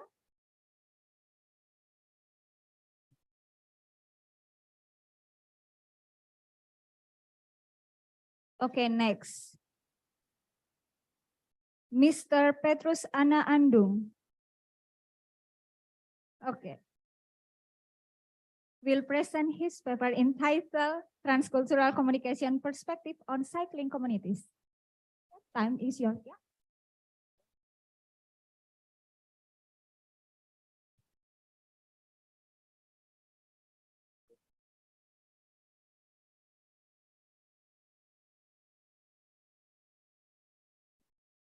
Thank you for this opportunity. First of all, I would like to introduce my name. I am Petrus Ana Andung from University of Nusa Cendana Kupang. I would like to present my thoughts with title Transcultural Communication Perspective on Cycling Communities. Next slide, please. So, regarding the topic of this international seminar, I would like to say that the presence of the information society has brought change in postmodern society, especially with regard in their changing of lifestyle. Digital technology has been able to influence various urban life cycles. One of them is bicycle community. Koskas Bandung is one of the community that formed by Kaskus Forum, and this community was formed virtually. So before the bicycle community was formed, there was a meeting virtually with utilization of Kaskus Forum atau Forum Kaskus. Next, please. This article would like to discuss the perspective of transcultural communication from the presence of the Bandung Koskas phenomenon and analyze symbolic convergence that are formed in this community. The theory that I use in this article is symbolic convergence theory. And then the method using qualitative content analysis. The unit analysis is social media posts on Instagram and Facebook owned by the Koskas Bandung. Next slide, the key findings. A glimpse of Koskas Bandung. So this community also named as Koskas Bandung is a group of cycles formed in the initiative of mountain bikes enthusiasts in Bandung and was generally active in the Kaskus Forum, as I said earlier. This community was formed starting from a virtual discussion using social media platform. Next. The Bandung Koskas phenomenon as a subculture in the perspective of transcultural communication. So the bicycle community was essentially as a influence of global culture exposure. One of which is by carrying out the concept of environmentally friendly culture and healthy living behavior. So this bicycle community basically not only to promote lifestyle or to express their hobbies, but to do something like information campaign regarding the healthy lifestyle. So the subculture refers to the entire way of life of a group that makes them unique and distinctive or different from the identity of the other people in general. So these people, this community would like to communicate that they are different from the others communities. And then the Bandung Koskas bicycle community was an implication of the rise of globalization and the transnational space for youth culture. The development of this global culture has represented the birth of a creative hybrid culture through the formation of cycle communities. So in my perspective, the existence of the bicycle community was influence of the globalization impact. And then the perspective of symbolic convergence theory in understanding the Bandung Koskas bicycle phenomenon, based on the Borman type of the fantasy, I would say there are 4 fantasy. The first thing is fantasy theme. I found at least 3 fantasy theme. The first one is bike as a fun sport. So they would like to communicate to the other communities that riding bike is a fun sport. It is part of a fun sport. The second one, they would like also to communicate to the others that Bandung people are creative. So by using a bicycle, they would like to say that we are creative people. The third one, Koskas as a solid and unique cycling community. So they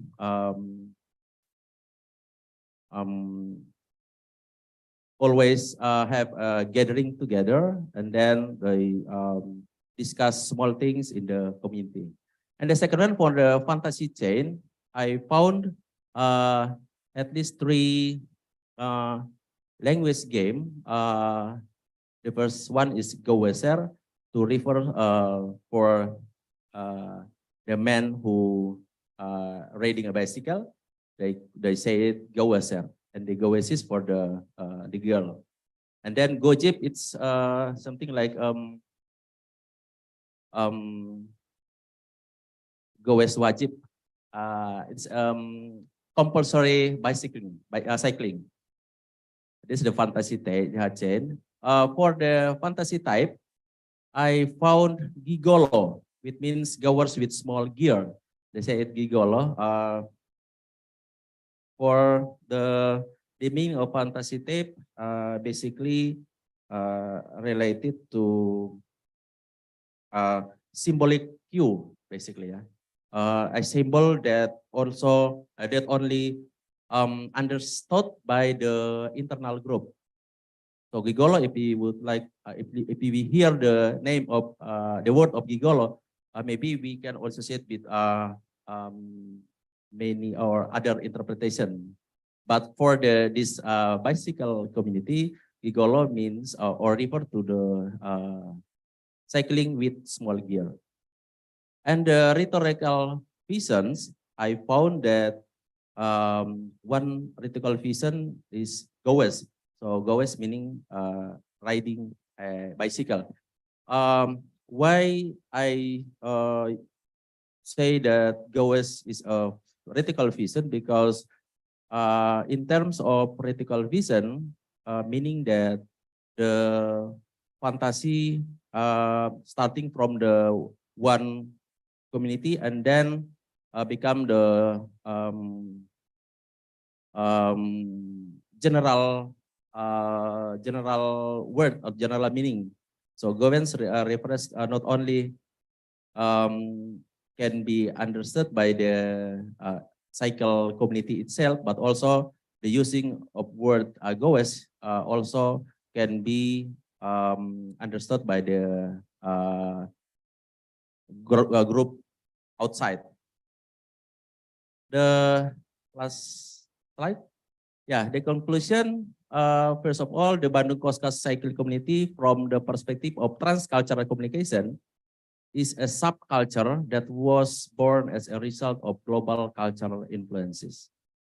The second one, the emergence of Koskas Bandung was not only an effort to promote healthy living behavior to achieve a better quality of life, but also a representation of an urban lifestyle. Being a member of this community is a symbol of urban lifestyle. Apart from that, through this community, another thing that they promote was social solidarity. The third one, through Koskas Bandung, emotional bonds were established between members so that the cohesiveness and social solidarity as a community became stronger.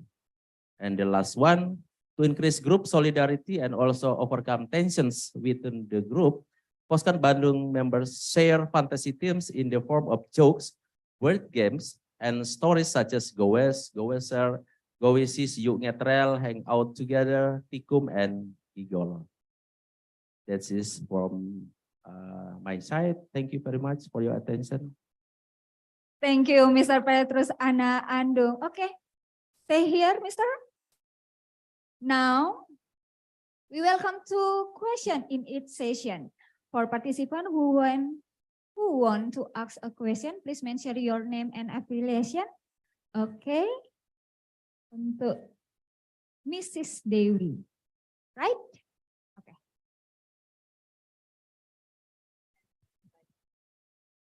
Okay, thank you very much, moderator. Petrus, it's very interesting presentation. And I would like to ask you one question. This is very simple, I guess, and I believe that you can explain clearly.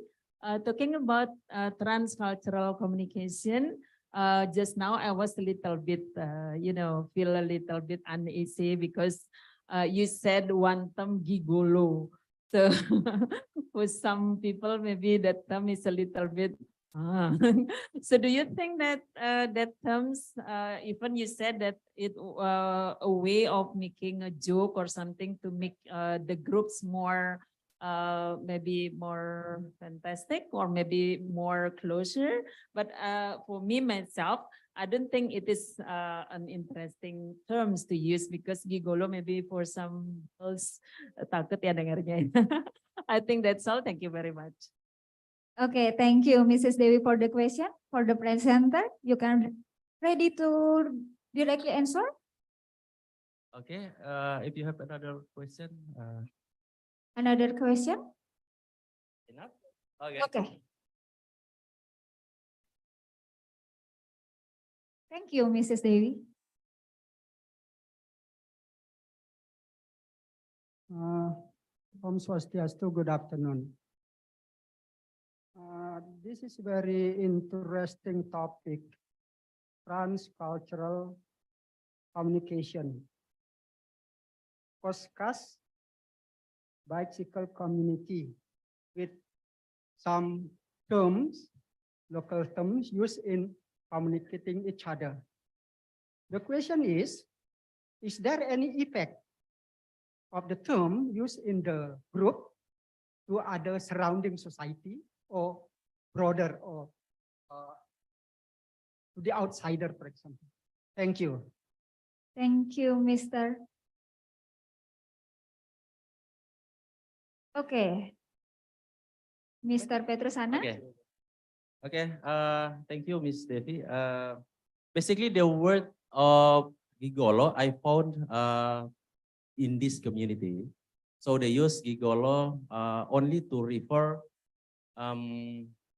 when they cycling with small gear. So the specific word only be understood by the inside or internal community. Yeah, that's why I use this term to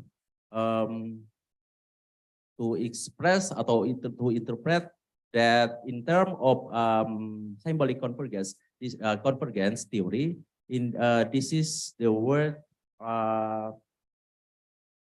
that they want to make the solidarity of the group more become stronger or close each other.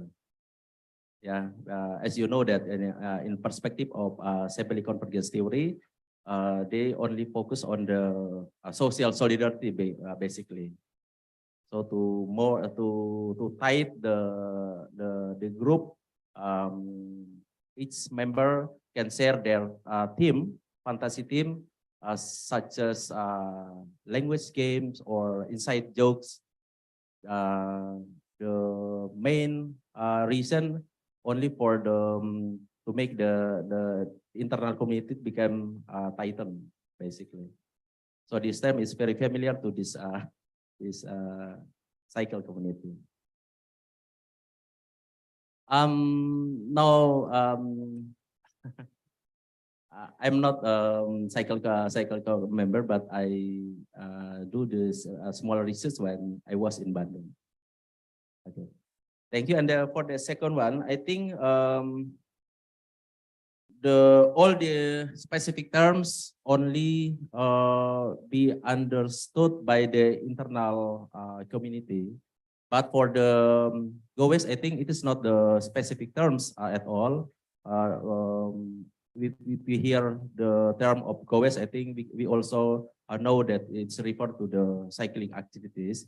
So basically, for these unique terms, as I say earlier, that this is the language games or inside joke or narrative that came from the internal community, which is Koskas Bandung. But I think it's not effect to the broader community because this is very specific, especially for the cycling community. Yeah. So my main point that how the community, in this case, a cycling community, try to make the members of the cycling community to more solidar, to more tighten by using the specific words that it is very unique. And as I said before, they use Goweser, Gowisis, Gojib, and other terms to make them more friendly. Yeah. Okay.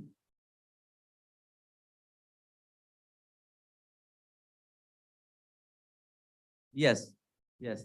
For the female members, they say it Gowesis, and for the male members, they say it Goweser. Goweser and Gowesis.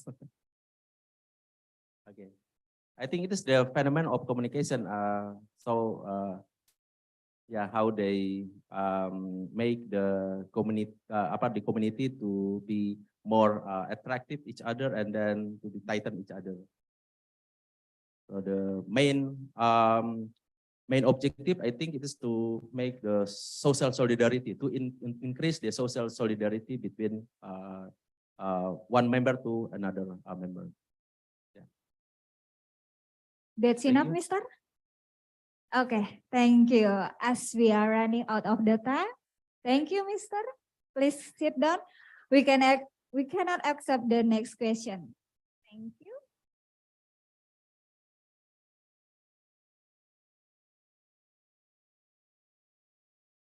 Okay, thank you for the speaker and participant for taking part in this discussion. Ladies and gentlemen, this is the end of the first presentation. We would like to thank to Mr. Petrus Ana Andung for his informative and interesting talk. Okay, we would like to welcome the second presenter. For Mr. Krishna Wasudewa as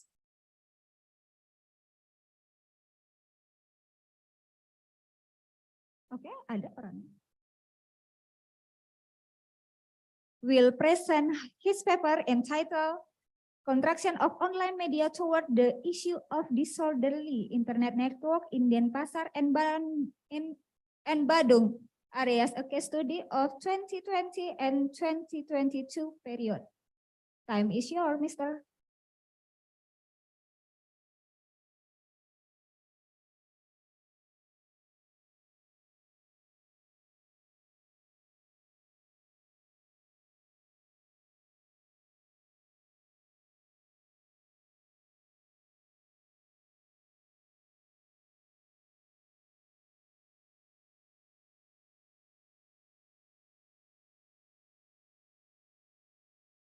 Om Swastiastu.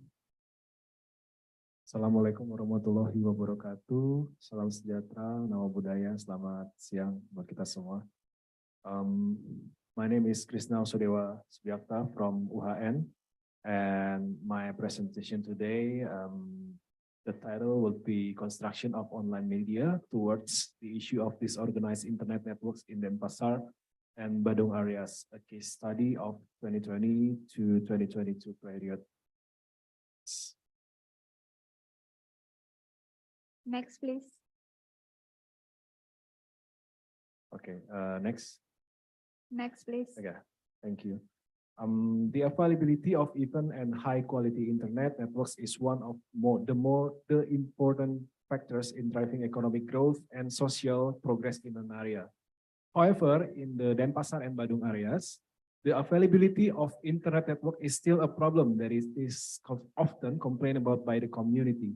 One of the main problems faced is the disorganized of the internet network, which is caused by inadequate infrastructure that does not comply with applicable customs and laws.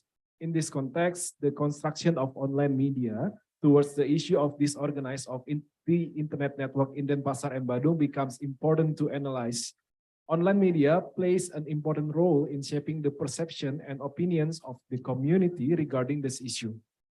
And in this case, online media can influence the community's views on the disorganized of the internet network in Denpasar and Badung areas. Therefore, this study will analyze the construction of online media towards the issue of disorganized of the internet network in Denpasar and Badung areas during the period of 2020 to 2022. This study is expected to provide a better understanding of the role of online media in shaping the community's perception of the issue of disorganized of the internet network. In addition, the results of this study are also expected to provide appropriate policy recommendation in addressing the disorganized of the internet network in Denpasar and Badung areas. Based on background described above, the research question to be answered in this study are as follows, or is as follows. How is the online media construction regarding the issue of internet network disorder in the Denpasar and Badung areas during the period of 2020-2022? Next. Yeah, for the methods, media construction of reality and framing are used by me to describe the whole theoretical framework. The first one is media construction of reality. Media construction of reality is a theoretical concept that explains how mass media influences the social construction of reality within a society through their reporting and presentation of an issue or event. This theory states that mass media has the power to select, present, and interpret information in a certain way that can shape public perception of reality. In the context of the issue of internet network disorder in the Denpasar and Badung areas, online media plays an important role in shaping the social construction of reality related to this problem. Online media coverage can influence public views and perception of the causes and effects of internet network disorder. Online media can use various framing strategies such as positive or negative framing, episodic or thematic framing, as well as framing that supports or criticizes internet infrastructure installation. And second one, framing theory is an approach used in media analysis that refers to how the media selects and quotes specific aspects of an issue, as well as how it frames it in a particular narrative or perspective that can influence the audience perception, understanding, and interpretation of the issue. In the context of the issue of internet network disorder in Denpasar and Badung areas, online media can use either positive or negative framing in reporting the issue. For instance, online media that employs positive framing may emphasize the positive impact of good internet infrastructure in advancing the economy, increasing access to information, and facilitating communication among citizens. Next. Yeah, next. And then the conclusion, based on the research conducted by me until before I create or write the paper. In my opinion, there are several important conclusions that can be drawn. First, there are chaotic problems in the internet network in Denpasar and Badung areas caused by several factors, such as the rapid growth of internet users, inadequate infrastructure, lack of network maintenance, and low quality of internet services provided by ISPs or internet service providers. This causes the community to experience various obstacles such as slow internet connections, frequent disconnections, and limited internet access. Second, there are complaints from the public regarding the haphazard installation of internet cables that endanger users. This is due to a lack of supervision and regulation governing the installation of internet cables. Some internet cables installed even do not have valid permits from the relevant authorities. Third, there are several regional and central regulations related to the development of internet infrastructure that ISPs need to follow. However, in some cases, ISPs do not comply with this regulation and ignore the quality of internet services provided. Fourth, there are efforts from several parties such as the KPU, Komisi Penyiaran Indonesia, or NBRTI, Badan Regulasi Telekomunikasi Indonesia Bali, to overcome the chaotic problems in the internet network and complaints regarding the installation of internet cables that endanger users. However, these efforts are still limited and require better coordination among all parties to improve the quality of internet services and ensure user safety. And also there are several suggestions that can be given to various parties related to the chaotic internet network in Denpasar and Badung. Some of my suggestions are as follows. First, local governments, both at the city and district levels, need to increase supervision and control over the development of internet network infrastructure, especially related to licensing and occupational health and safety standards. In this regard, coordination and synergy between various related parties such as the Transportation Department, Industry and Trade Department, Health Department, and Communication and Information Department are needed. And also ISPs and internet service provider need to pay attention to the quality and security of the internet network infrastructure they build and manage, including the use of the overhead or disorganized cables. Regular evaluation and improvement are necessary to ensure that the infrastructure is safe and meets established standards. The public needs to increase also awareness and participation in monitoring and reporting complaints related to the chaotic internet network, including those related to overhead cables that endanger users. In this regard, the government and ISPs need to provide easy to access complaint channels for the public. And last one would be KPI and BRTI Bali need to increase their role and performance in supervising and controlling the provision of telecommunication services and internet networks in Bali, including in enforcing rules and sanctions related to licensing and occupational health and safety standard violation. That's all from me. I'd like to open the Q&A session maybe. Thank you. Okay, thank you, Mr. Krishna Vasudewa, for presenting us insightful topics. Ladies and gentlemen, now we have to come to the question and answer session. We welcome two questions in each session. For participants who want to ask a question, please mention your name and affiliation. Anybody to question? Pass? Pass. Okay. Thank you for Mr. Krishna Vasudewa.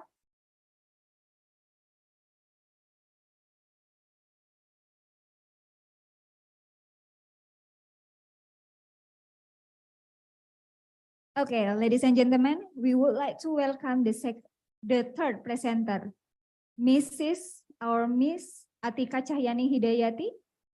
Already here? Okay, pass. And Mrs. or Miss Siti Fatimah binti Husaidi. Already here? Oh, tak hadir. Okay. Okay, next one to Mrs. or Miss Dini Savitri. Okay.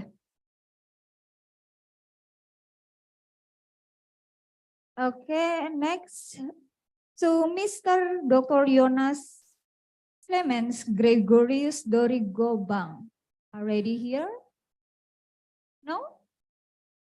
Okay, pass to Mr. Patbong Nilobol. Already here? Okay. Please welcome Mr. Patbong Nilobol to presentation.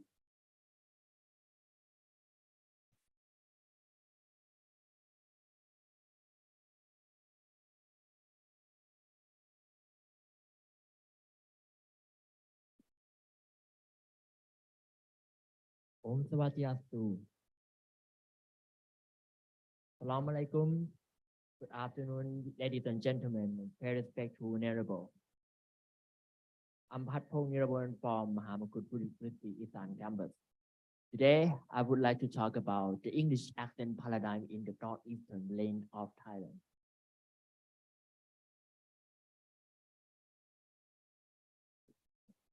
Thank you.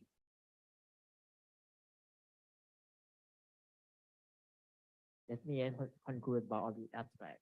The aim of the article is to study English paradigm in the northeastern part of Thailand that starts from both individuals and scholars. Now many people in Thailand more recognize and learned English more than the past. The finding in the article is while the word tone, vowels, sounds, consonants, and words, especially in Indonesians, were different from Central Thai dialect. As you know, in their own accent, they speak English because they are familiar with accents in establishment of the, and it's the allophonage of Thai. S or R sound become H or L in Isan dialect. The pace must return that later replace at I at E, and E must be at A. Including some group from the consonant have unique identity change more than the past. It's what the dominance of the English accent to the detail below. Next. The article started discuss about of the characterized by a rising tone due to increasing of English through media.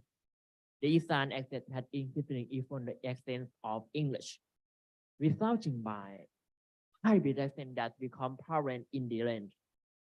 This trend must particularly pronounced among younger generation of Eastern speakers who were more likely to have expounded English from an early age. This has an own unique charm individually. Yes, it can also be a bit confused for non-native speakers. The methodology is of that. First, the tone like other same utterance, but aspect of Thai accent. However, the Northeastern has a soft tone. We compare with the central Thai accent. which have a distinct sound. Vowel sound that vowel of and such as good and such as bird, bird, bird, bird. In Isan, bird it means land of it. The consonant sound has the similarity of vowel sound, but the stop at K has a soft sound.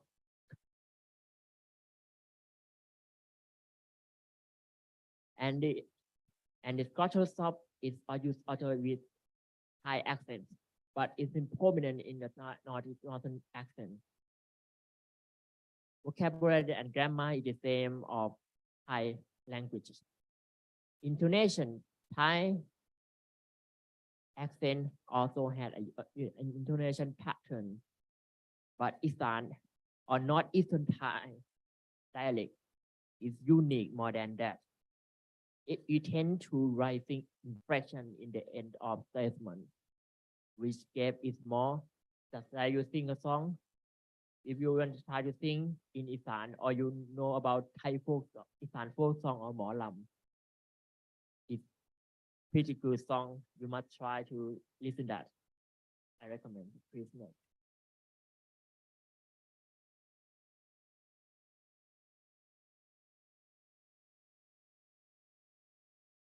How to learn English with Northern accent. First, we need to understand that we need to understand about all the unique features of sounds and vowel sound that I told you before about of the substitution of the and has specific sound in that. But people in Isan must be replace R sound with L. I have no idea about that, but I searched from that. We have most of them have some problem when they try to speak R. Focusing vowel sound, the essential or pay attention that some Isan speak I at E and speak A at E at me, T, A at เกิดอีกอย่างขึ้น Emphasizing the tone is and have a tone that changes meaning. It is important to emphasize it when we speak English with Northern dialect. Patching pitch can help improve your tone. Why I say that Isan have intonation. It linked with vowel sound. Practicing pronunciation is crucial when you use Isan accent or not Eastern accent. It made the can help improve your pronunciation. And the last of that, you need to listen the native speaker more than you need listen from theory or listen by the villager, because most of girls in Isan marriage into foreigner and they communicate as easy. I have interviewed them for gathering the information. Please next. Next. What are the benefits of the English accent in northeastern part of Thailand? First and second is the same meaning. And you want to speak English, you need to know how to speak with ability. Sorry for the interruption. 5 minutes left. Okay. Thank you. And increase your job. Culturation, when you good at English, you can talk with foreigner at easy. And the last, you can improve your English when you have confidential. Mata Suksma. Okay, thank you for the Mr. Patmong Nilobal. Ladies and gentlemen, now we have to come the question and answer. Anybody to answer? Okay.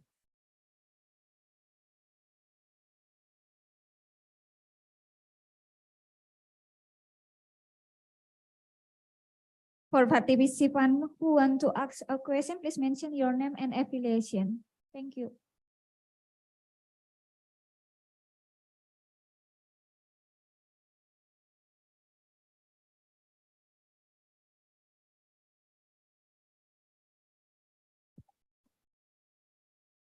For tourism for 8 years, and now I work by myself. Actually, I don't represent any institution here. I come by myself. So I'm interested with your topic, and I would like to ask, is Thailand, learning English as a third language, as a foreign language or second language? Basically, in Bali, we have Bahasa Bali and then Bahasa Indonesia and then English. So we learn English as a third language or foreign language, so that make us quite difficult in accent pronunciations and vocabs, something like that, even grammar. And I would like to know if, people in Thailand learning language, especially English as a foreign language or second language. So if I know this, maybe if Thailand learn English as a foreign language, that's why maybe the accent is, we need to improve a lot in many things, something like that. That is a good question. From my research and my information that is gathered from Thai people, we prefer that we learn English as a third language. First, when we was born, we started learn our dialect like Balinese here, and in Thailand, for me, I learned Isan for the first, but I'm not familiar. I focus to learn Thai or Central language. I guess everyone knows the movie and film of Thai are outstanding here. We learn English as a third language, so that after the Asian community, we try to enhance the word English as a second language, because if we have a good better in English than a third language, we are easily and close up with the foreigner, and we have come up with the knowledge. It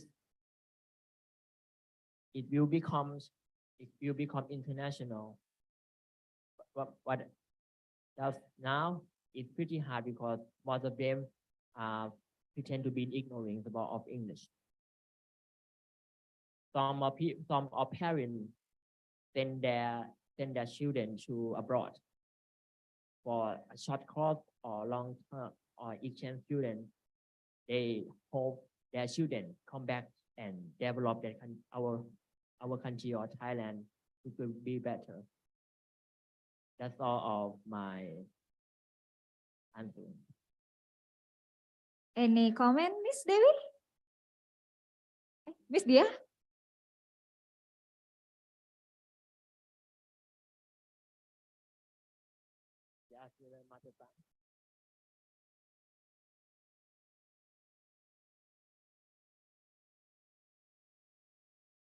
Not really. English is unofficial language in Thailand. We learn only Thai is the official and mother tongue is the second. English is the third language. Okay, give applause to Mr. Patbong Nilaba. Thank you for the speaker and participant for taking part in the discussion. Okay. Okay. Please stay here, Mr. Okay. Yes.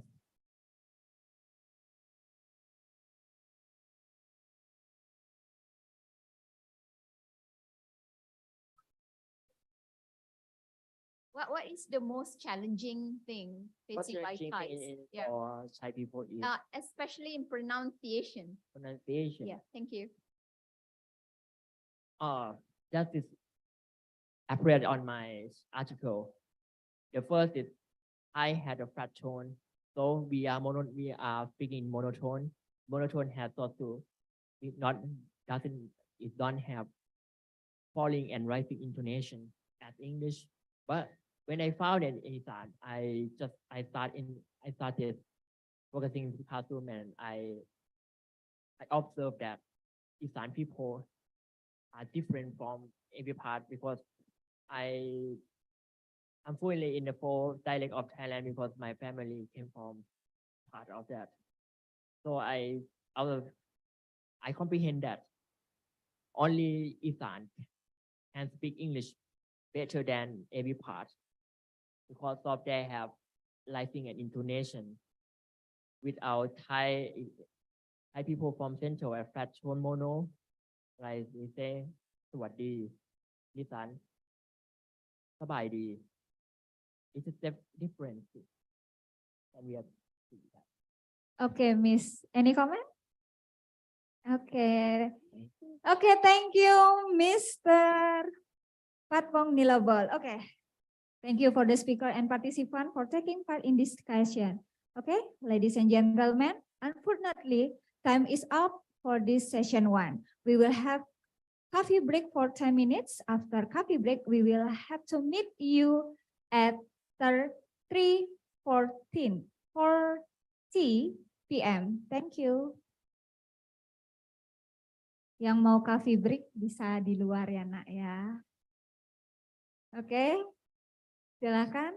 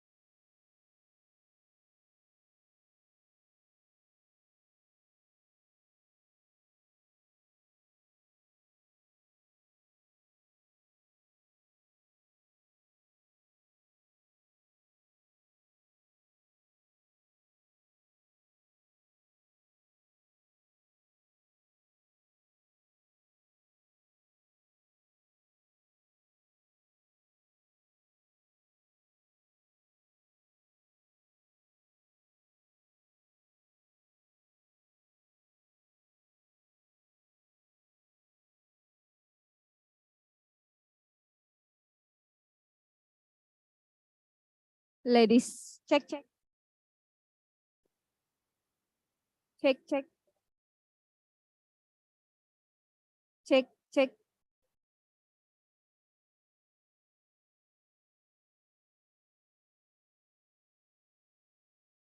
Check, check.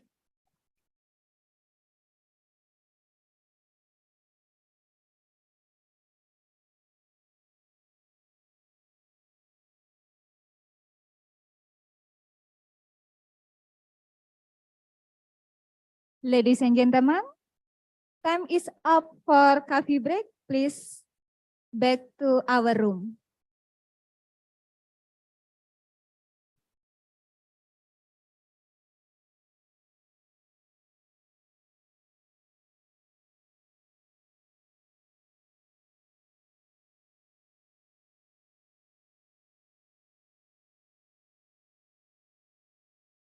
Check.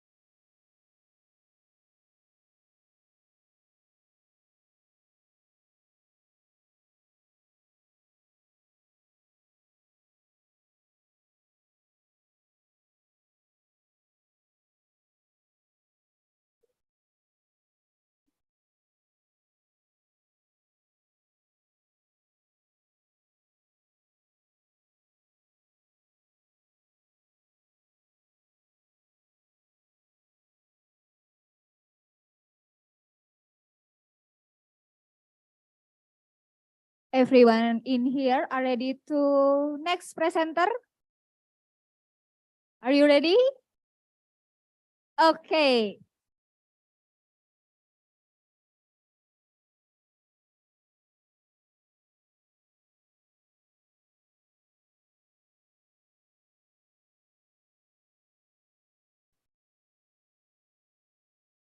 Well, we would like to welcome the fourth presenter, Mr. Edison Adrianus Sihombing, will present his paper entitled The Communication Trends of Society 5.0 Implication on Privacy and Social Interaction.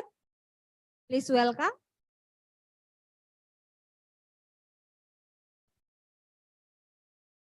Okay, pass.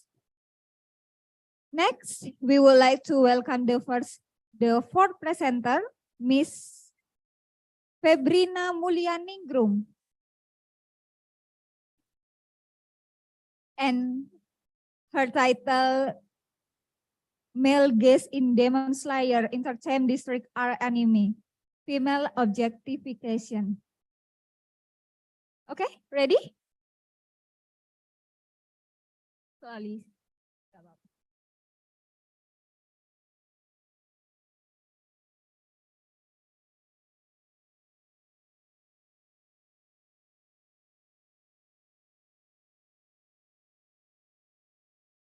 Test, test.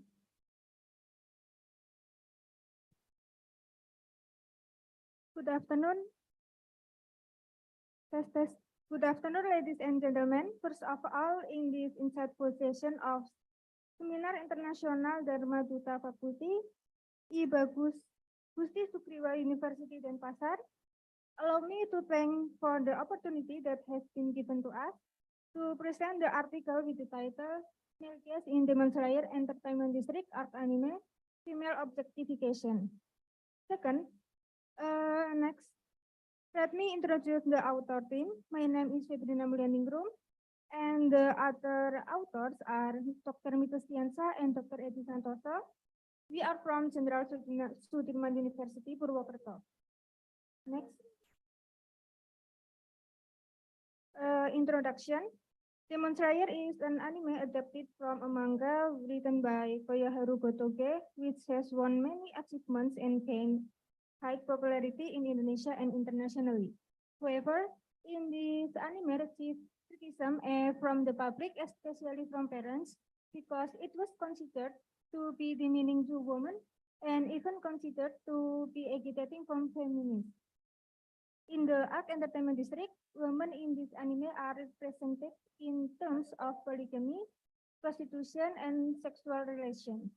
The issues of polygamy and prostitution are considered to have promoted acts of discrimination against women because women in Demon Slayer anime are depicted as an object but not as a subject. The patriarchal culture that is still attached to Indonesian and Japanese culture makes women continue to experience gender discrimination. If the objectification of women continues to be normalized in the mass media, and it is feared that it will form a stigma in society that the objectification of women is a natural thing. The objective of this research is to find out how the objectification of women is represented in Demon Slayer anime entertainment district art. Next, the methods. The paradigm that I use is critical paradigm. The method that I use is qualitative method of text study because this film is contained of a lot of text and research object and subject. The object of this research is scenes containing female objectification in Demon Slayer anime, and the subject is the film itself. And the data source, the primary data and the secondary data. The primary data is from anime audiovisual scene from the films, and the secondary data is from documents, photos, graphics, scientific journals, books, and related research.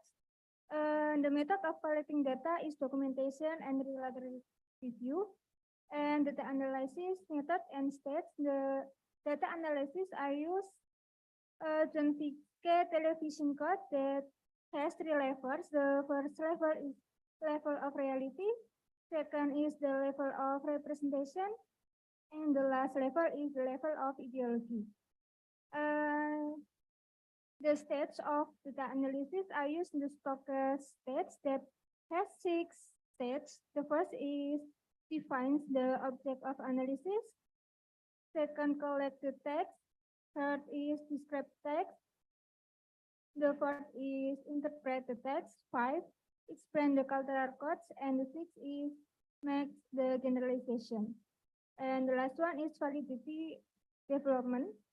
I use triangulation theory and intertextuality. The theory that I use is male case theory because male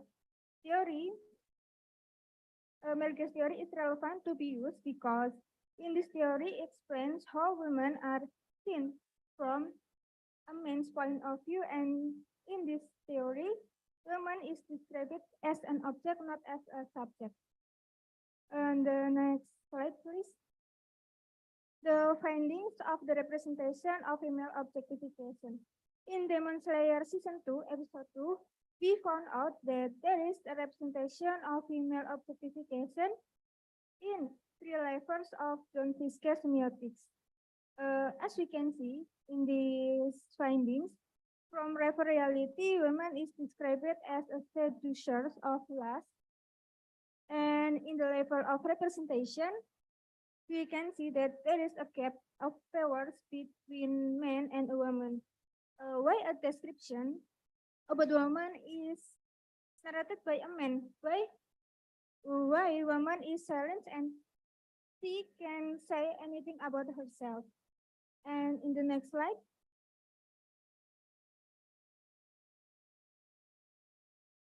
analysis of findings. The objectification of women in Demon Slayer Art Entertainment District occurs when some female characters are used as a sexual object or simply as entertainment tools in the story.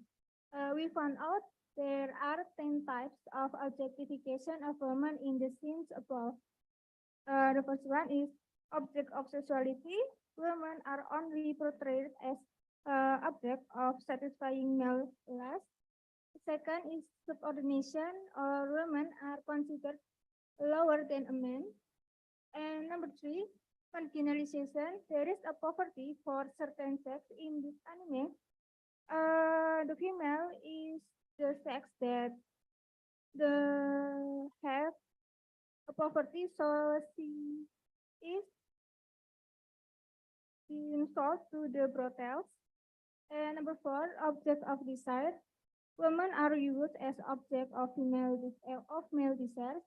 Number five, commodification. Women have an exchange value. Number six, dehumanism. Reducing the human value of a woman. Number seven, object of outlet.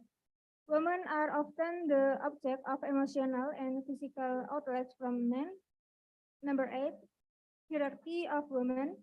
Women are considered as objects that have a level of quality like gods. Number nine, commodification. Women have an exchange value. And number 10, domestication. Domestication is the attachment of domestic obligation to women. The discussion, if we compare the findings to the research conducted by Hamid Sunarto and Rahmiati in 2023, they found out that there is 8 forms of objectification of women. The first one is instrumentality. Women are used as sexual gratification tools. Number two, denial of autonomy and inertness on the existence of restrictions on women to make decisions for themselves. Number three, the ownership. The existence of unequal ownership relationship between a man and woman. Number four, humility, or women can be exchanged if timid, not meeting expectation. And number five, denial of subjectivity. Their experience and feelings are ignored. Number six, violability, or women as objects that can be treated roughly, hurt, or may have their rights deprived and might be hurt. Number seven, reduction of appearance. Reduced in terms of their appearance. And the last one is reduction of body. There is a focus on women through the workings of the camera on certain body parts. And the last one is the conclusion. This study confirms that women in the media are still objectified, and in this research can also add a form of objectification from previous research. And then in Demon Slayer Entertainment District Arc Anime, 10 forms of objectification were found: sexuality object, subordination, marginalization, object of desire, commodification, dehumanism, object of outlet, female hierarchy, stereotype, and domestication. The objectification of women is not only done by men, but also by fellow women as well as women towards themselves. And the last one is filmmakers and the public needs to be aware of the importance of gender equality education so that practice of objectifying women are not perpetuated in society or in the media. Thank you.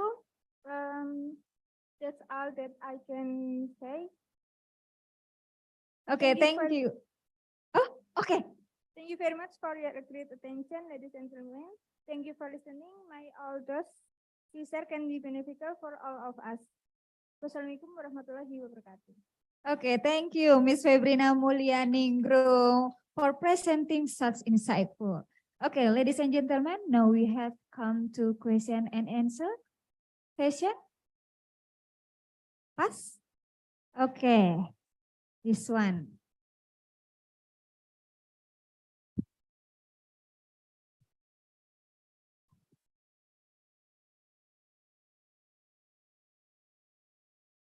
Okay, thank you for the opportunity for me. I am Tri Paramita from the student Magister UHN Gusti Bagus Guriwa Denpasar, Bali. It is very interesting to me about anime in beside young generation. And I want to ask you, why you for the first question, right? Why you interested to review this topic about Demon Slayer anime in that time?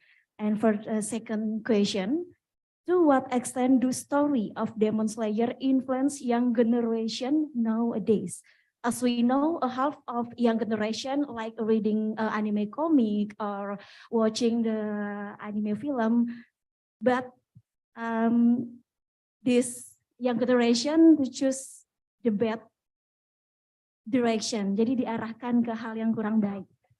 And especially as we don't have young generation reading anime comic and for access information or read the story fun or no, as you can tell me how to extend influence, how much important and to extend story of Demon Slayer influence young generation and nowadays in our environment. Thank you.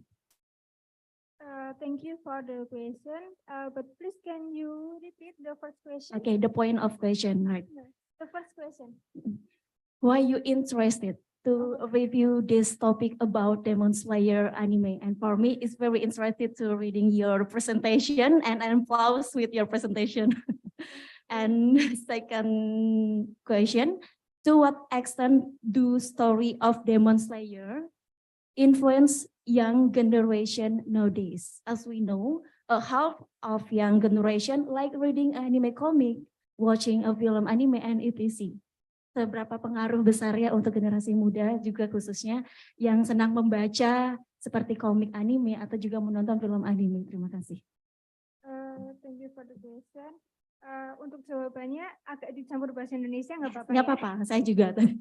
For the first question, kenapa saya tertarik untuk melakukan penelitian ini? Karena penelitian ini adalah bagian dari tesis saya dan kebetulan untuk syarat lulus ujian minimal harus publikasi. Jadi saya ikut di sini karena deadline untuk pendaftarannya agak-agak deket ya. Terus yang kemudian kenapa saya melakukan penelitian ini? Karena berdasarkan data, saya ambil data yang di Indonesia dan juga data yang di Jepang. Data di Jepang ada penelitian dari kalau nggak salah, saya agak lupa namanya, 80% orang Jepang itu sudah dicampur dengan usia muda maupun usia dewasa.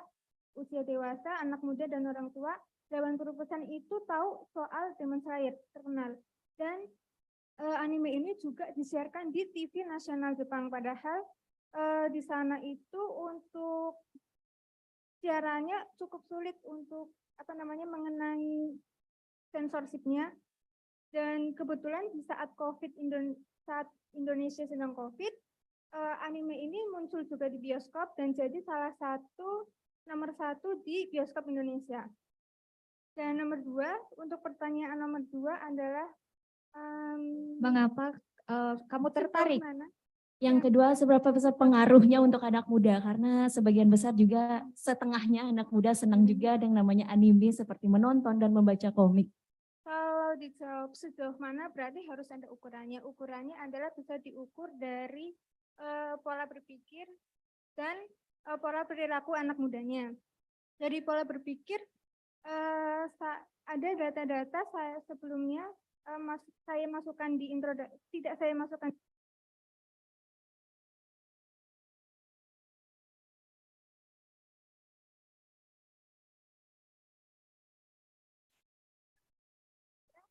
yang membuat mereka ingin menjadi istri keempat dari salah satu tokoh anime.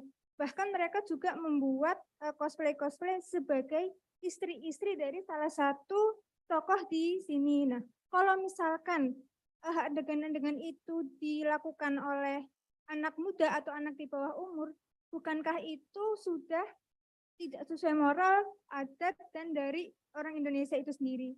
Menurut ibu-ibu yang punya anak-anak masih kecil, masih muda, tiba-tiba anaknya bilang, pengen jadi istri keempat, itu gimana, Bu? Iya. Nah, maka dari itu, penelitian soal ini penting supaya masyarakat Indonesia tahu tentang pentingnya dan pendidikan gender untuk anak-anak, dan supaya hal-hal yang mendiskriminasi perempuan tidak terus dinormalisasikan di media. Ya, mungkin itu jawabannya. I'm sorry for using Indonesian. It's okay. Okay, thank you, Miss Febrina Mulyaningrum. Okay, thank you for the speaker and participant for taking in this discussion. Okay, ladies and gentlemen, this is the end of the fourth presentation this session. We would like to thank Ms. Febrina Mulyaningrum for informative and interesting talk.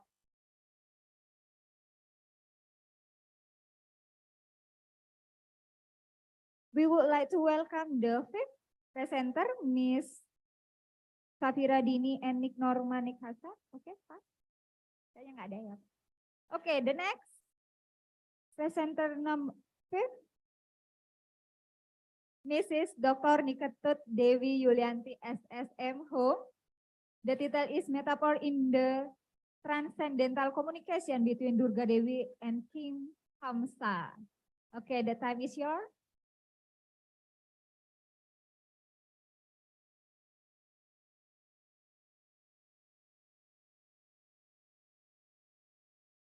Purwaningatur Om Swastiastu.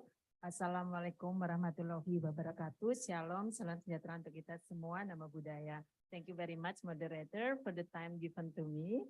Pertama-tama kita aturkan puji syukur kepada Tuhan Yang Maha Esa karena kita bisa berada di ruangan ini dalam keadaan sehat tanpa kekurangan apapun. Okay, as it is instructed by the committee that we should present our paper in English, then I speak English. Even I know very well that actually in every event we need to use Bahasa Indonesia because now the government is still struggling for having Bahasa Indonesia as an international language. Okay, but no problem. I speak English, and then if some of the participants would like to ask me a question in Bahasa Indonesia, I will be very happy to answer the question. All right, so as mentioned by the moderator, my name is Dewi Yulianti. My paper is actually written by me and one of the students of Udayana University. Her name is Gusyayu Jessica Sita Devi, but the committee told me that only one presenter is allowed to give the presentation. And I am from ISI Denpasar, Indonesia Institute of the Art, Institut Seni Indonesia Denpasar. And the title of my paper today is Metaphor in the Transcendental Communication between Durga Dewi and King Kamsa. Okay, next please. Okay, so I would like to start with the introduction that metaphors, maybe all of us can realize that in our life, we often use metaphor. For example, maybe here is Pak Dwi, my friends. Maybe he talks to his wife saying, oh, my wife, you are like the moon. That is the example of using metaphor, right? And then it is also not only in literary works, but it is also used in the daily conversation, as I said just now. And besides, metaphor is also used in the religious text. And then I use here the Srimad Bhagavatam, one of the religious texts, also contains metaphor in the transcendental communication between Durga Dewi and King Hamsa. Next, please. Okay, so the committee also told me to make only 7 slides of the presentation because of the limited time. And I would like to present 2 things here. The first thing is about the types of metaphor used in the transcendental communication between Durga Devi and Kim Kamsa. And the second one is to find out the moral value of the communication between them. Next. Okay. Well, I think this is not very significant to deliver today. About the method, it is very, technical. And I would like to introduce that the data I use in my presentation or in my paper is taken from the religious text. The title is Srimad Bhagavatam, Canto 10, chapter 4. The title is The Atrocities of King Kamsa. That is actually the title. And then just now, one of the presenters' name is Krishna Basudeva, right? So the name is very interesting. And then that name is one of one of the story here. Okay, next. I don't want to read the methods. So now let's talk about the synopsis. Okay. Well, after Vasudeva bound himself with iron shackles as before, the doors of the prison house closed by the influence of Yogamaya. So Yogamaya here is Durga Devi, who then began crying as a newborn child. This crying awakened the doorkeepers, who immediately informed Kamsa that a child has been born to Devaki. Upon hearing this news, Kamsa appears with great force in the maternity room, and in spite of Devaki's place that the child deceived, the demon forcibly snatched the child from Devaki's hands and dashed the child against a rock. Unfortunately for Kamsa, however, the newborn child slipped away from his hand, rose above his head, and appeared as the eight-armed form of Durga, then told Kamsa that the enemy he contemplates has taken birth somewhere else. Therefore, his plan to persecute all the babies will prove futile. Futile is useless, right? According to prophecy, the eighth child of Devaki would kill Kamsa, and therefore, when Kamsa saw that the eighth child was a female and heard that his so-called enemy had taken birth elsewhere, he was struck with wonder. He decided to release Devaki and Vasudeva, and he admitted before them the wrongness of his atrocities. Falling at the feet of Devaki and Vasudeva, ladies and gentlemen, so King Kamsa, doing this, falling at the feet of Devaki and Vasudeva, he begged their pardon and tried to convince them that because the events that had taken place were destined to happen. Jadi Kamsa mengatakan ini memang sudah harus terjadi, gitu. Jadi dia tidak mau disalahkan. They should not be unhappy for his having killed so many of their children. Devaki and Vasudeva, being naturally very pious, immediately excused Kamsa for his atrocities. And Kamsa, after seeing that his sister and brother-in-law were very happy at the time, and then he returned to his home. That is the synopsis of the story. I think this is not a new story for Hindus, especially we are in Bali, right? Next. Okay, so finding and discussion. The first finding is the type of metaphor used in the transcendental communication between Durga Devi and King Kamsa are hyperbole, simile, litote, sarcasm, and cynicism. Maybe, ladies and gentlemen, you can find out the findings in more detail in my paper in the proceeding of this international seminar, because we have only 7 slides to present in this nice occasion.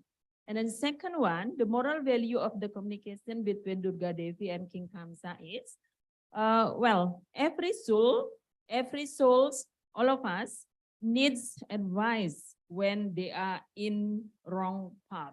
Okay, so all of us, To err is human, to forgive divine. Every soul can make mistake, and it is a wise step to accept advice in order to get improvement in life. So I think all of us here agree that sometime when we have, okay, let's say like our children at home, and then our friends or your spouse, for example, your husband, your wife, and then when they make mistakes, sometimes we feel very annoyed, get bored to give advice. Sudahlah, tidak mau dikasih tahu, tidak usah dinasihati lagi. Sometimes we feel so, right? But this text advise us to keep giving advice as we are, as a human being living in this material world.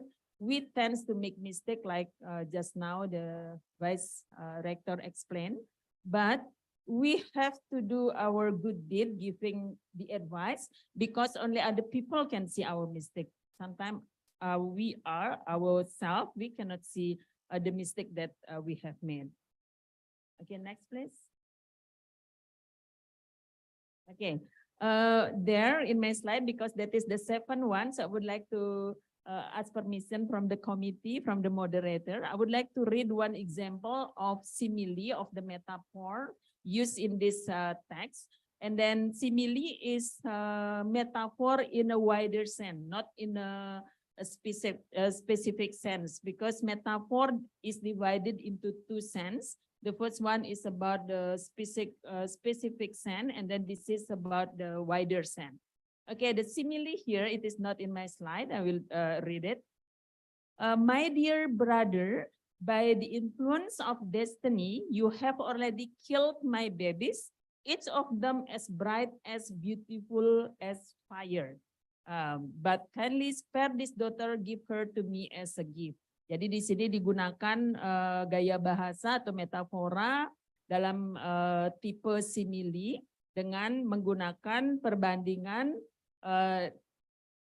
each of them as bright and beautiful as fire. Jadi mereka itu secerah, secantik api, seperti itu penggunaannya. Jadi di sini ada ex-student saya, ada Paramita. Jadi pernah main drama tari dengan saya. Jadi teks yang digunakan sama, tapi ini chapter yang berbeda. Jadi kitab Srimad Bhagavatam ini luar biasa menjelaskan tentang lila-lila Tuhan. Jadi sangat bagus digunakan untuk menjelaskan tentang kehidupan kita, karena metafora itu juga digunakan dalam teks, dan teks religius itu adalah gambaran dari kehidupan kita sebagai manusia, because in the text it is mentioned that all of us, the human being, every soul is part and parcel of God. Jadi kita adalah bagian dan percikan dari Tuhan, sehingga kita juga memiliki kehidupan karakter yang mirip dengan Tuhan walaupun dalam kuantitas dan kualitas yang berbeda. I think she understand very much about that. One of the player of my dance theater. Okay, so that is the example, and come to the conclusion. There are 5 types of metaphor in a wider sense found in the transcendental communication between Durga Devi and King Kamsa, namely hyperbole, simile, litotes, sarcasm, and cynicism. The moral value of the transcendental communication between Durga Devi and King Kamsa is that every soul needs advice when they are in a wrong path. To err is human, to forgive divine. Every soul can make mistake, and it is a wise step to accept advice in order to get improvement in life. Jadi mungkin adik-adik mahasiswa ada di sini, jadi jangan pernah bosan mendengarkan nasihat ya, terutama dari orang tua, karena kadang-kadang kalau kita salah, kita sangat marah dinasehati. Di kitab Srimad Bhagavatam juga dikatakan, orang yang sedang melakukan kesalahan itu seperti ular berbisa. Diberikan susu pun dia tetap akan berbisa, seperti itu. Kadang-kadang kalau kita dalam berbuat salah, dinasehati, kita akan menjadi semakin marah karena tentunya kita sedang dalam darkness, seperti itu. I think that's all my presentation. Thank you very much for your attention, and then I give time back to the moderator. Thank you, Mrs. Dewi, for presenting such interesting topic. Okay, next Q&A session. Boleh kok pakai bahasa Indonesia kalau ada yang mau. Ada? No question? No question? Pas? Benar? Oke, Ibu Oke. Dia. Silakan Ibu Dia.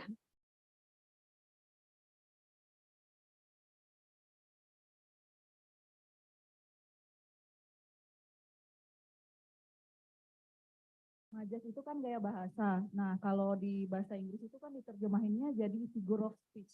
Sedangkan gaya bahasa itu ada banyak jenisnya. Salah satunya metafora. Ada metafora, personifikasi, mitotes, yang kayak gitu-gitu. Nah, metafora itu mengumpamakan objek, personifikasi apa gitu.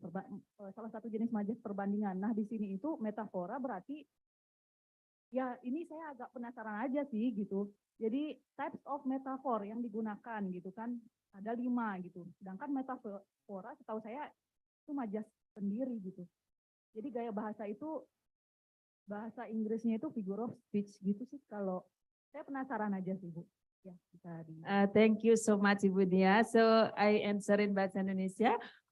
Terima kasih Bu Dia. Jadi tadi juga saya sempat ngobrol sama Bu Dia. Jadi ada di sini walaupun bukan dari instansi pendidikan gitu, tapi beliau sangat tertarik dengan presentasi semua dari kita. I'm really happy to meet you today. Ini berarti Ibu mendengarkan presentasi saya ya.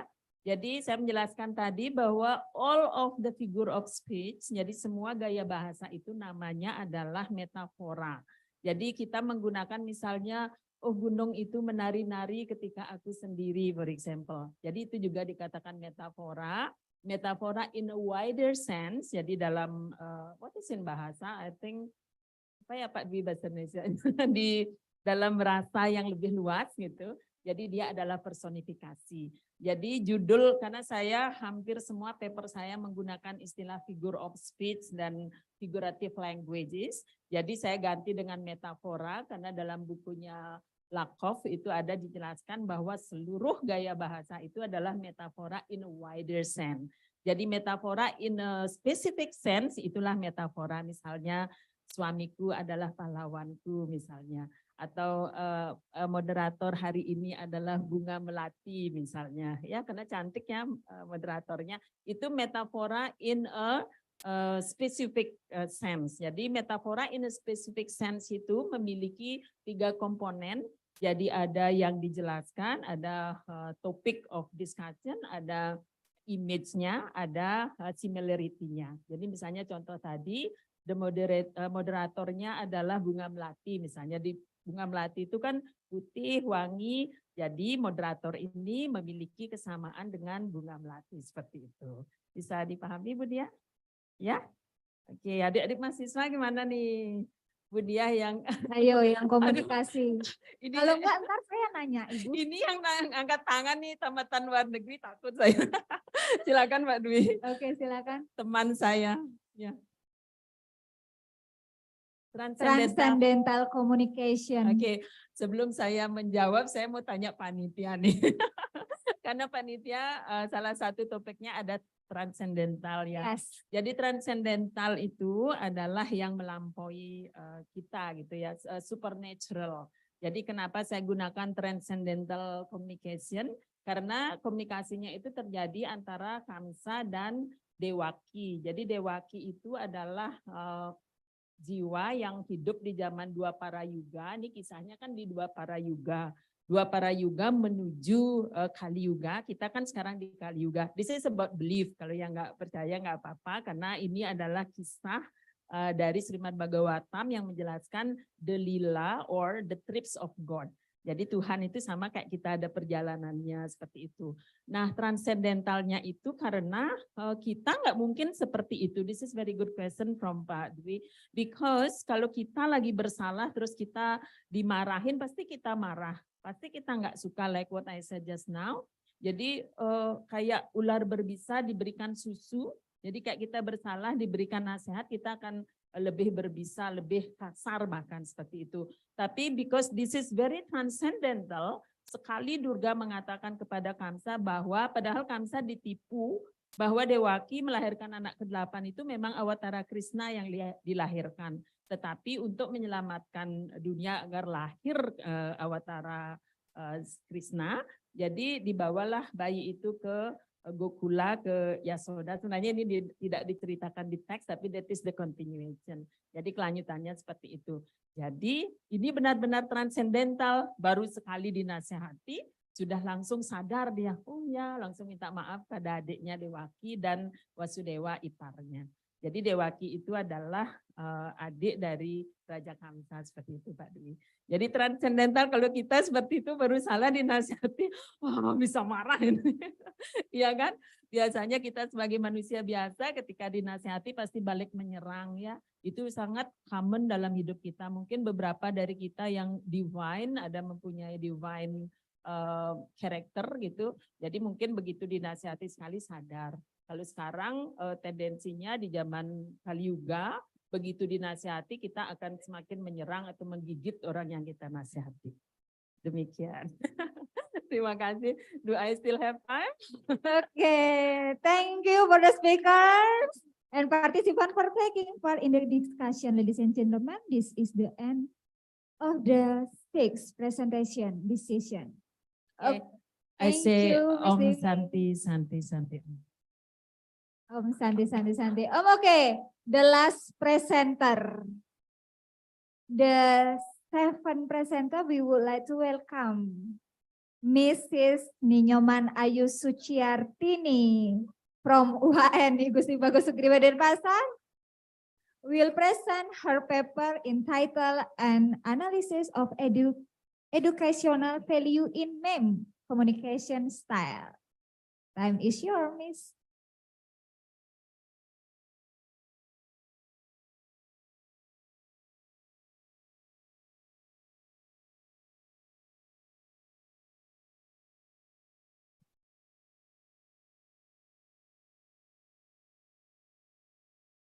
Om Swastiastu.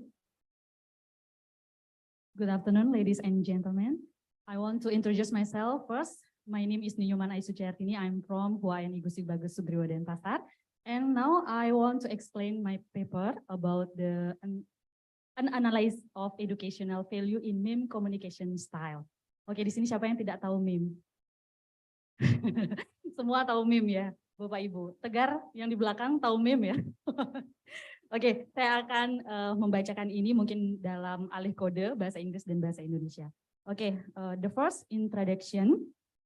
Language play an important role in determining the success of communication. Verbal and non-verbal language reinforce each other to form positive communication with communication goals. The language of communication takes many forms and types in use also varies depending in the social content. The style of language that emerged later is new of a communication stroke is used the memes. The memes is one of the works of art that netizens have been showing up on social media lately. Memes on social media are made and intend to be able to voice, critique, entertain on or inform something related to the world of economic, politics, social culture, and even the words of education. This meme can be used as a new communication medium by students as form of creativity, argument, or opinion. Social media, especially Facebook, Instagram, Twitter, and so on, which used in Indonesia, almost complete established to Indonesian citizens. Memes are ideas, behavior, or style that spread from one person to another with culture in the care also screenshot for television show, a movie, and so on. Homemade pictures also. And this paper make use research by the next, please. Okay. The first study title in satire language in social media meme culture, written by Ninyoman Ayu Suciartini. And the second research is the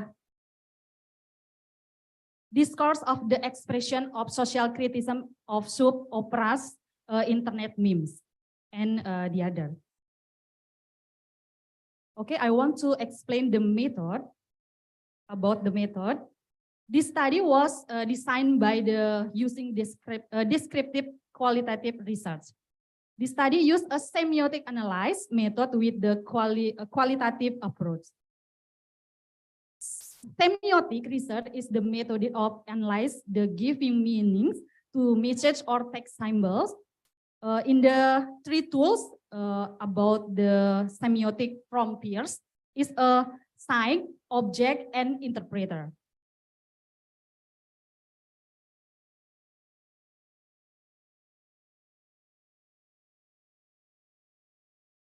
Oke, saya langsung ke finding and discussion. Oke, number one, the picture in the meme. Bisa melihat semuanya, rekan-rekan. Ini meme pertama, the title is a meme of Facebook greeting in the Minister of Education. Itu narasinya, welcome Pak Nadiem, hari ini kita belajar apa Pak? Sesuai aplikasi. Nah, di sini dalam analisis semiotik, kita bisa melihat kajiannya itu ada 3 tools. The first is the sign, object, and interpreter.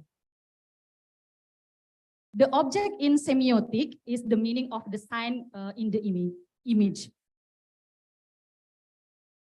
The meaning of the human illustration student who will welcome to the new Minister of Education and ask question to the lesson which answer by shadow figure who are not yet clear with narration according to the application.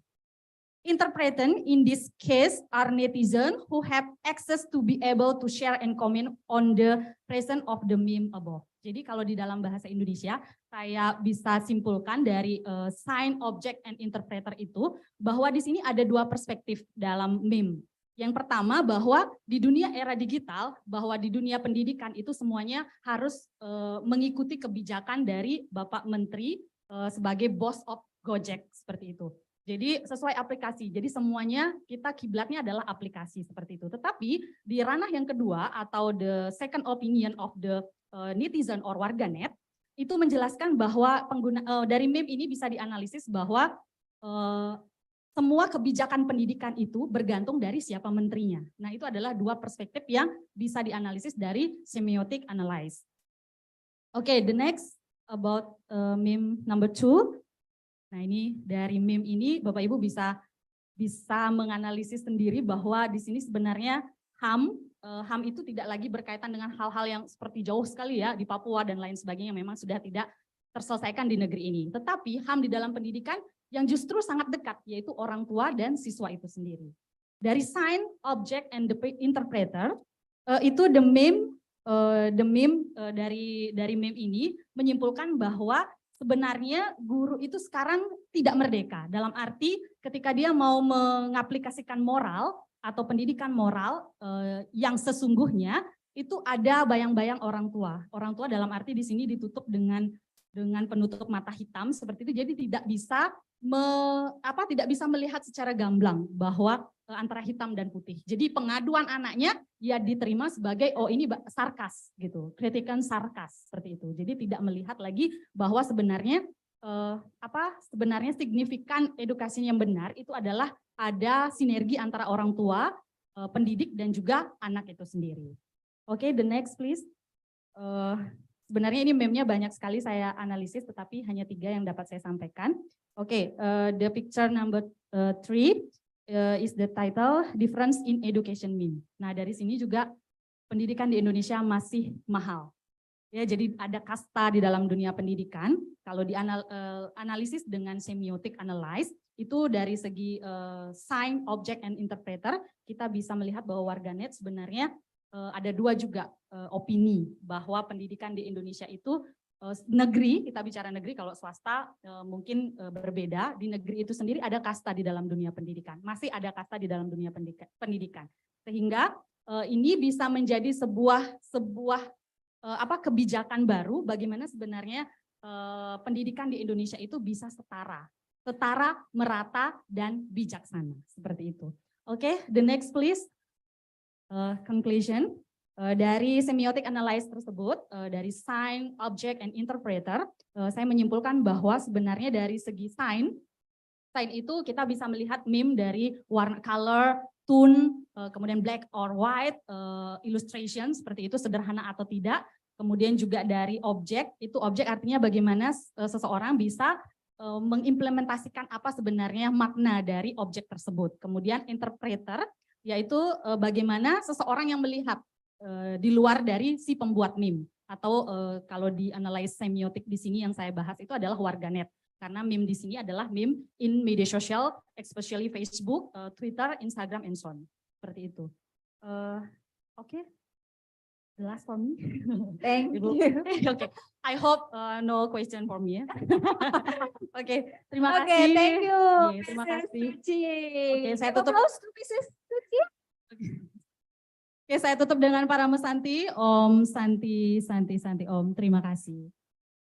Oke, berarti nggak ada ini Q&A session katanya ibunya. Ada yang mau bertanya tapi? Oh, ada. Oh, ternyata ada. Oke, Bu Ika, please. Iya. Kayaknya saya tahu nih siapa yang bertanya ya. Ya, ini anak buah saya, anak didik saya. Jangan susah-susah ya. Si yang susah ya, Nak. Nanti D loh. Ibu nggak ada ngajar kan? Saya yang ada Ngajar, ngajar. Mbak. Saya kan ngajar sekali nih sekali. Silakan. Okay, thank you for the time. My name is Ngurah Satya and I'm from Universitas Indo Negeri Gusti Bagus Kuliah di Denpasar. Baik, saya akan lanjutkan dengan bahasa Indonesia. Jadi sedikit ada pertanyaan dari saya, yaitu komunikasi menggunakan meme ini memang cukup menarik karena di zaman digital ini saya melihat komunikasi yang berbentuk pesan ataupun yang panjang seperti berita itu sudah bisa dibilang literasinya itu agak kurang. Nah, sehingga disesuaikan dengan yang namanya meme. Nah, dari meme ini sangat menarik. Kemudian yang menjadi pertanyaan saya adalah apakah meme ini akan mempengaruhi dari style komunikasi suatu daerah ataupun justru mampu dikembangkan oleh masyarakat daerah tersebut menjadi suatu meme yang lebih sesuai dengan daerah tersebut. Yang karena kalau kedepannya bisa dilihat bahwa meme ini akan menjadi salah satu media komunikasi yang cukup menarik, sama seperti emoticon, yang dimana emoticon ini akan mengekspresikan dari settingan tersebut. Nah, meme ini menurut saya juga merupakan salah satu yang akan menjadi pengganti pesan-pesan yang panjang sehingga lebih singkat. Mungkin sekian dari saya, terima kasih Bu. Gimana Bu Ika? Bisa langsung saya jawab? Aduh, satu saja dong. Oke, terima kasih Bu Ika, saya langsung jawab. Terima kasih Satria. Oke, tadi sudah Satya, Bu, Satya. Oh ya, maaf ya Satya. Sepakat ya bahwa meme itu adalah gaya komunikasi baru di era digital sekarang.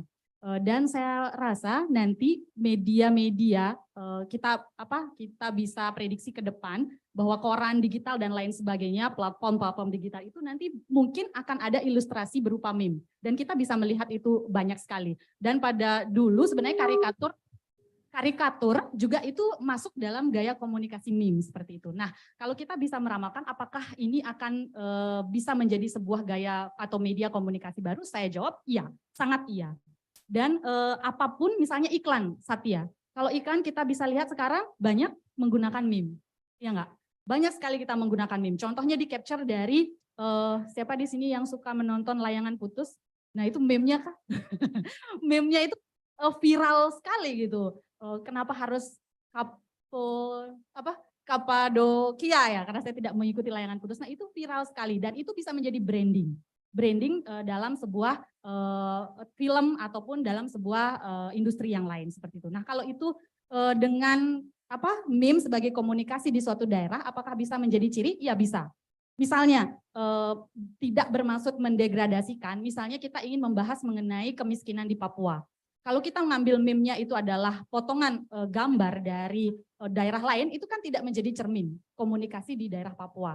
Tetapi yang diambil adalah meme dari gambar-gambar di Papua tersebut. Nah, apakah itu berarti kita melakukan jokes terhadap keadaan yang seperti itu? Tidak. Nah, di sini kan diperkuat meme itu dengan narasi. Narasi yang mungkin meme-nya ada satir, sarkas, atau menginformasikan sesuatu. Seperti itu Satya, semoga bisa diterima, dipahami Satya. Terima kasih Bu Ika. Baik, terima kasih Ibu Suci. Nah, saya jadi ikut-ikutan pakai bahasa Indonesia. Saya cinta Indonesia, Bu. Ada lagi Bu Ika? Oke, the next question. Gak ada ya. Pas? Oke, pas. Okay, thank you for the speaker and participant for taking part in the discussion. Izinkan saya menutup dengan para Santi sekali lagi. Om Santi, Santi, Santi, Om. Terima kasih.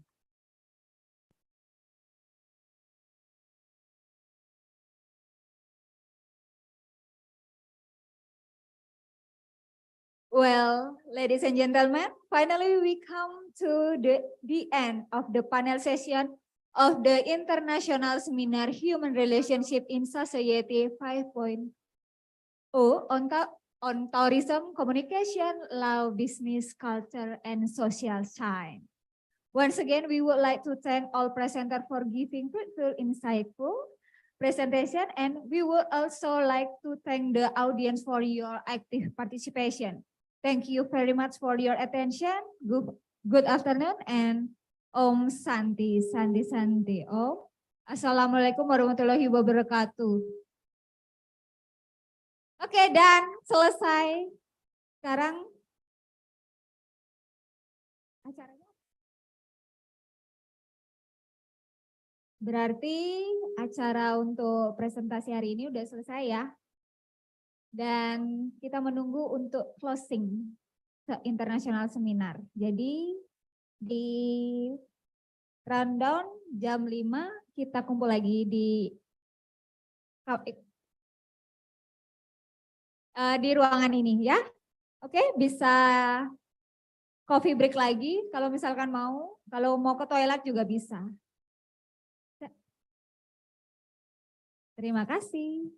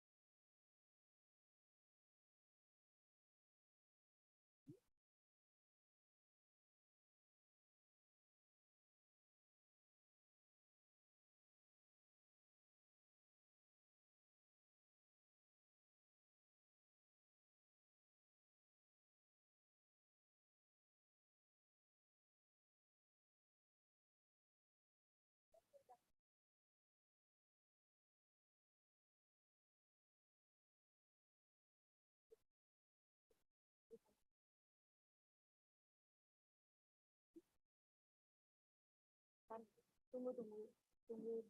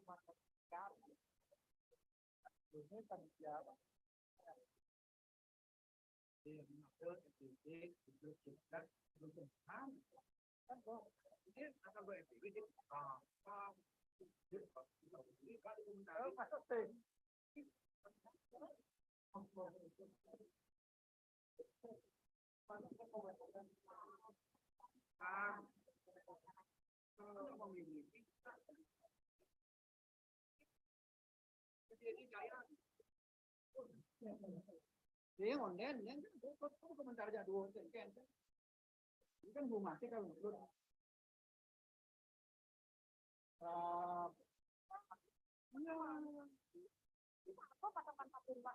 Dua, udah tiga juga, mereka udah tiga. PW mungkin kamu ya.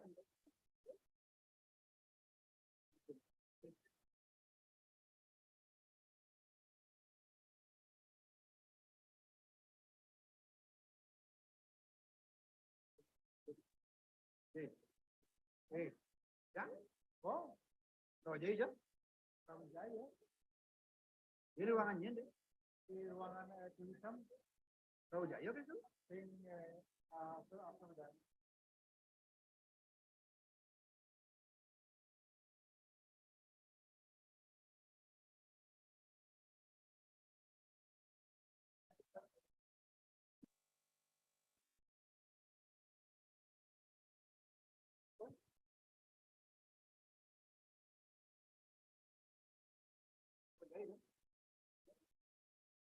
Boleh.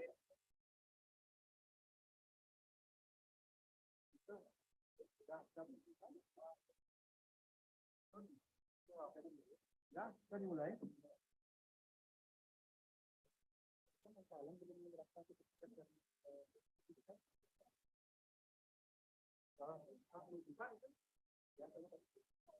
Lupa dulu.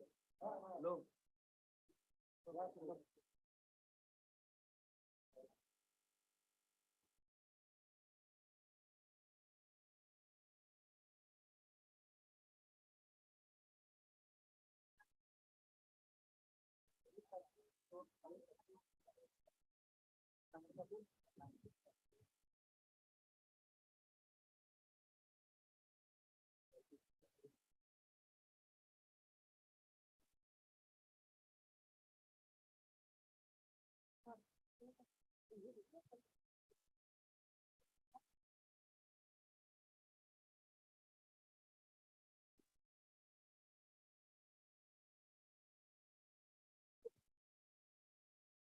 Mohon izin hadirin sekalian, acara akan kami lanjutkan.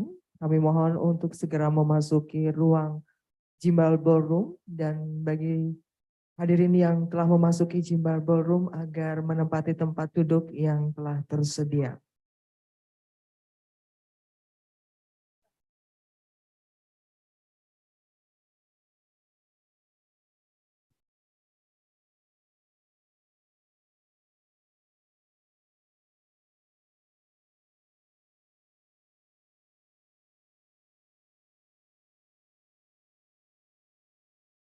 Ladies and gentlemen, please be seated. We are going to continue our event.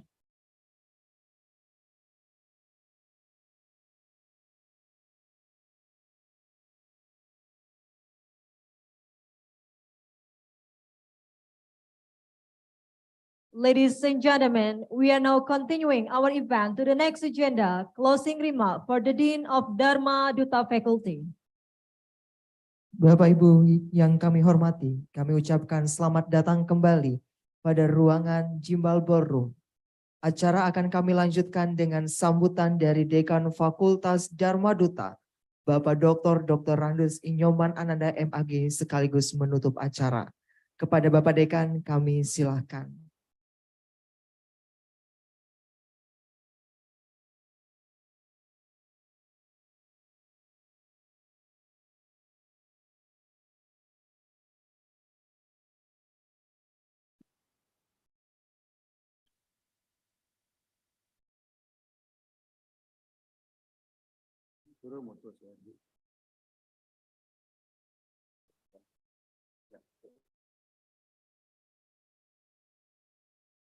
Good afternoon, ladies and gentlemen. Om Swastiastu. Assalamualaikum warahmatullahi wabarakatuh. Shalom, Namo Buddhaya. I believe that during this one-day seminar, all of us have obtained a fruitful discussion in this international seminar, whose main theme is tourism, communication, law, business, and culture in 5O society. We have learned a lot from the keynote session, plenary session, and breakout session delivered by the amazing keynote speaker, plenary session, which are delivered by 4 invited speakers who have shared their knowledge. Once again, on behalf of the committee, thank you for delivering such important materials so that all of us can deepen our knowledge about the impact of 5O society human relationship in the field of tourism, communication, law, business, and culture. Furthermore, I would like to thank all presenters and participants who have joined this conference from all over the world. I'm certain that every presenter has presented the paper, and I sincerely hope that through your presentation and discussion afterward, all of us can contribute to solving the problems arise as the impact of 5O society in our own countries. Even though the contribution may be small, but it's still valuable. Last but not least, thank you for great contribution, and I'm looking forward to seeing you in the next seminar. Om Shanti, Shanti, Shanti Om. Assalamualaikum warahmatullahi wabarakatuh. Salam, Namo Buddhaya. Bapak Dekan, please remain to stay on stage. We are going to invite the speaker from Mahamakut Buddhist University to come on stage for the certificate submission.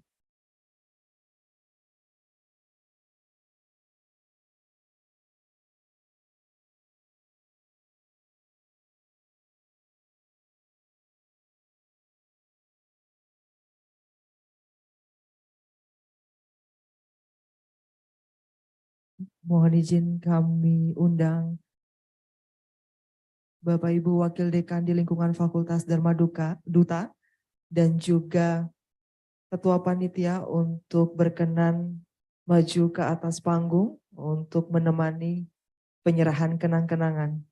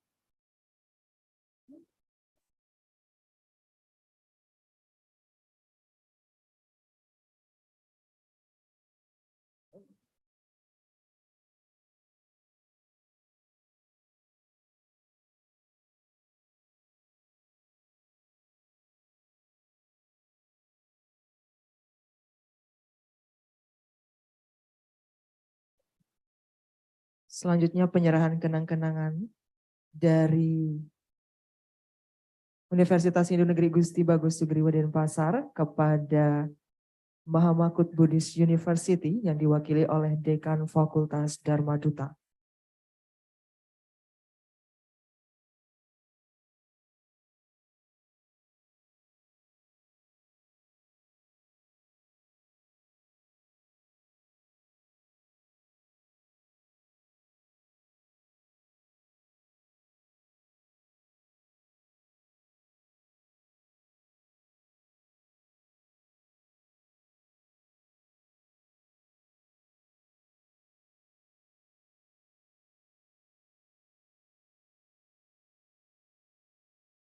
Hadirin sekalian, mari kita beri tepuk tangan sekali lagi atas terselenggaranya perjanjian dan seminar internasional hari ini.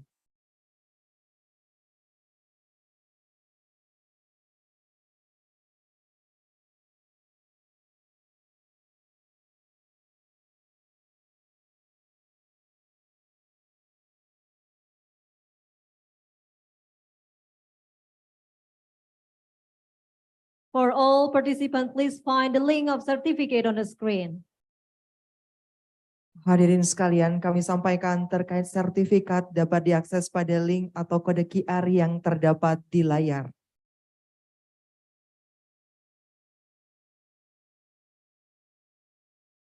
With the end of the parallel session and closing remark from the Dean of Dharma Duta Faculty, the International Seminar entitled Human Relationship in Society 5.0 on Tourism, Communication, Law, Business, Culture, and Social Science will also end. Hadirin sekalian, dengan berakhirnya seri paralel seminar internasional, maka berakhir pula kegiatan hari ini. Hopefully we will find the presentation and discussion informative. On behalf of the committee, we would like to say thank you for all invitees, speakers, and guests. See you in another event. I'm Trisna, I'm Suyase. signing off. Om Santi, Santi, Santi, Om. Wassalamualaikum warahmatullahi wabarakatuh. Salam sejahtera untuk kita semua. Shalom, Namo Buddhaya.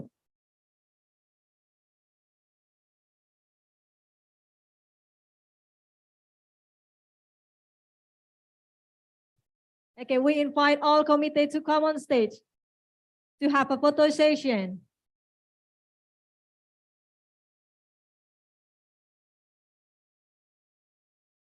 Kami undang seluruh panitia untuk ke atas panggung untuk foto bersama.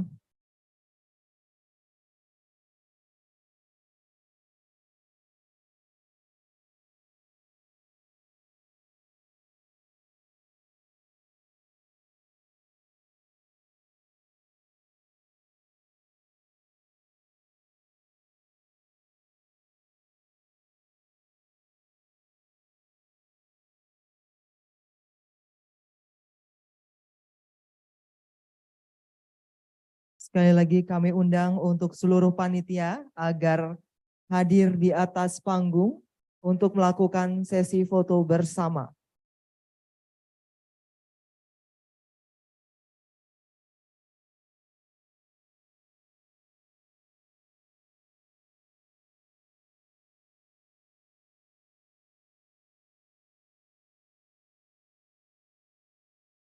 Kepada hadirin sekalian, sekali lagi kami ucapkan terima kasih dan apresiasi setinggi-tingginya atas antusiasnya untuk mengikuti Internasional Seminar Human Relationship in Society 5.0 on Tourism, Communication, Business, Culture, and Social Science.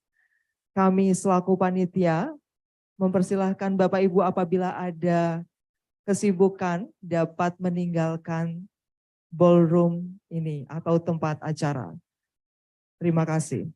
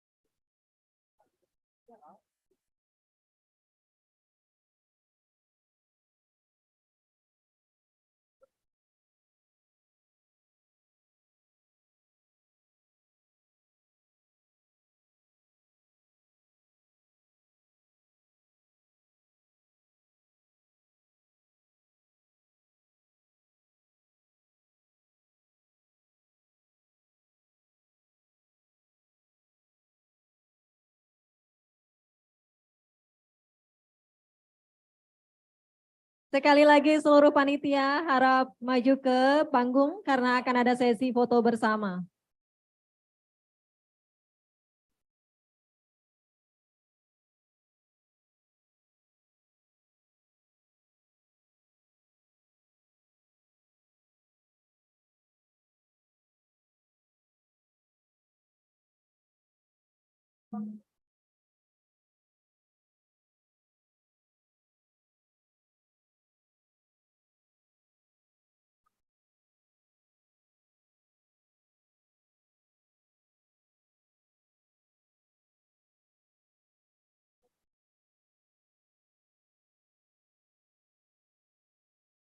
Cek.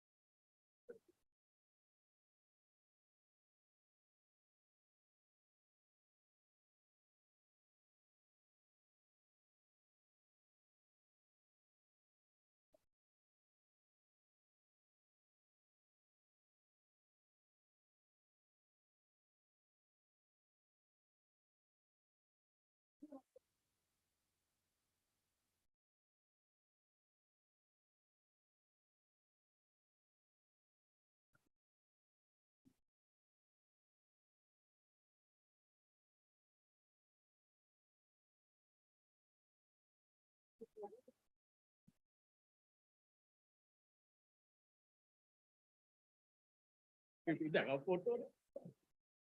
Apa-apa.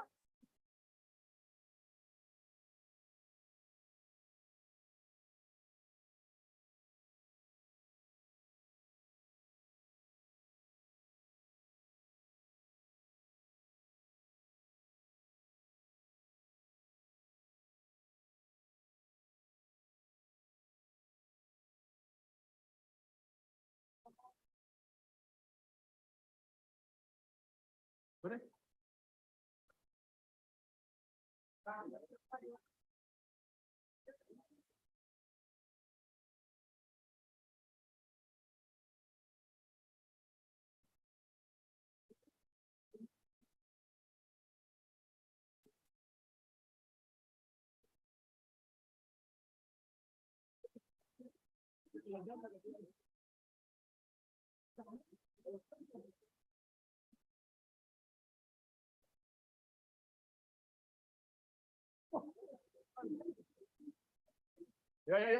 Yo.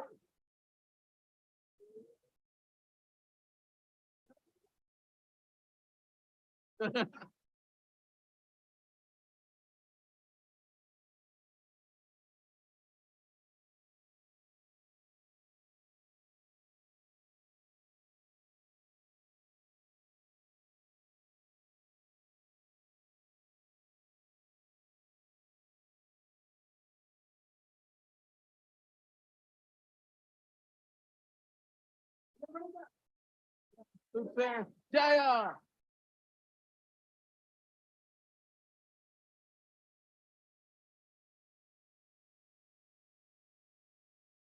Ketar-ketar.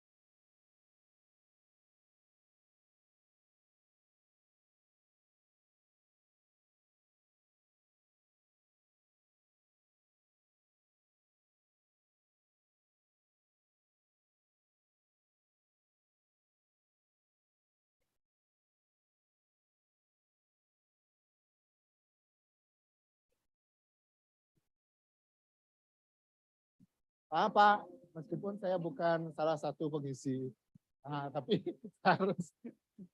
Udah deh. Ya. Ya, jadi Wuling Motor hari ini akan memberikan diskon kepada Bapak Ibu. Hari ini Bapak Ibu yang ada di sini akan kami berikan 15% dari Wuling Motor. Ya, apalagi yang tahun ini mau menikah, dari Wuling Motor akan memberikan diskon yang luar biasa. Ya. Terutama untuk Pak Tegar dan Bu Dek Kris. Udah Bu ya? Udah nih.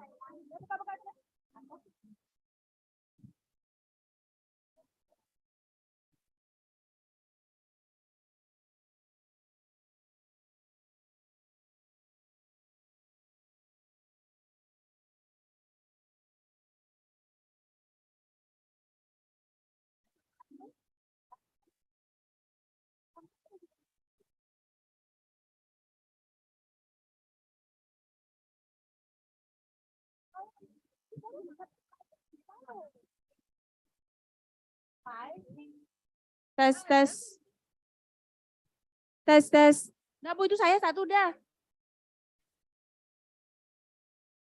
Tes, tes.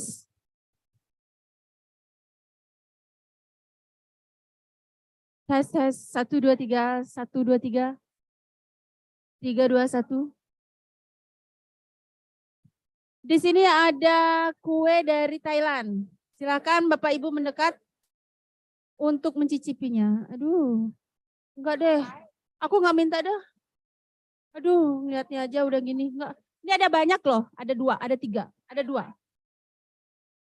Pia, Pia. Oh, Pia. Pia, Pia. Sudah, masih bagus.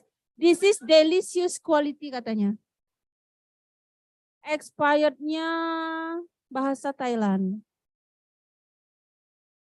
Ah, expirednya.